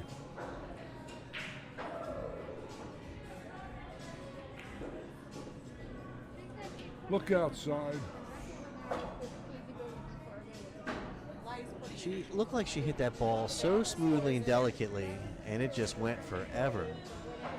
Well, we don't have anything, but nobody's been doing it. I've just been putting the tables because This is a tough little shot here. She's got natural shape, but she's got to stay down on this ball. Key is tournament hardened and toughened, and this lays naturally if she can just stay down. Get a good look at her. Jumped up. Yeah, you saw her motion. She felt like she popped up too. She left it long and straight in. You can see her lift her stick up like popped up or elevated, pushed up.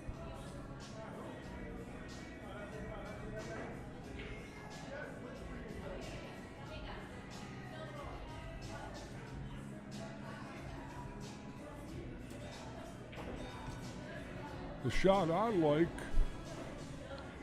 if she can draw her ball back, that's good. But most times when people try to power this shot, they'll lip that pocket. I like the rail first.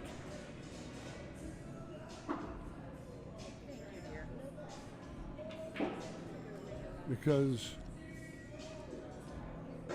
she had one in the, she's got a shot to win the match, so this is a half ball shot, a classic.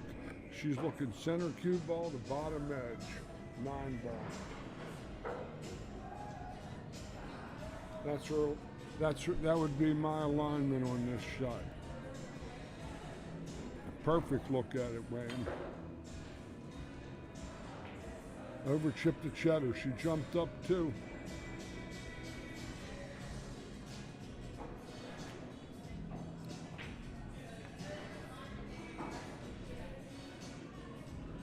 Not that the rail first would have been a cure-all for her position there before, but she was trying to play a shot she didn't have. Did you win, Linda?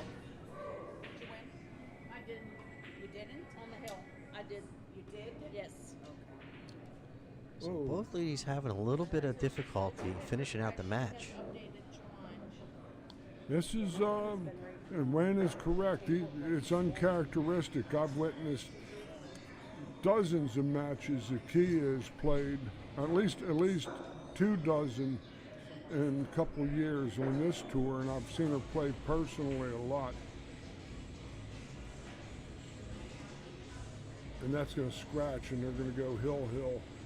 Yep, so hill, both ladies having a tough time in that rack. Just couldn't put it away. So we're going to go to the 13th and final rack. The Coupe de Gracie. Coup de grace. Not to be confused with Mardi Gras or Haverty Gras or just Low craw. Faux Craw or even Mad Craw. That's it, back craw.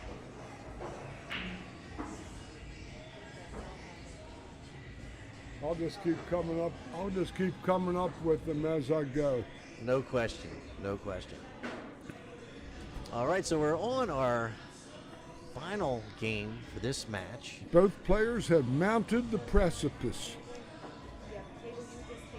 They've scaled the hill. And now one is going to be on the peak and the other one's going to be in the valley. That's the only thing we know for sure. Mr. Cunningham, thank you for liking the stream. Appreciate that. Okay, Judy's ever playing Char now? Yes. Okay, so Judy's over. Eugenia to break. On the hill.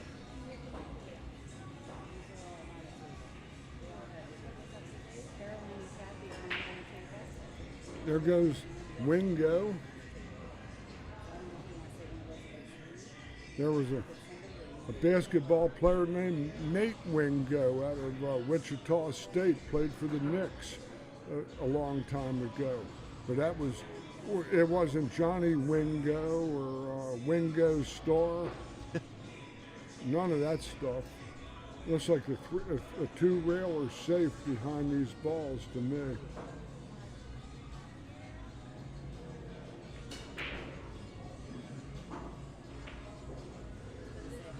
I don't know if she got there.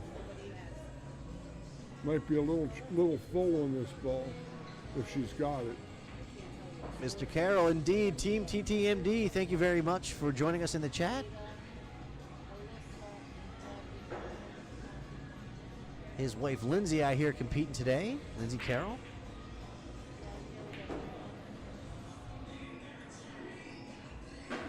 Here we go. The 3-ball is playable, I think.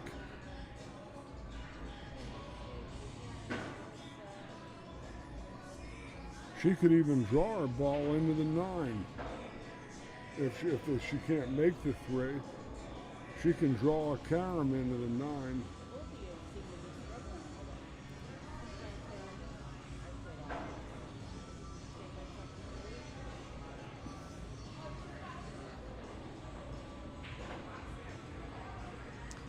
I'm going to have to get up here in a minute and do some jumping jacks or something. My legs are freezing.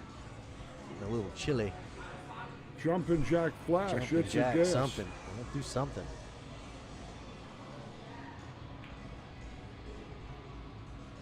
Look out.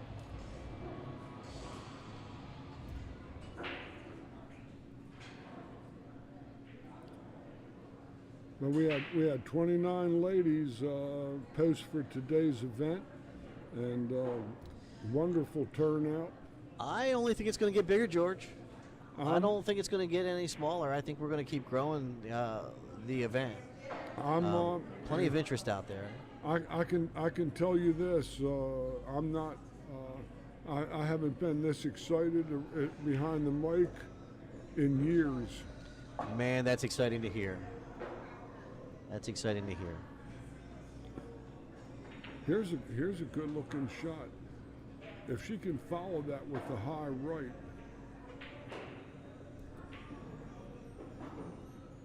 She hit it. Oh, this plays good. To play the 5 in the side on the real skinster, the skinny cut. I call them the skinster. Yeah. And she'll carry right down near this top right hand corner pocket. Don't hit. Yep. Oh, good shot. You called it, George. Beautifully done. Perfect. Slate angle. She's got a. I like her coming to the side rail, middle diamond. I'm just There's responding 2 rails to around in the middle of the table. Mr. Carroll there saying on the A side 2 wins. Congratulations to I Lindsay. don't like this. And now that, folks, is a prime example about what I'm talking about. Lindsay Carroll never been to one of these events. She's out here, and I think if Ryan is accurate, she has won 2 matches. She's still on the A side. And that's probably a young lady that was a bit shaken in her shoes when she first came out here today. And she's out here doing it. Nice shot, but it's got to hurry. Ah. We get down to the last 2 balls for the mozzarella, Man. for the cheese, for the wampum.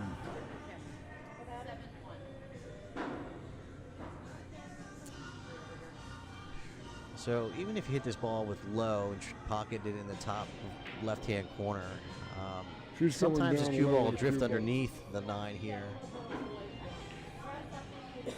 She can't get across the face of that ball enough. Should be able to get enough of the 8 ball. She's gonna play a runner, I think, on the inside. Beautiful hit. What a shot for the Oh, that cash. was nicely done. But they're close Nicely done. together. These shots can give anybody the whiskeys. Yeah, that was a tough shot. You run the risk of going under the 8 a little bit. I mean, excuse me, under the 9 a little bit, and then when you try to hold it like she did, she hit that ball good. She could have ended up right up on top of the 9. She's got it. Good stroke. So Eugenia over Kia Eugenia. Burwell, 7 games to 6. And in an interesting but strangely contested match where both players might have lost that match and won that match twice. But we'll be back in a few minutes here from the Triple Nines Bar and Billiards in Elk Ridge, Maryland, hosting event number 1, a JPNEWT tour. Thanks a million to Baltimore City Cues for their considerate and continuing support.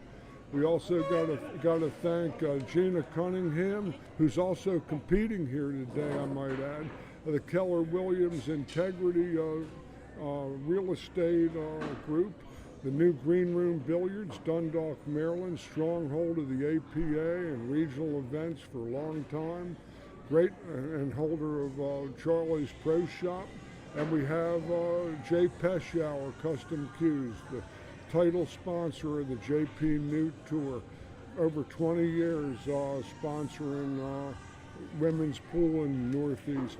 And we're being brought by ThinkTech Maryland, Wayne Everhart, Kelly Daniel, producing this stream, and they do technical services. And I know if I ever need technical services, I'll know where to go, because I'm too primitive and savage to do them myself. Linda Chung. Got it. Cheung, I think is how I got in here. So the one lost side gets extremely treacherous. Kia Burwell is over there now, and she's going to be on that mission across the Bataan Death March. She's going to be playing match after match on the losers' side to advance to the cheese and crumpets at the finals. Because I heard him say, yeah, she might scratch. Our next featured match Like, will be Brianna Miller, Linda Chung. oh no. So I didn't scratch. Brianna is a professional. She was a national junior champion, I do believe, and She's gonna drag the whole it's great. It's great to see her come out, and They played each other. Linda Chung is This girl. moving on to Against the girl. the third round winners side to play probably one of your 2 or 3 pre-tournament favorites. But you saw one of the pre-tournament favorites stumble and fall, and but she picks herself up. I know her attitude, and she's going to resolutely march up that one-loss side, and that one-loss side's a tough neighborhood with her in there, with Miss Burwell.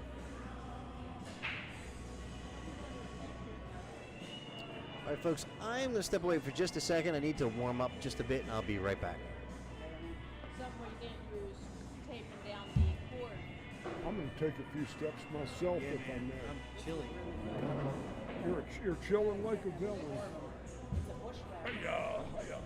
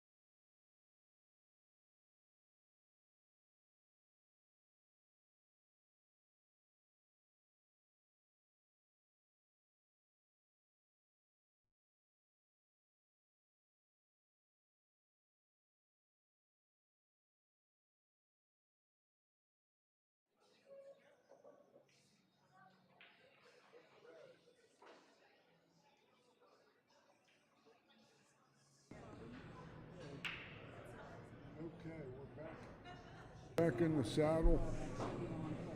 This looks like probably a one rail back inside. Yeah.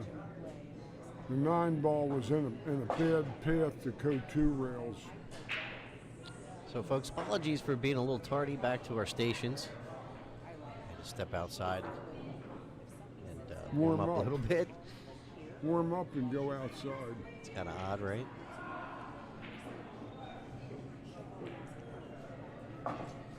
So, George, tell me about Brianna. Are you familiar with her? I saw her play a few years ago at the Expo in Philadelphia. Was a child prodigy with this game, and tell me more. She was a national or world junior champion, I believe. Made her national or world, I can't quite remember. Okay. A few years ago. She's still very young, and she kind of slipped away from the scene that I was aware of for a good while, and it's just wonderful to see her back going in a regional event. On her best game, she's probably an even money or 4 to 5 favorite, with only maybe Caroline Powell being or Kia, when Kia's on her game, or Linda is the only. Well, that says a lot. I've never seen this young lady play. She plays a real natural style of game. She doesn't use lots and lots of English. I can tell you straight away she's got poise. I can just say that right now. This girl's got poise. She has something that Ed Kelly told me a long time ago that he couldn't teach, and that was talent. No question. No question. The best I could ever have been was a high-quality technician or a shortstop, and that's about what I was able to get to. But she's got ultra strong game. So, George, tell the folks what you're talking about. I think you're talking about skill levels, shortstop, and what was that, the first bit you said? A shortstop, in other words, is going to be one of your best regional players that the road players, the sneaky professionals, are going to come by. Everybody in the town's going to bet on their local hero, and they're going to lose all their money. He's going to last with them for 2-3 hours, but then the inevitable happens. And that's the talent. The talent. And they got, in the 3rd or 4th hour, they rise to the top. In contest pool and short sessions, it's a little different. I don't know how much she's been playing lately, but this girl hits balls like nobody's business. Gonna stay on the 5 good. She's got a 1-2, 3-rail zigzag path to the middle of the table with her high right ball.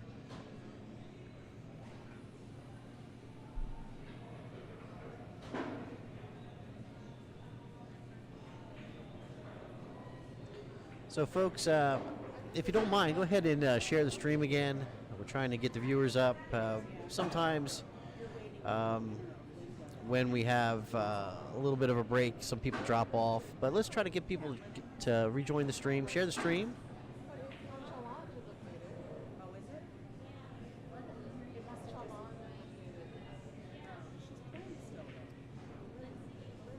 Behind the 8.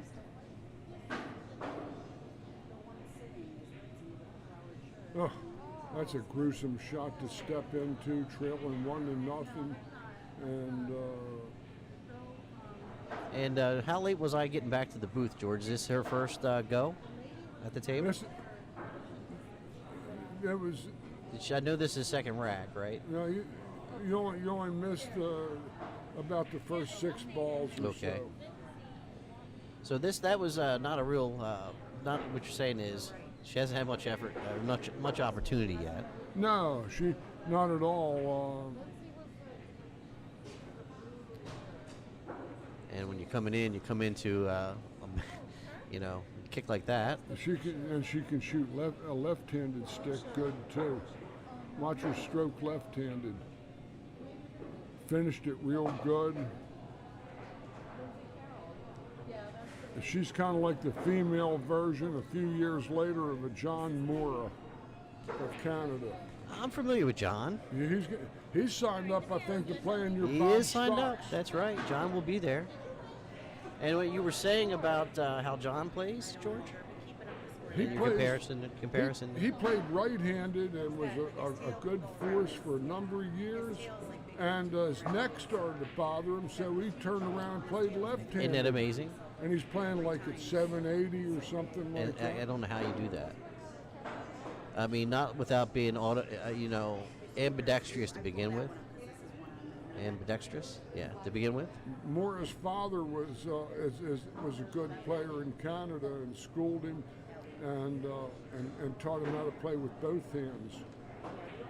I mean, let me tell you, there's times I wish I could play left-handed because it would be such an advantage. If you could play equal-handed going around that table, you take so much difficulty away just by being able to be natural-handed over top of balls. All these people reaching for these extensions and these things, a lot of that would be eliminated. And that I'm sorry to say is one of the regrets I had with my own personal game. I mean, just think about it. When you come to the table, if you're wrong-handed going into a shot, your hip is in the way, right? So you're trying to get that manipulated, leaning over the table. Let's see her handle this 8-ball. Let's see if she strokes inside edge of the cue ball to approximately 1 ball from out to the left of the center of the 8-ball, and just let it twirl off her tip. Or it looks like she's playing more outside ball. Man, oh man! Like I said. Yeah. You know,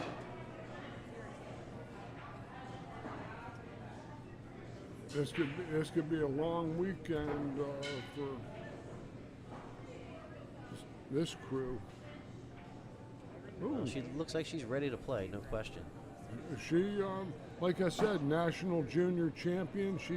She's competed on the WPBA Classic Tour. It played all the tough players from the Karen Coors to the Kelly Fishers and all. So we've been talking about Brianna. Yes, Can you tell me anything about Linda? I know she traveled down here with Caroline Powell, and I believe she's from New York. And this is the first I've seen this young lady compete. But so Linda breaking down 2 games to 0 on a race to 7. Oh no, she loses her cue ball in the side pocket, and well, I'm looking at the transition. I'm trying to look. Sometimes they look like they're easy when you first look at them. Not this one. No, not this one. Unless she can play a shot to bump a ball and change the lay of the land.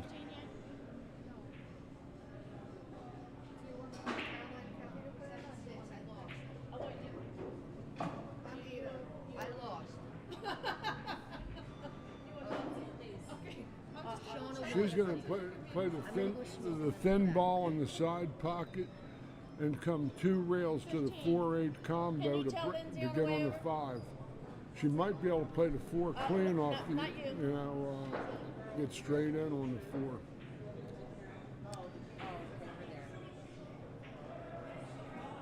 No, she runs into the 6. Well, that's not bad. No. In fact, that's just as good. This shot will actually lay natural. Follow up to the top rail first time and then come to 5 in the side, 5 in the corner. CC and okay, go to 17 right here. 17? Right here, the last one right here. Sorry. That's not 17, is it? Here she just hits a stun and goes into the 9. I think. You do. Yeah. She's a good player. About 12. 12's open. The one next to the diamond? It's not. Yeah, it is. Is it? I think, This young lady has all the shots. This is Kathy, you can go to 12. a contender in the big tournaments. Yep. And then we have. But I don't know how much she's played or how sharp she is, but we'll find out. Well, she looks pretty sharp. Oh, yeah. Oh, they're playing already. They tried to keep up with it. Nice and crisp. Hit the back of the pocket. Nice shot. 3-0. Tough scratch on the break and Yeah, usually when the table comes in, very, and when you give it out, you very difficult to give a Brianna Miller a ball in hand with 6-7 balls to go on the table. playing around. So we have a table open. Lots of puzzles get solved from there. So Sharon was filling us in a little bit. She said she grew up on our tour champ for years, qualified for the WPBA in 2009, went to college and stayed in the Midwest for a few years, Linwood College under Mark Wilson. Mark Wilson is a master PBIA instructor who, until a couple years ago, was running the Linden One Academy outside of St. Louis, and he does lots of commentary on. You hear him on YouTube with the AccuStats and now CSI, and he was a pretty good player himself, a tall man. I saw Mark last down at the International last fall at Chesapeake or Norfolk. Look at this. This layout is saying, "Run me!" Yeah, run I me." think she's feeling pretty good about her odds of getting out of this rack here. Here, she's missed 1 ball so far, Brianna. I like the 2 rail with the heavy cue ball coming across the face of this ball a little bit, and 2 rails to the middle. That's the heavy cue ball. See the heavy cue ball? It hits So that- when you talk about heavy cue ball, George, you're talking about hitting it center and letting it release? letting it release. That's what's on my card, the release game. Taught to me by Champagne Ed Kelly. That's allowing the momentum and just the inertia of that cue ball to do its job. Speed without force. Yeah, and I told them guys, nobody else is on the list, that they know they got it. And in this day and age, we had to have that game down because back in those days we were playing on backcloth, not this lightning fast Simonis 860 that these ladies are competing on, and it's been the choice the last 20 years or so. Now, for me, I enjoy a crisp table, a nice crisp table with clean balls. Faster the better for me. Of course. And I don't mind having 4-inch pockets on a nice clean table, on a table that plays crisp. But when you start trying to have, you start getting in a situation where you're playing on nappy cloth or a dirty table, you have to have a stroke. You have to be able to. The pokey stroke is not going to get you very far on a 9-foot table that's nappy or little on the, I would say, less than maintained side, if you know what I mean. I'll give you all a history lesson about equipment. Let Brianna do what she does on these 2 balls, and while they're racking them, I'll give you the story. She's just going to work. She looks like she's in about DF, let's say DP right now. We'll clean it up. DP or dead punch. But back in 1985, Brunswick came out with the Gold Crown 3. And that particular year, Brunswick changed their rubber vendor. And they got a different set of rubber from their original K66 Super Speed cushions. I'm an equipment fanatic.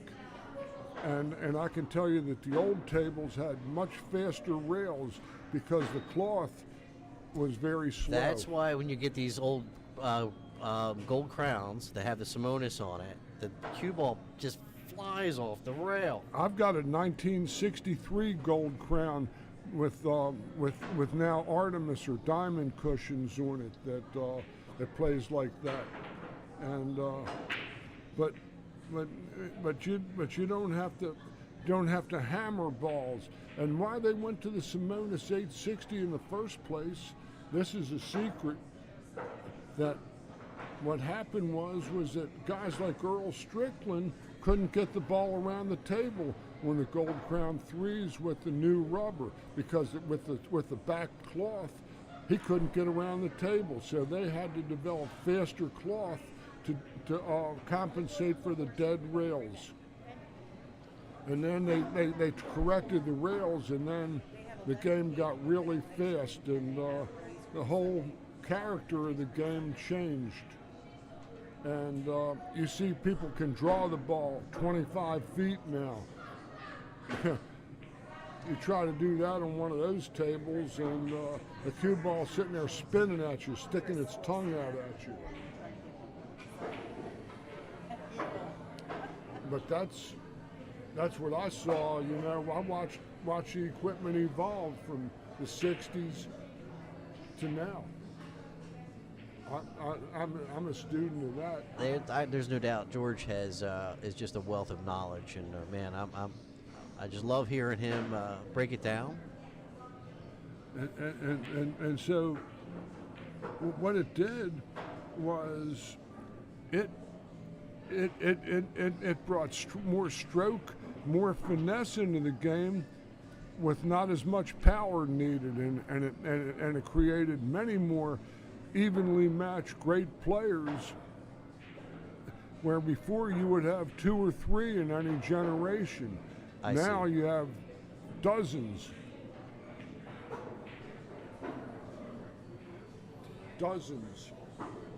Well, I think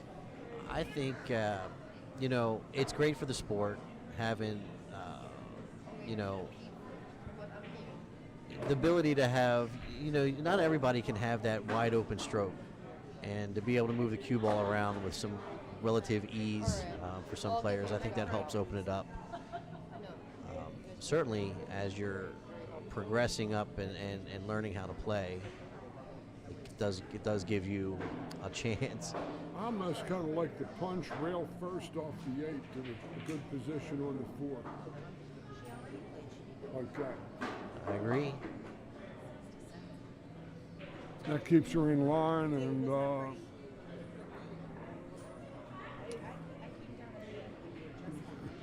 she might just have a tiny bit of high right English to get straight in on the 5. Just a tiny touch. There it is. Now she'll get her line of sight on the 6. She'll walk around, get her line of sight there, what she just did. Now she'll come back over and get to a draw ball shot on the 6 to the 7.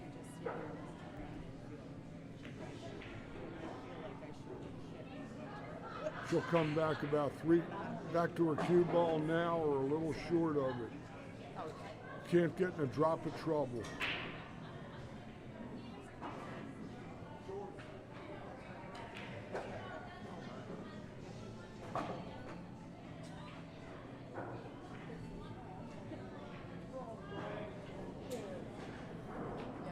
Now all she has to do is stay down and just draw it back a ball or so.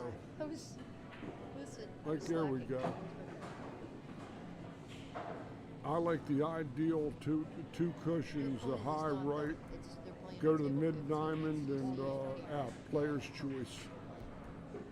See, that shot takes you to the rail, and I don't like that shot. I like to hit the rail short and come out. That way I'm not on the rail shooting the cash ball.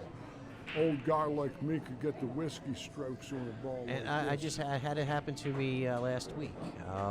You know, you get on the money ball, you got a decent shot on it, it's a little angle, and you end up babying it. Sure. Instead, put a stroke on it. 5 Push zip it right for, offline. 5 zip for Brianna. 5-0. Yes, indeed. Linda is talking to Bill Griffith here. Bill Griffith is the cartoonist that drew the thing called Zippy. He was a clown that had the pinhead. You see them in the nationally syndicated cartoons about 15 years ago. But she's at Zip right now at Zippy. And she in at Zip's dry cleaners, so she's going to have to get busy, Linda. I know she won a couple matches and she's going to have to get busy. Whether she can stem the storm, I don't know. Great break shot from Brianna, though. Pocket the wing ball. 9 ball down. That's a winner. win. On the hill. Yeah. She You want to change your vote now, huh? she definitely hit that rack. She plays strong. So the funny thing of it was the ladies just did a vote this morning about where the 9 ball was allowed to go. Was George in the past? Was it not allowed? No, they went status quo. The 2 years that I've done this, it could go in the top 2 corner pockets, the 2 sides, but not your 2 tables at the foot of the table where the balls are racked. Right. But the other 4 pockets, it was fair game and a winner. I know they were doing a vote this morning, and I'm not sure if it was to get rid of that. They had their choice to eliminate the 9 on the break. Eliminate the 9 on the break. That's what it was. Okay. And the thing is that eliminating the 9 on the break would even give the stronger players more of an edge.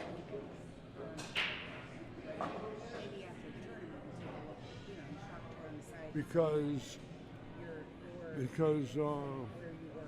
a more lower level opponent would even have that luck factor taken away from them.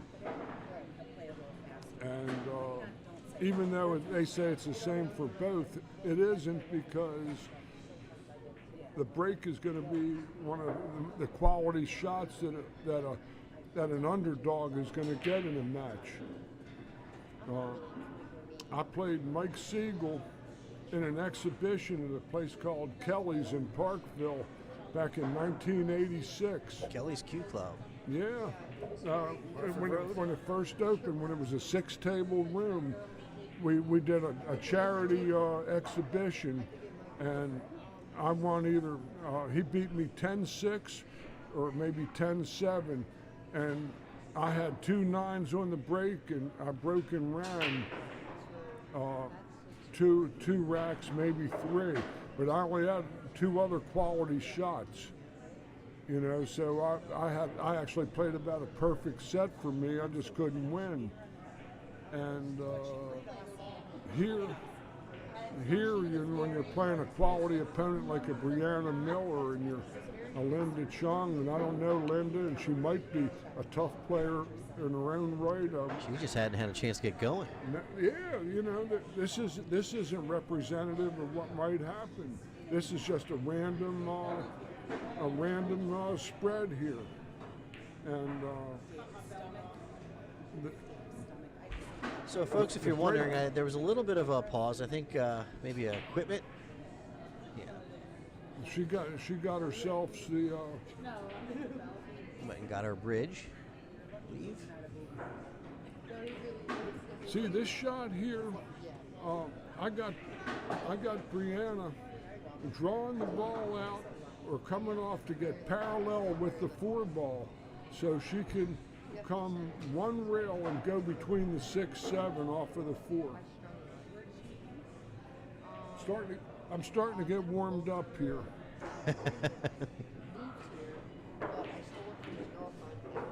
She's going to try to come off the side rail in between it. A little straight, right? That's a little speed control there. But she might be able to still do it off of this shot with a forced left punch. She's going to play the routine bank. This is an 80% bank for a good player.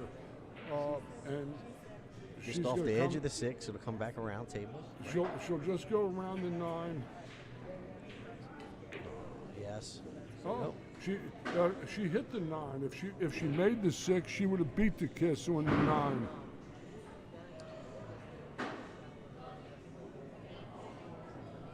All right, so Well, Linda to the table. Linda has an opportunity to get on board and get off the schneid. High right Yeah, she ball. just needs. I think she just needs a little opportunity. Nah, She's that cold. we have a young lady in this field. They call her Skittles, and that was like Skittles and bits. That ball skidded on her a little bit. That Yeah, high ball, you had induced cling. Is that maybe too much high on that shot? Maybe It's too a much top? combination of high, the angle where the top spin and the object ball got together, and the cue ball kept driving forward. Almost rides up it. And the object ball actually pauses and almost draws off of the reaction, and creates that That little skid. skid. Yeah.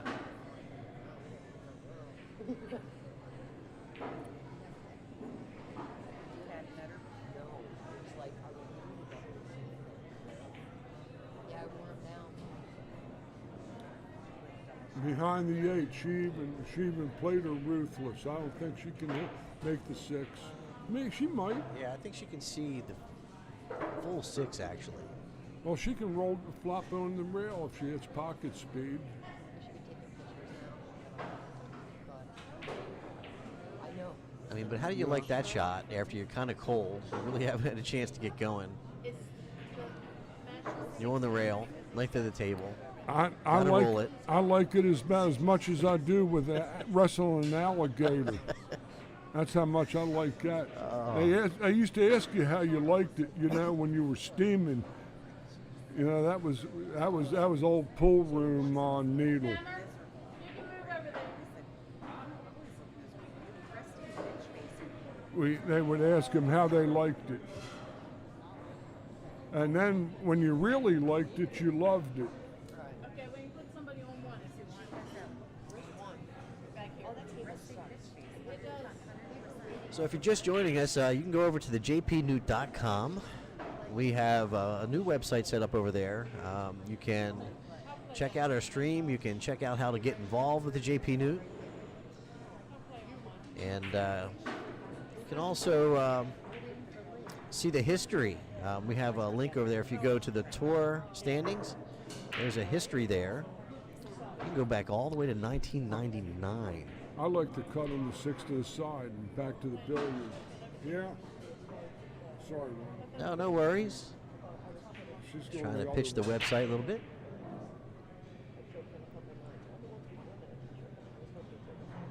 Uh-oh. Here's the drink. The condemned lady ate a hearty meal. Yeah, I think sometimes when you're sensing that a player is just in a groove, it makes you a little tight. You make mistakes. Yeah. Thank you. Thank you. You're the greatest. That's how we keep losing. We gotta get some more of these. Thank you. Keep her around for a little Yeah, for a little longer. We'll keep you around a little longer if things are really bad. I know, we're gonna get some more. I promise. We're gonna get some more. We don't have enough either. We need some more.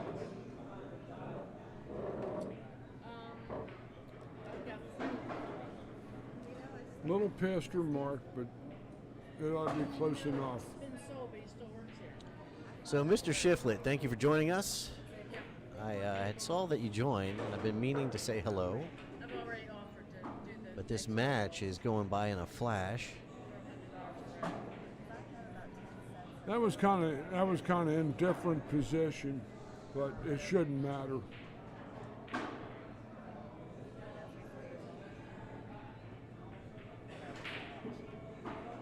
All right, so Brianna Miller, 7-0 over Linda Chung. That was Brianna played very, very strongly in that match. She got going, got ahead, got freewheeling, but make no mistake, that young lady can flat out play. And Well, I have a feeling we're going to see more of her. yeah, like I said, she plays a real natural style of game where she's just if she goes any English, she's usually just a eyelash off either side, up or down, and left or right on balls. And she's a product of this generation with touch, finesse, and lets the momentum take care of what it has to take care of. Well, while I have a minute, I'd like to take care of a little bit of support stuff here. I'd like to say thank you to Bill Bickford for liking our stream. Same thing with James Shiflett, Ryan Carroll, and Jack Prue. Thank you very much for liking the stream, sharing the stream. We appreciate that. Yes, it is. We're out here today at the JPNEWT Tour Stop number 1 at Triple Nines Bar and Billiards in Elk Ridge, Maryland. We've got George Hammerbacher in the booth with us today. And we're just waiting on our next match. So while we're waiting, tongue-tied, we'll go ahead and put up a little short of some of our of last year's coverage of the 10-ball championship, $10,000 at it. I've seen a lot of change, been through a lot of pain. Some things are not the same as they were a year ago, but all will be okay. I move on each and every day. The past is where it stays, way back a year ago. I've changed for the better this time. I thought I would never be fine. I strive just to say I'm alright. And for the first time in a long time, I'm alright. I've seen a lot of change, been through a lot of pain. Some things are not the same as they were a year ago, but all will be okay. I move on each and every day. The past is where it stays, way back a year ago.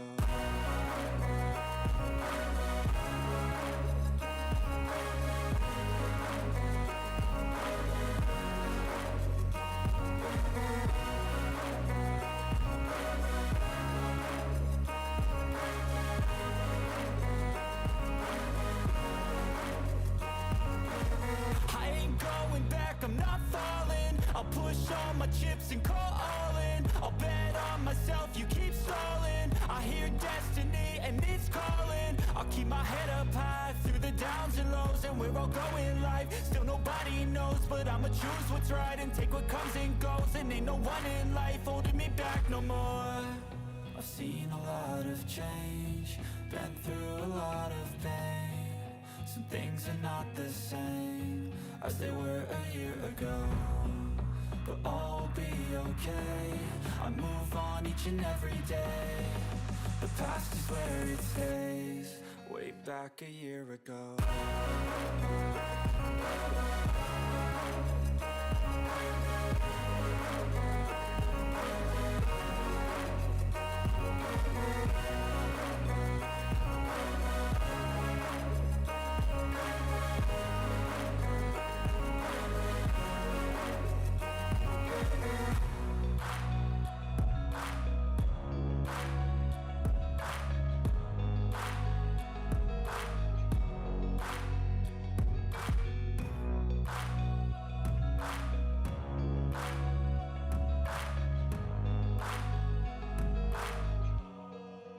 Back a year ago.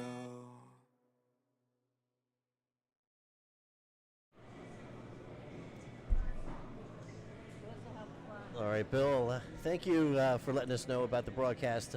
We are aware. We became aware of that there was dropped packets here at the building with their internet connection earlier today. There's not much we can do about it. We just kind of have to grind through it.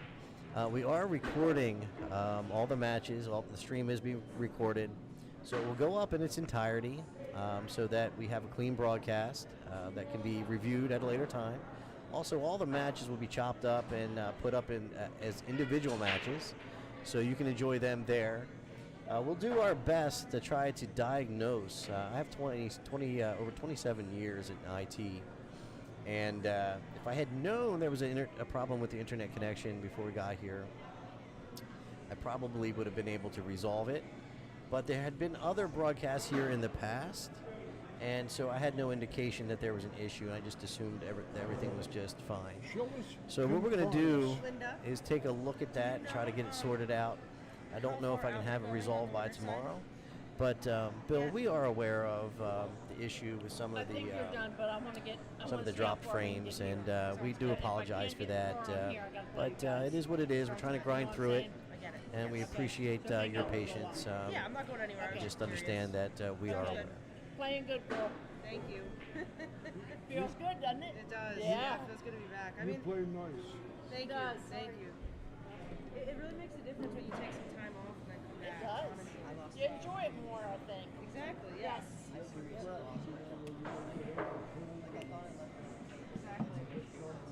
Yeah. That's exactly what it is.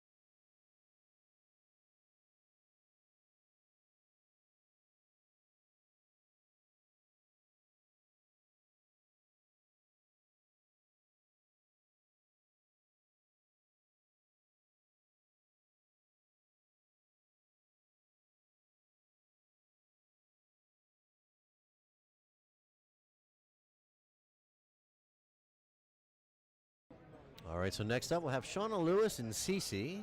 Give me just a moment. We'll get that lower third squared away.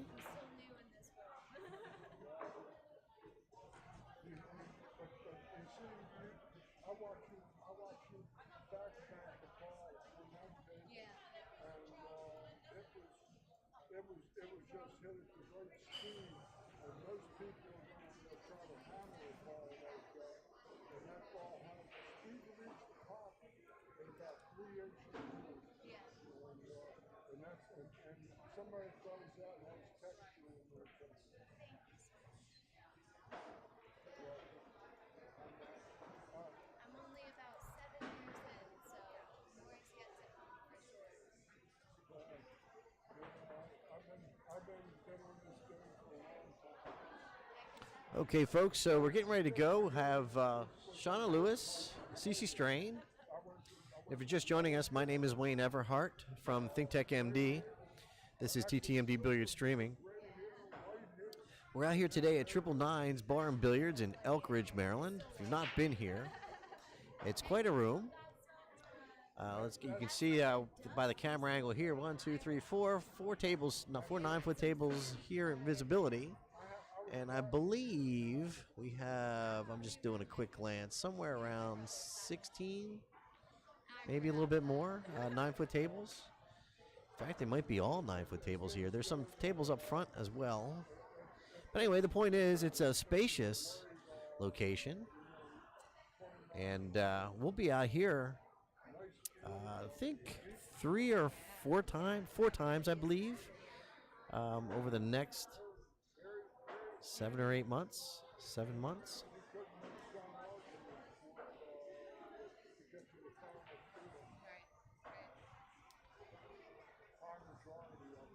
And you can see Shauna there getting warmed up, getting ready to get warmed up. CC on the right there.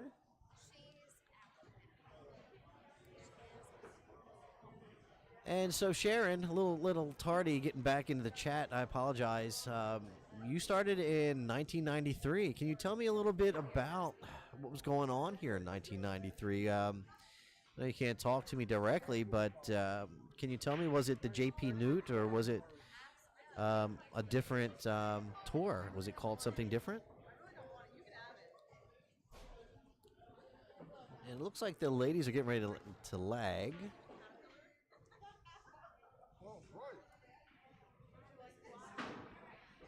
We have the lady I was talking about when we had the Skittles before. Oh, hold on. I got to get George's mic back on. Go ahead and repeat that, George. Sure. We got the lady up that I was talking about Skittles on that rack before with the other ladies, and that would be Miss Shauna Lewis.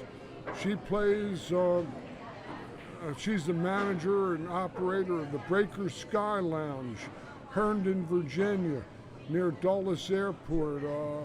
She hosted lots of tournaments on the Action Pool Tour as well as other tours, and she also, a few years ago, I had the honor of doing a Wounded Warriors tournament that she organized in Raleigh, North Carolina, and with a lot of good pros, and it was a great event. And she also had the Olympics for pool for first responders from around the world, and I was in the booth to do that. So I heard you mention that earlier. Yeah. Shauna is nicknamed the Skittles. On the move. So here we go. We have CC Strain. She's been a tour operator. She operated the Tiger Planet Pool Tour for a time after Danny Green and Tom Worth, Tom, in the late 90s into the early 2000s, I believe. I start to lose track as time goes on, but CC is a nice player, and so is Shauna. This ought to be an interesting match. Shauna kind of jumped and quick stroked that ball. But Shauna loves the game. she's also sponsored out of Roy's Basement, who has lots of top pros under that tutelage, including I don't know if he still has James Aranis. Yeah, he's still in the stable. They're still there. You know, some issues trying to get over here in the States, but they're still part of their team. Cece, I believe, is from Northern Virginia. I think she lives in Alexandria or one of those places in Northern Virginia. Look at this. That's an inventive shot if I ever saw one. However, there's good news and there's bad news. Yeah. Not liking it. I like the two-rail route at the ball, because the four ball coming cross table is going to be in the path. In my opinion, she might beat it. That might be. No chance. Her shot looked to me like she needed two rails to come into the top two corner rails and come down middle So diamond. we're over here. But yeah, they're way behind. Oh wow. So she's saying she's gonna see how far they can get over here. Yeah. And if a match gets held up or something. Gotcha. So I'll stick around. yeah. Unfortunately. Shauna is about straight in on this four ball, but It would be nice to play another one tonight. But Then again, well, I guess no matter what, if I lose, I go here and I come back kind tomorrow. of half like her going and trying to play the billiard. the way I look at it though is Or she's just going to roll on top of the eight. Like these two people could just come in later. That's a respectable shot, though. She left the side rail. Easy hit. Yeah, easy hit, and but Cece has half a chance to make this ball in the lower corner, not the side. Oh, okay, she's pointing. I don't see the cue ball hiding anywhere after the hit here. So It's the five ball that has to do the hiding, I think. She would. I like her kicking towards the corner pocket. I agree there. Like that, and hide behind those balls over there somehow. Good call. Good call, George. Well, that was. I think she still left some orange paint there for Shauna to get a little citrus action. Oh, she's got to twirl her pearl here a little bit. Oh, she had to turn it and left a medium hard shot. But no real percentage in this unless you can two rail into the 6-7. And the 8 doesn't pass the 9, it doesn't look like. So there's lots of pocket billiards to be played from here.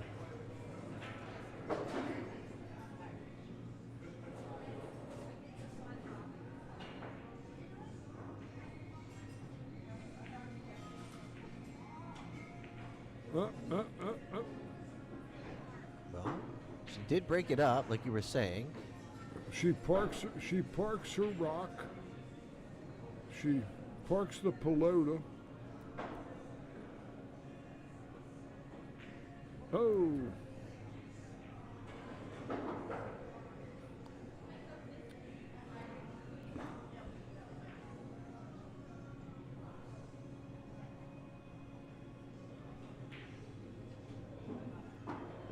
This lays nice. Oh, she's rearing back on this ball a little bit.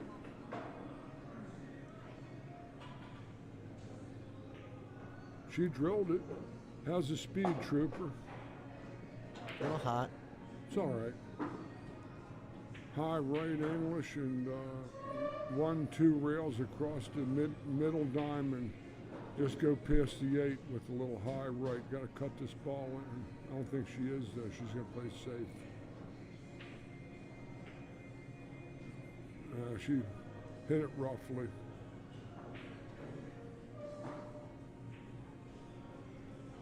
It wasn't an easy shot though. So Shauna trying to pocket this 6. Don't put behind the 9. Aye. She's going to have to call for the kicking team here. A little behind it.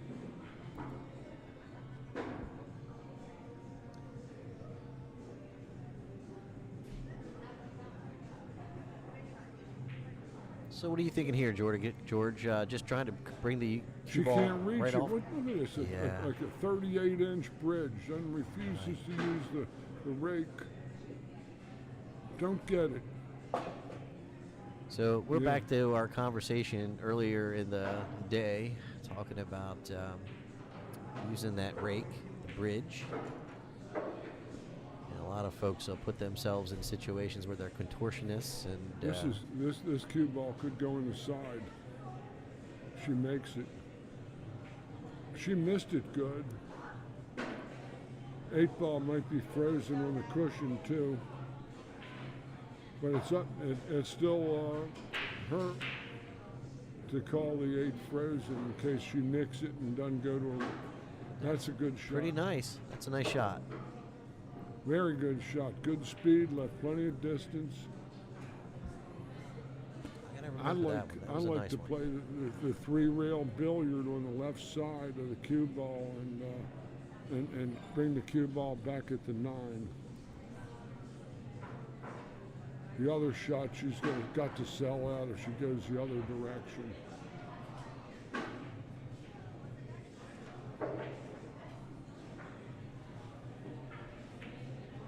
Oh, she drilled it. She did. That's the old English boarding school bank. Thank you, sir. May I have another? Man, can she do it again? It looks like a natural bank. I think she can bank this ball pretty. If she banked that the way she just did with the 8 ball, I fancy her to make the 9 here. Let's see. This bank is generally always missed on the Short side? the long side. Long side. Like that. 2 Well, rails. that's the never best way. If fails. you're going to miss it short side. Well, the short. So CC on the board, 1-0. She got there. Let's say that it was a game that lacked artistic content. But Well, I believe some of these ladies have been sitting a bit too. yeah, it happens in these events. Yeah. Sometimes I've seen people sitting for 2-3 hours, and then they gotta shake it all out. Yeah, and, exactly. Get their senses back. Try to get up on your toes, as it were, you know? Yeah. Instead of being flat. You know, anybody who's ever played sports probably know the term of being flat and being on your toes. And it's the same thing with pool. You can get flat. Shauna broke him well, but came up with a What matches to you? Yeah, you ready? Mojave mash. Was it on? You were playing live, right? Yeah. Can we put her right back up? She's playing Alyssa. Where's Alyssa?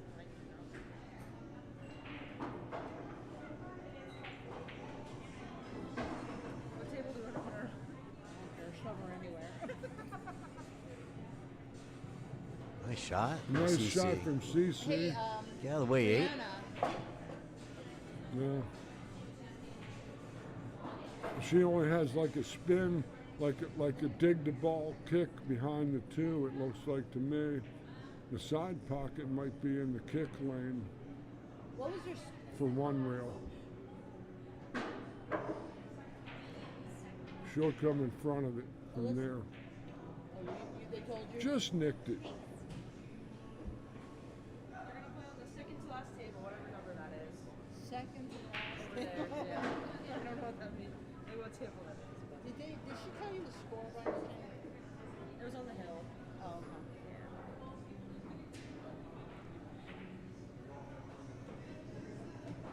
Good shot. But the 4-7 is, there's nothing much happening. I have to drill the ball and draw it. Nice shot, tough result. Hello, Litza. Thank you for letting us know. We're aware of the drop frames. There's not much we can do. It's something in the facility. And so it is what it is. We are recording the video, recording the broadcast, and we will be chopping up the individual matches. So be patient with us. We're trying to be patient with it as well. Believe me, it's just as frustrating for someone like myself Nice hit there as it is from, for you all to have a choppy broadcast. So from Shana. we will do our best to make sure that we resolve that issue by working with the facility. I have 27 years in IT, and my company is ThinkTechMD, and so I feel quite confident that with some time working with the owners, we can get that worked out. So apologize for the choppy broadcast. We'll do what we can to resolve it. Just stick with us. Well, that was interesting. I like her to try to cut this ball past the side and come 2 rails behind the 7. Except her left-hand part of the cue ball is not exposed, so she might be just tree-topped. I'd be cutting this ball. I wouldn't be over the ball. Odds on the sell out.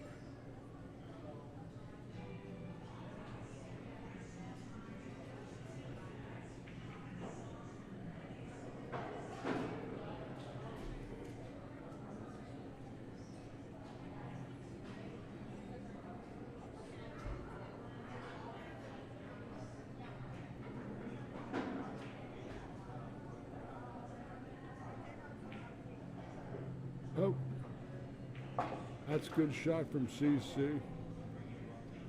This is a shot, Wayne, where you play this shot thin inside hit and come past the inside of the 9 and come two rails to the same shape on the 6 that she's got now. High inside, can't hit it high center even. She'll catch it. She did. She hit the shot I suggested. Didn't hit it though. Yeah, just didn't hit it. She had all that room long. You just had to clear the 9 in your mind. Right. That was it. You know, she had a huge margin of error, and she put the ball in the only spot that was no good. 1 rail across.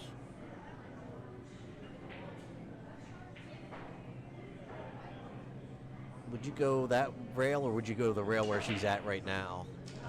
I kind of would shoot the other way and shoot the 6 towards the 8. Yeah, exactly. That's what I'm thinking as well. It's an easier hit. Because this way the 6 will be totally exposed. Well, that's still a good hit. Does a nice job. Get out of the. Oh, she's in yeah. the drink. Oh man, that's the problem. Ends the drink. Now Shauna has ball in hand, an excellent opportunity to close the match to evens at 1 apiece.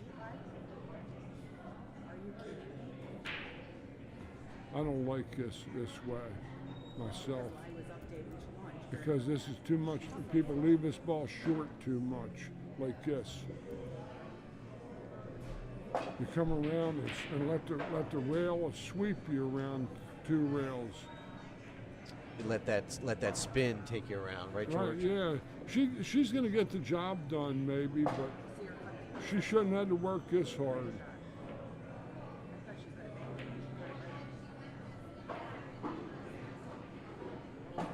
yard line again. Yeah. And that was all because she didn't get right on the first ball. That she gutted that thin cutout, but lost her market. It seems like she hasn't quite got the speed of the table, at least the TV table yet. Kind of in a lot of in-between positions. That's a heady play there. Banked the middle of the table. Good speed. Good speed. That was a highly disciplined overall grade A safety there. This bank goes either way.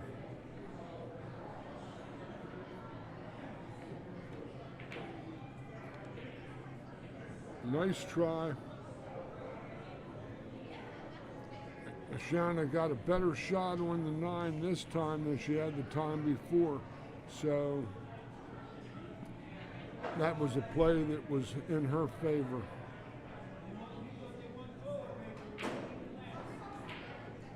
Oh Lordy.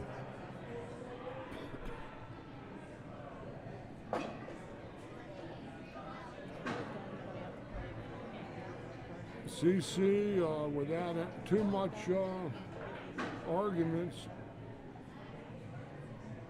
is going to take a 2-0 lead, pending the departure of the 9 ball from the table. 2-0. 2-0 CC. The race to 7. So Sharon filled us in on some of the history with the Newton, and so for the folks, Sharon is over on the YouTube side, and what she said was the Newt it was the Northeast Women's Tour. Colleen Shoup was the director. Dawn Hopkins was the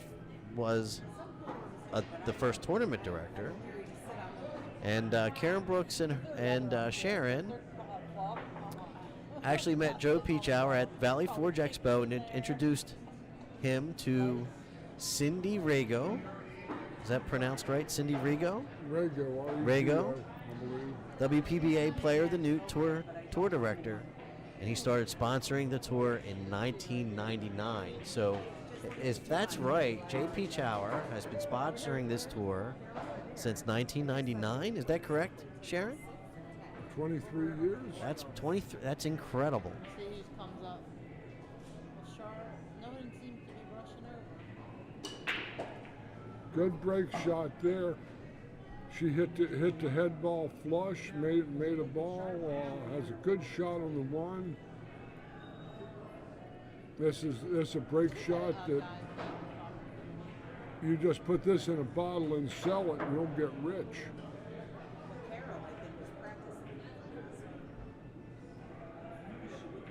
I love this guy. He's a good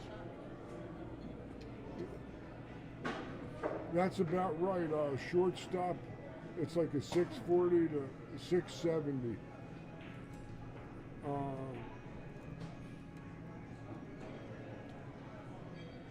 The times I played, I'm not sure what I'd have been, but I might have been 7 or a touch over. I don't know. That might have been the best I would have gotten to if they had those in the days I played. But now they can match players up pretty good. We saw a match between 2 guys last weekend that had 2 points. They were 745 and 743 respectively.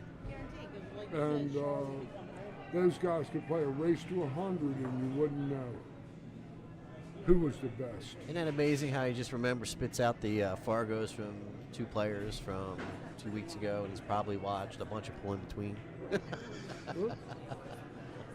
Yeah. I just have trouble with 15 seconds ago.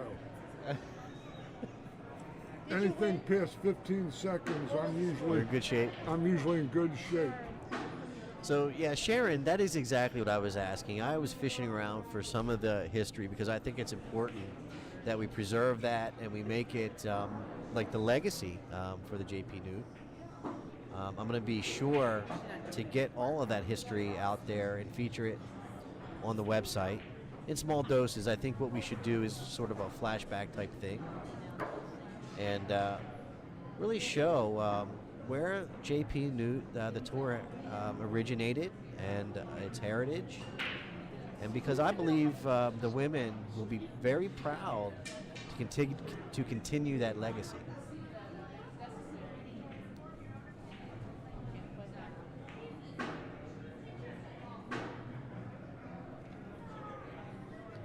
Well, and again, Sharon, hello, and all I can say is Sharon, integral part of the history of this tour is more than is written, and good people.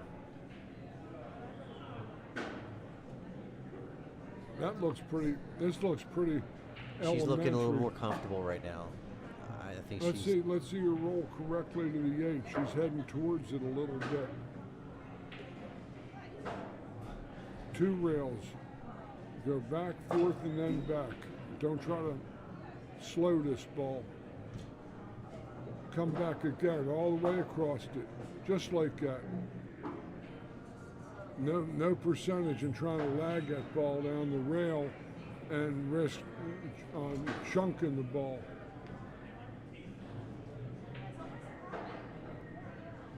It looks like a right English. Stroked it in. Shauna gets on the board, trails 2 games to 1. Myself, I'm really close on the 9. I need you to go do some recon and find out what the score is. I'm not on Carol. I'm not cultivator. Please. I gotta drive home with her if she loses. I want to know. What I might do is around the 7-hour mark. What I might do is shut the stream down for just a second and set up a Wi-Fi connection and see if it's any better than the wired connection we're using. Can't be any worse, so we can give it a shot. Something that I can keep the stream recording so it won't affect the integrity of the event. But it'll give us a chance to see if we can resolve some of this choppiness in the stream for you all. We'll at least give it a shot. All right, so Shanna to break. Shauna.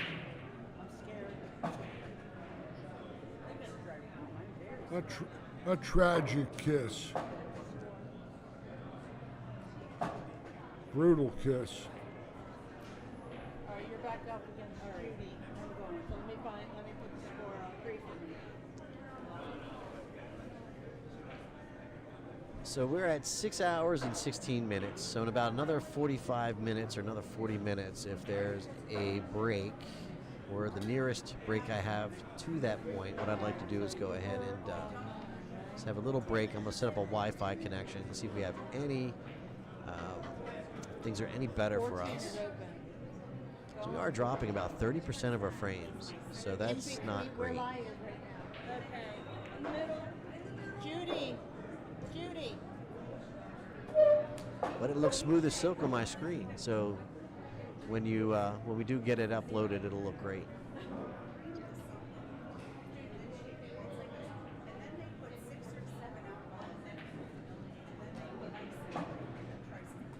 That turned out nicely. But she's going to have to play a real fine shot here, or just come up to play the 6 to the top corner pocket, which is where she's looking. You guys, are you in charge? A little inside English, I think.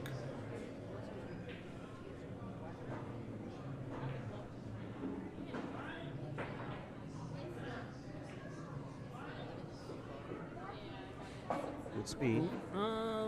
Maybe a little short, Wayne. Yeah, you think she'd roll a little further? She needed to get straight in on the 6. She's got a cut angle where Lots of things can happen. Yeah. We might play safe and lock her on the 7. I'd rather either lose. She's sold out. I hate 2-day events. Was she trying to pocket the 6 in the bottom right-hand corner there, George? No, Or is she playing safety there? played safe. Yeah, she just hit it too hard. If Shauna can make this ball, she'll have a reasonable chance. She drilled it. Good stroke from Shauna. That was excellent shot. Now, Shauna is definitely a 9-foot player. I don't think she dabbles in the 7-foot game much. She'll get to roll to this 8 to the short side. Hit it, Shauna. Oh, you didn't hit it. Looks like another safety. Now you can see the Omega on the back of her shirt there. She's a sponsored player by Omega.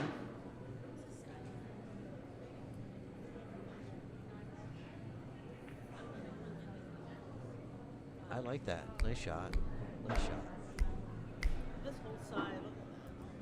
That's a good shot. Nice speed control.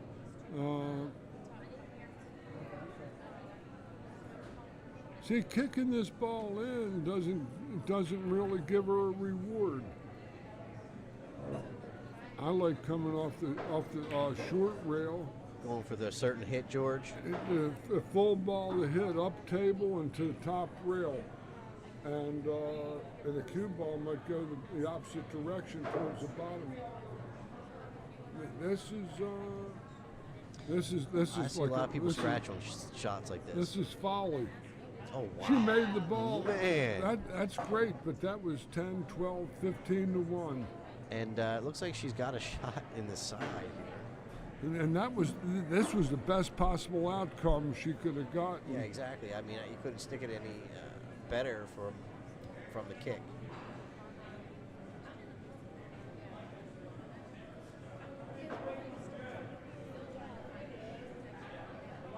Nice Oh, how shot. good was that?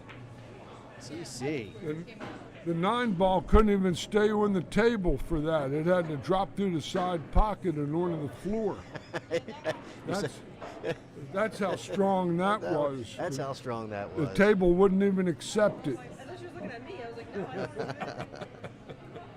was like, Timing was pretty good, I thought.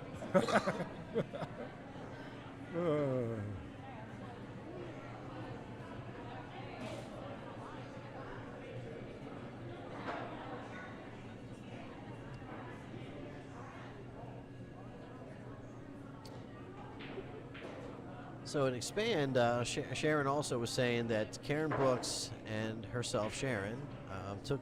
Oh, we said that met Mr. Pechauer, but no, I think we covered it all. I thought maybe there was some more in here I might have missed. My apologies.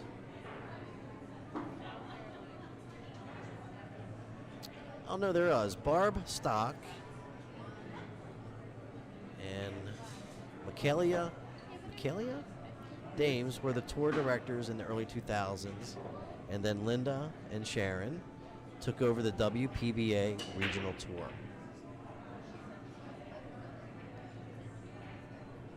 So sounds like there's some roots there to the WPBA. And this is, I'd say the longest this is probably the longest operating women's tour in the country. Rail first at high right and swirl. Now she hit the ball in the face. Gonna go behind the 3. That's gonna be her punishment. I actually know who that is. She playing Judy? No, she's not playing Judy. Gotta be careful not to scratch, hitting the 2 ball from behind. If you catch it underneath the 2 here. I don't know who Linda played the first.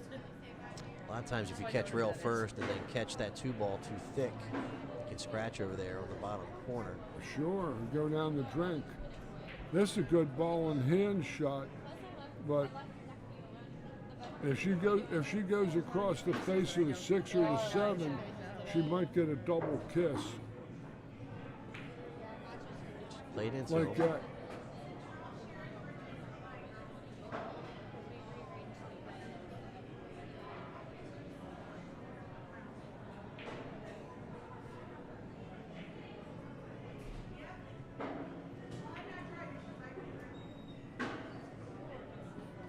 This is a real good shot. She gets to play this shot with the high English and can come natural into the 6-7 with the 5 hanging near the pocket up top. That's how the shot lays. It lays real natural, but she's got to reach the ball. Now, you can't spear it, CC. You got to hit it high. You gotta let it release, right, George? Got to let it release. On the hill. She hit the stun shot instead. It just looked like it laid natural to a high ball shot myself, you know. But again, it was her shot. It wasn't George's. Well, I'm glad you asked. That's pretty crafty. Good speed. That's 2 or 3 of those types of safeties that Shauna's laid down in this match in this early going, and it might keep her in this. I wouldn't be kicking it this hard because I wouldn't want to break the 6-7 up. Oh. Oh man. How'd she hit it, George? I say we make an executive decision. Well, a 6-7 might be wired up top. I think that she's got an angle here to come down here and hit the 6-7 here. The 6-7 is a wired combo, it looks like. Tournament director, I don't know her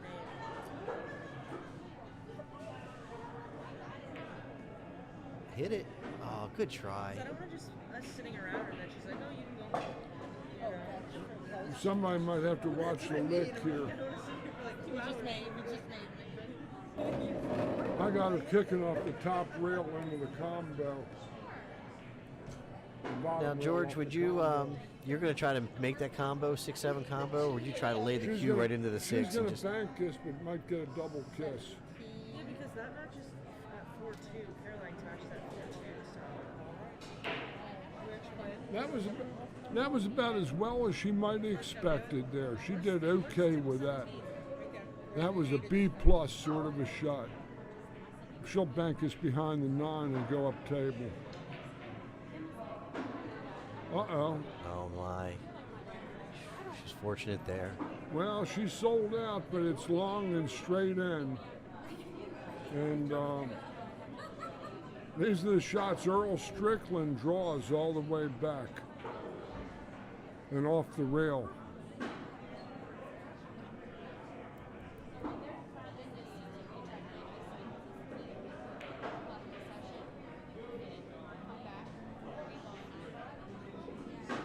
Well, She might have the 9 here, George. 9 looks wired. Just catch the 7 first. The cue ball should send the 9 ball down towards that corner pocket. That would be a touchy shot, and that would be where, you see, when it's close to the rail like that, you get a double kiss a lot.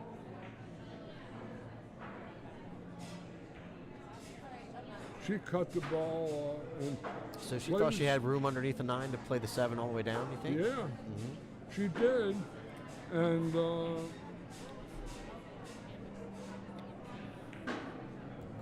this could be a cross bank here. Oh, shoot. Sorry about that with the camera angles, guys. Oh, look at this! How'd she hit it? A little touche. Well, this is a match that's fraught with intrigue. At least this game, anyway.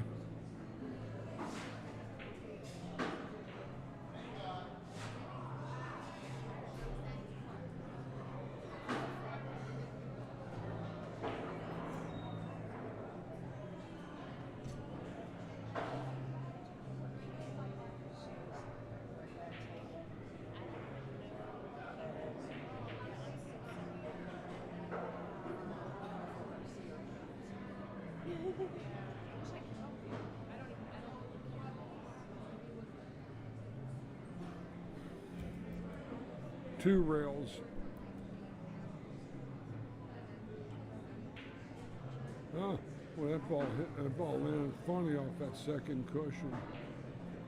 This looks like duck, duck, goose to me. 7 to the side, roll up to the 8 on the other side, roll to the 9. This is one I would like to have for $10, or get to smoke a last cigarette.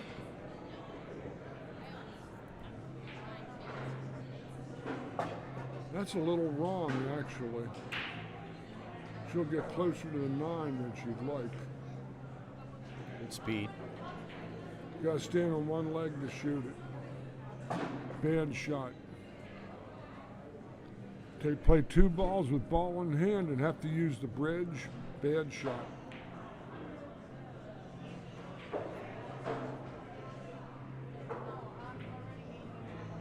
She made it okay, but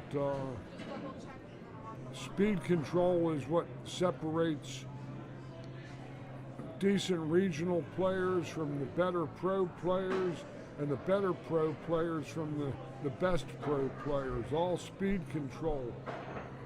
After a while, most all the people know their games enough to play their games, but it comes down to speed control.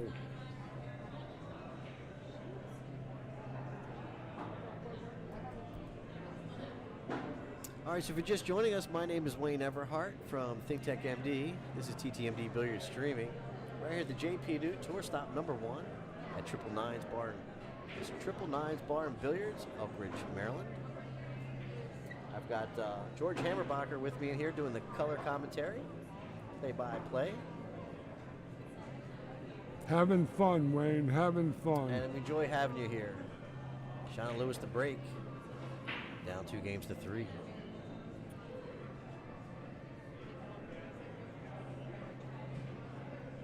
4 ball. Oh, kissed out.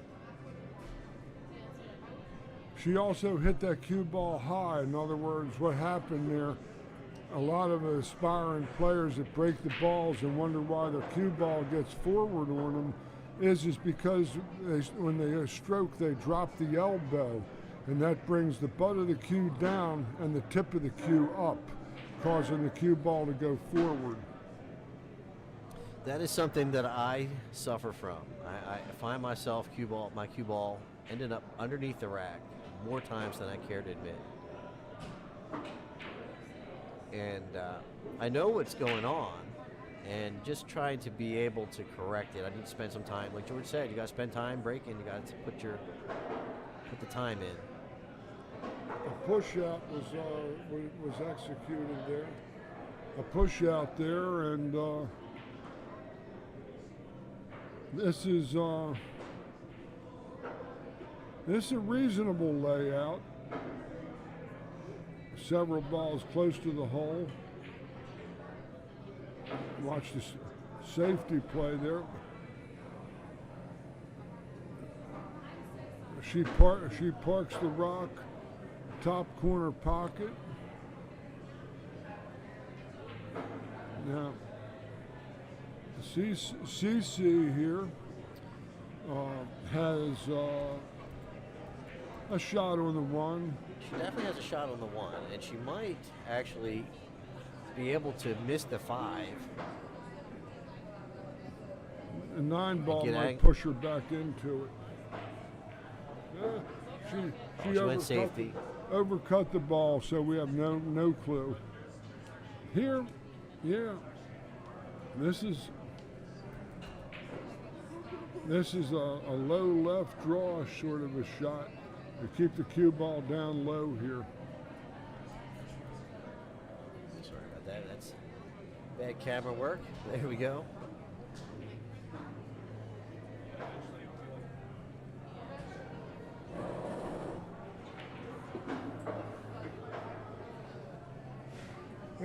It's been a nice first day we've had here. We've seen some good play, and it's a good first day of our tour. 20, would you say, George? 29 ladies today? 29 ladies, and a wonderful atmosphere here, where there's been lots and lots and lots of competitive matches. It's a strong, deep field too. It isn't just 3 or 4 players and the rest with no real chance. I'd say at least half of these players or more have been in the top 4 in their careers on at least multiple occasions. And even the ones that I don't know, like the girls that came down from Jersey and all, I was impressed by their games. And that's the first I saw them.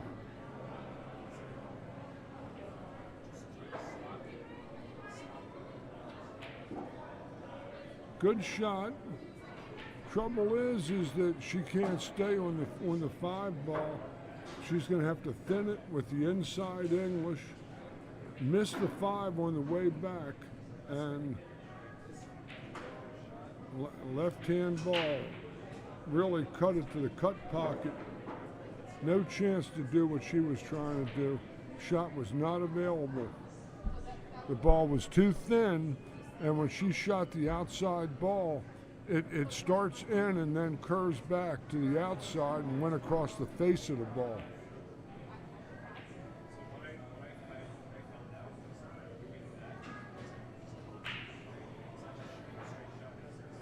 That guy they planted in the earth about 500 years ago, that Isaac Newton, said, for every action an equal and opposite reaction. And when you hit that lots of left like she tried to do, the cue ball starts to the corresponding equal and opposite side before it starts its journey down that arc.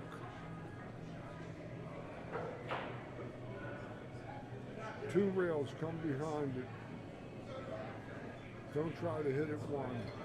Not that. Oh, wasn't close. Wasn't close. All right, so Shauna to the table. Again, I disagree with this. I like to put it on the rail side and come around. See, she's setting up and reaching and trying to draw the ball. And She's going to be reaching again. She's got a flat angle. I wouldn't like this. That's a nice stroke. She hit it as good as she could hit it, but she's still flat on the 6, and she's going to have to really have to muscle the mineral to play to the 7, same pocket. Good shot. That's as good as she could ever hit the ball. Now she's in line. Bottom right, across the ball. Should come back to that chalk on the rail that she's standing next to.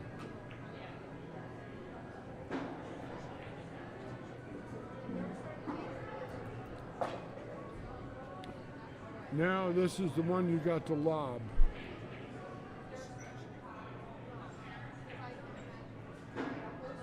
Just like that.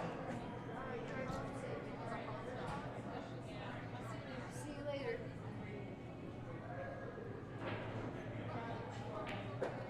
Nice out Right, from so Shauna ties it up, 3 games apiece. Well, these girls figure even. I might have the slight Shauna as the slight favorite, but Well, if you've ever been to the expo, you've probably ran into Cece. And she's one of the tournament directors there, my understanding. I went to the hill and lost against Shauna. oh, That was a good job for me. I lost 7-0 to her every other time. So well, I can tell you this, Kelly. The more you play, the better you're Better. gonna get. less nerves, right? Nerves. You see the nerves come when we put too high. Thank you very much. expectations Let's, on ourselves. Exactly that. You have fun.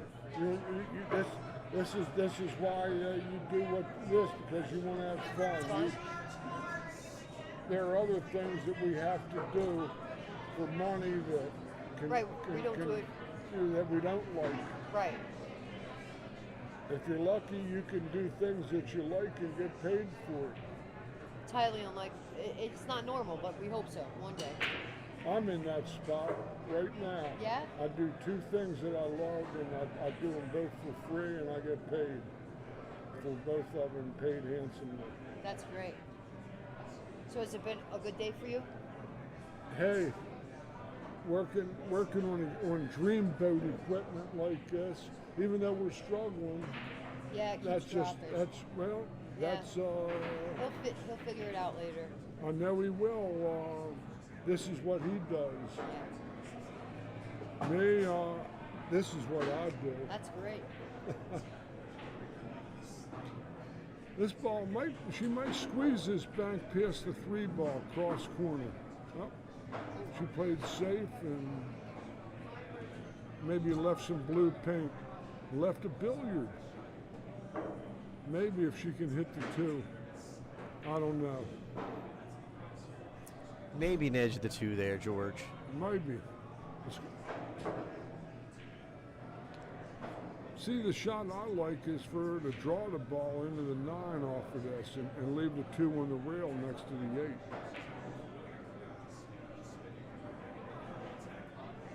She'd have drawn her ball. She would have caught the 9 and maybe sent it into the dark. But, like I said, it's her shot, it isn't mine. Can she see the left side of the 2 there, George? Yeah, I think she's got about the whole ball. Okay. She might be able to bank it. Man, how strong was that? Nice bank. This is Long and Foster's partner called Long and Tough. It is tough. It is tough. And getting on the 4, I'm not sure what options you have here. That was it, actually. That cross corner bank, bring the cue down the table, was a nice shot. It was a 2-way shot. Normally, if you miss that shot, you're going to leave the 3-ball on the rail, and you're down there for the 4. Well, let's see if she can't skin this 3-ball and come into the 5.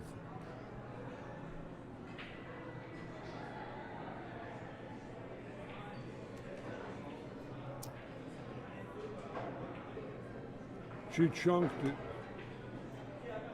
And what I was talking about, that cross corner bank, you want to miss it on the pro side. So if you miss it, it hangs up. The cue ball, the object ball ends up on that short rail. It makes for some tough action. But the 4-ball's open to the pocket she's shooting in. Oh, over chip the cheddar. Over chips the cheddar.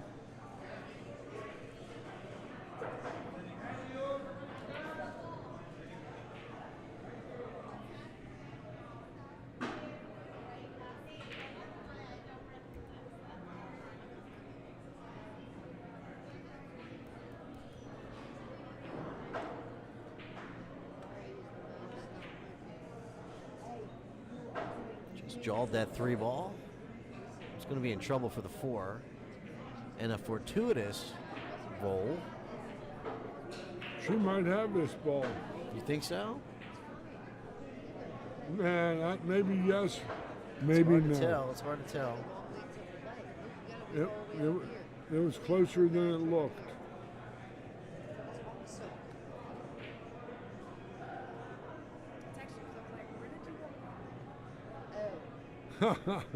Hey, Yeah, I saw. You can see just Shauna shaking her head and scratching her head and just.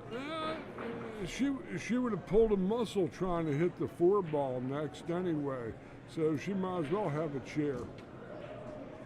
This ball's in the shelf of that pocket. Tough shot, really.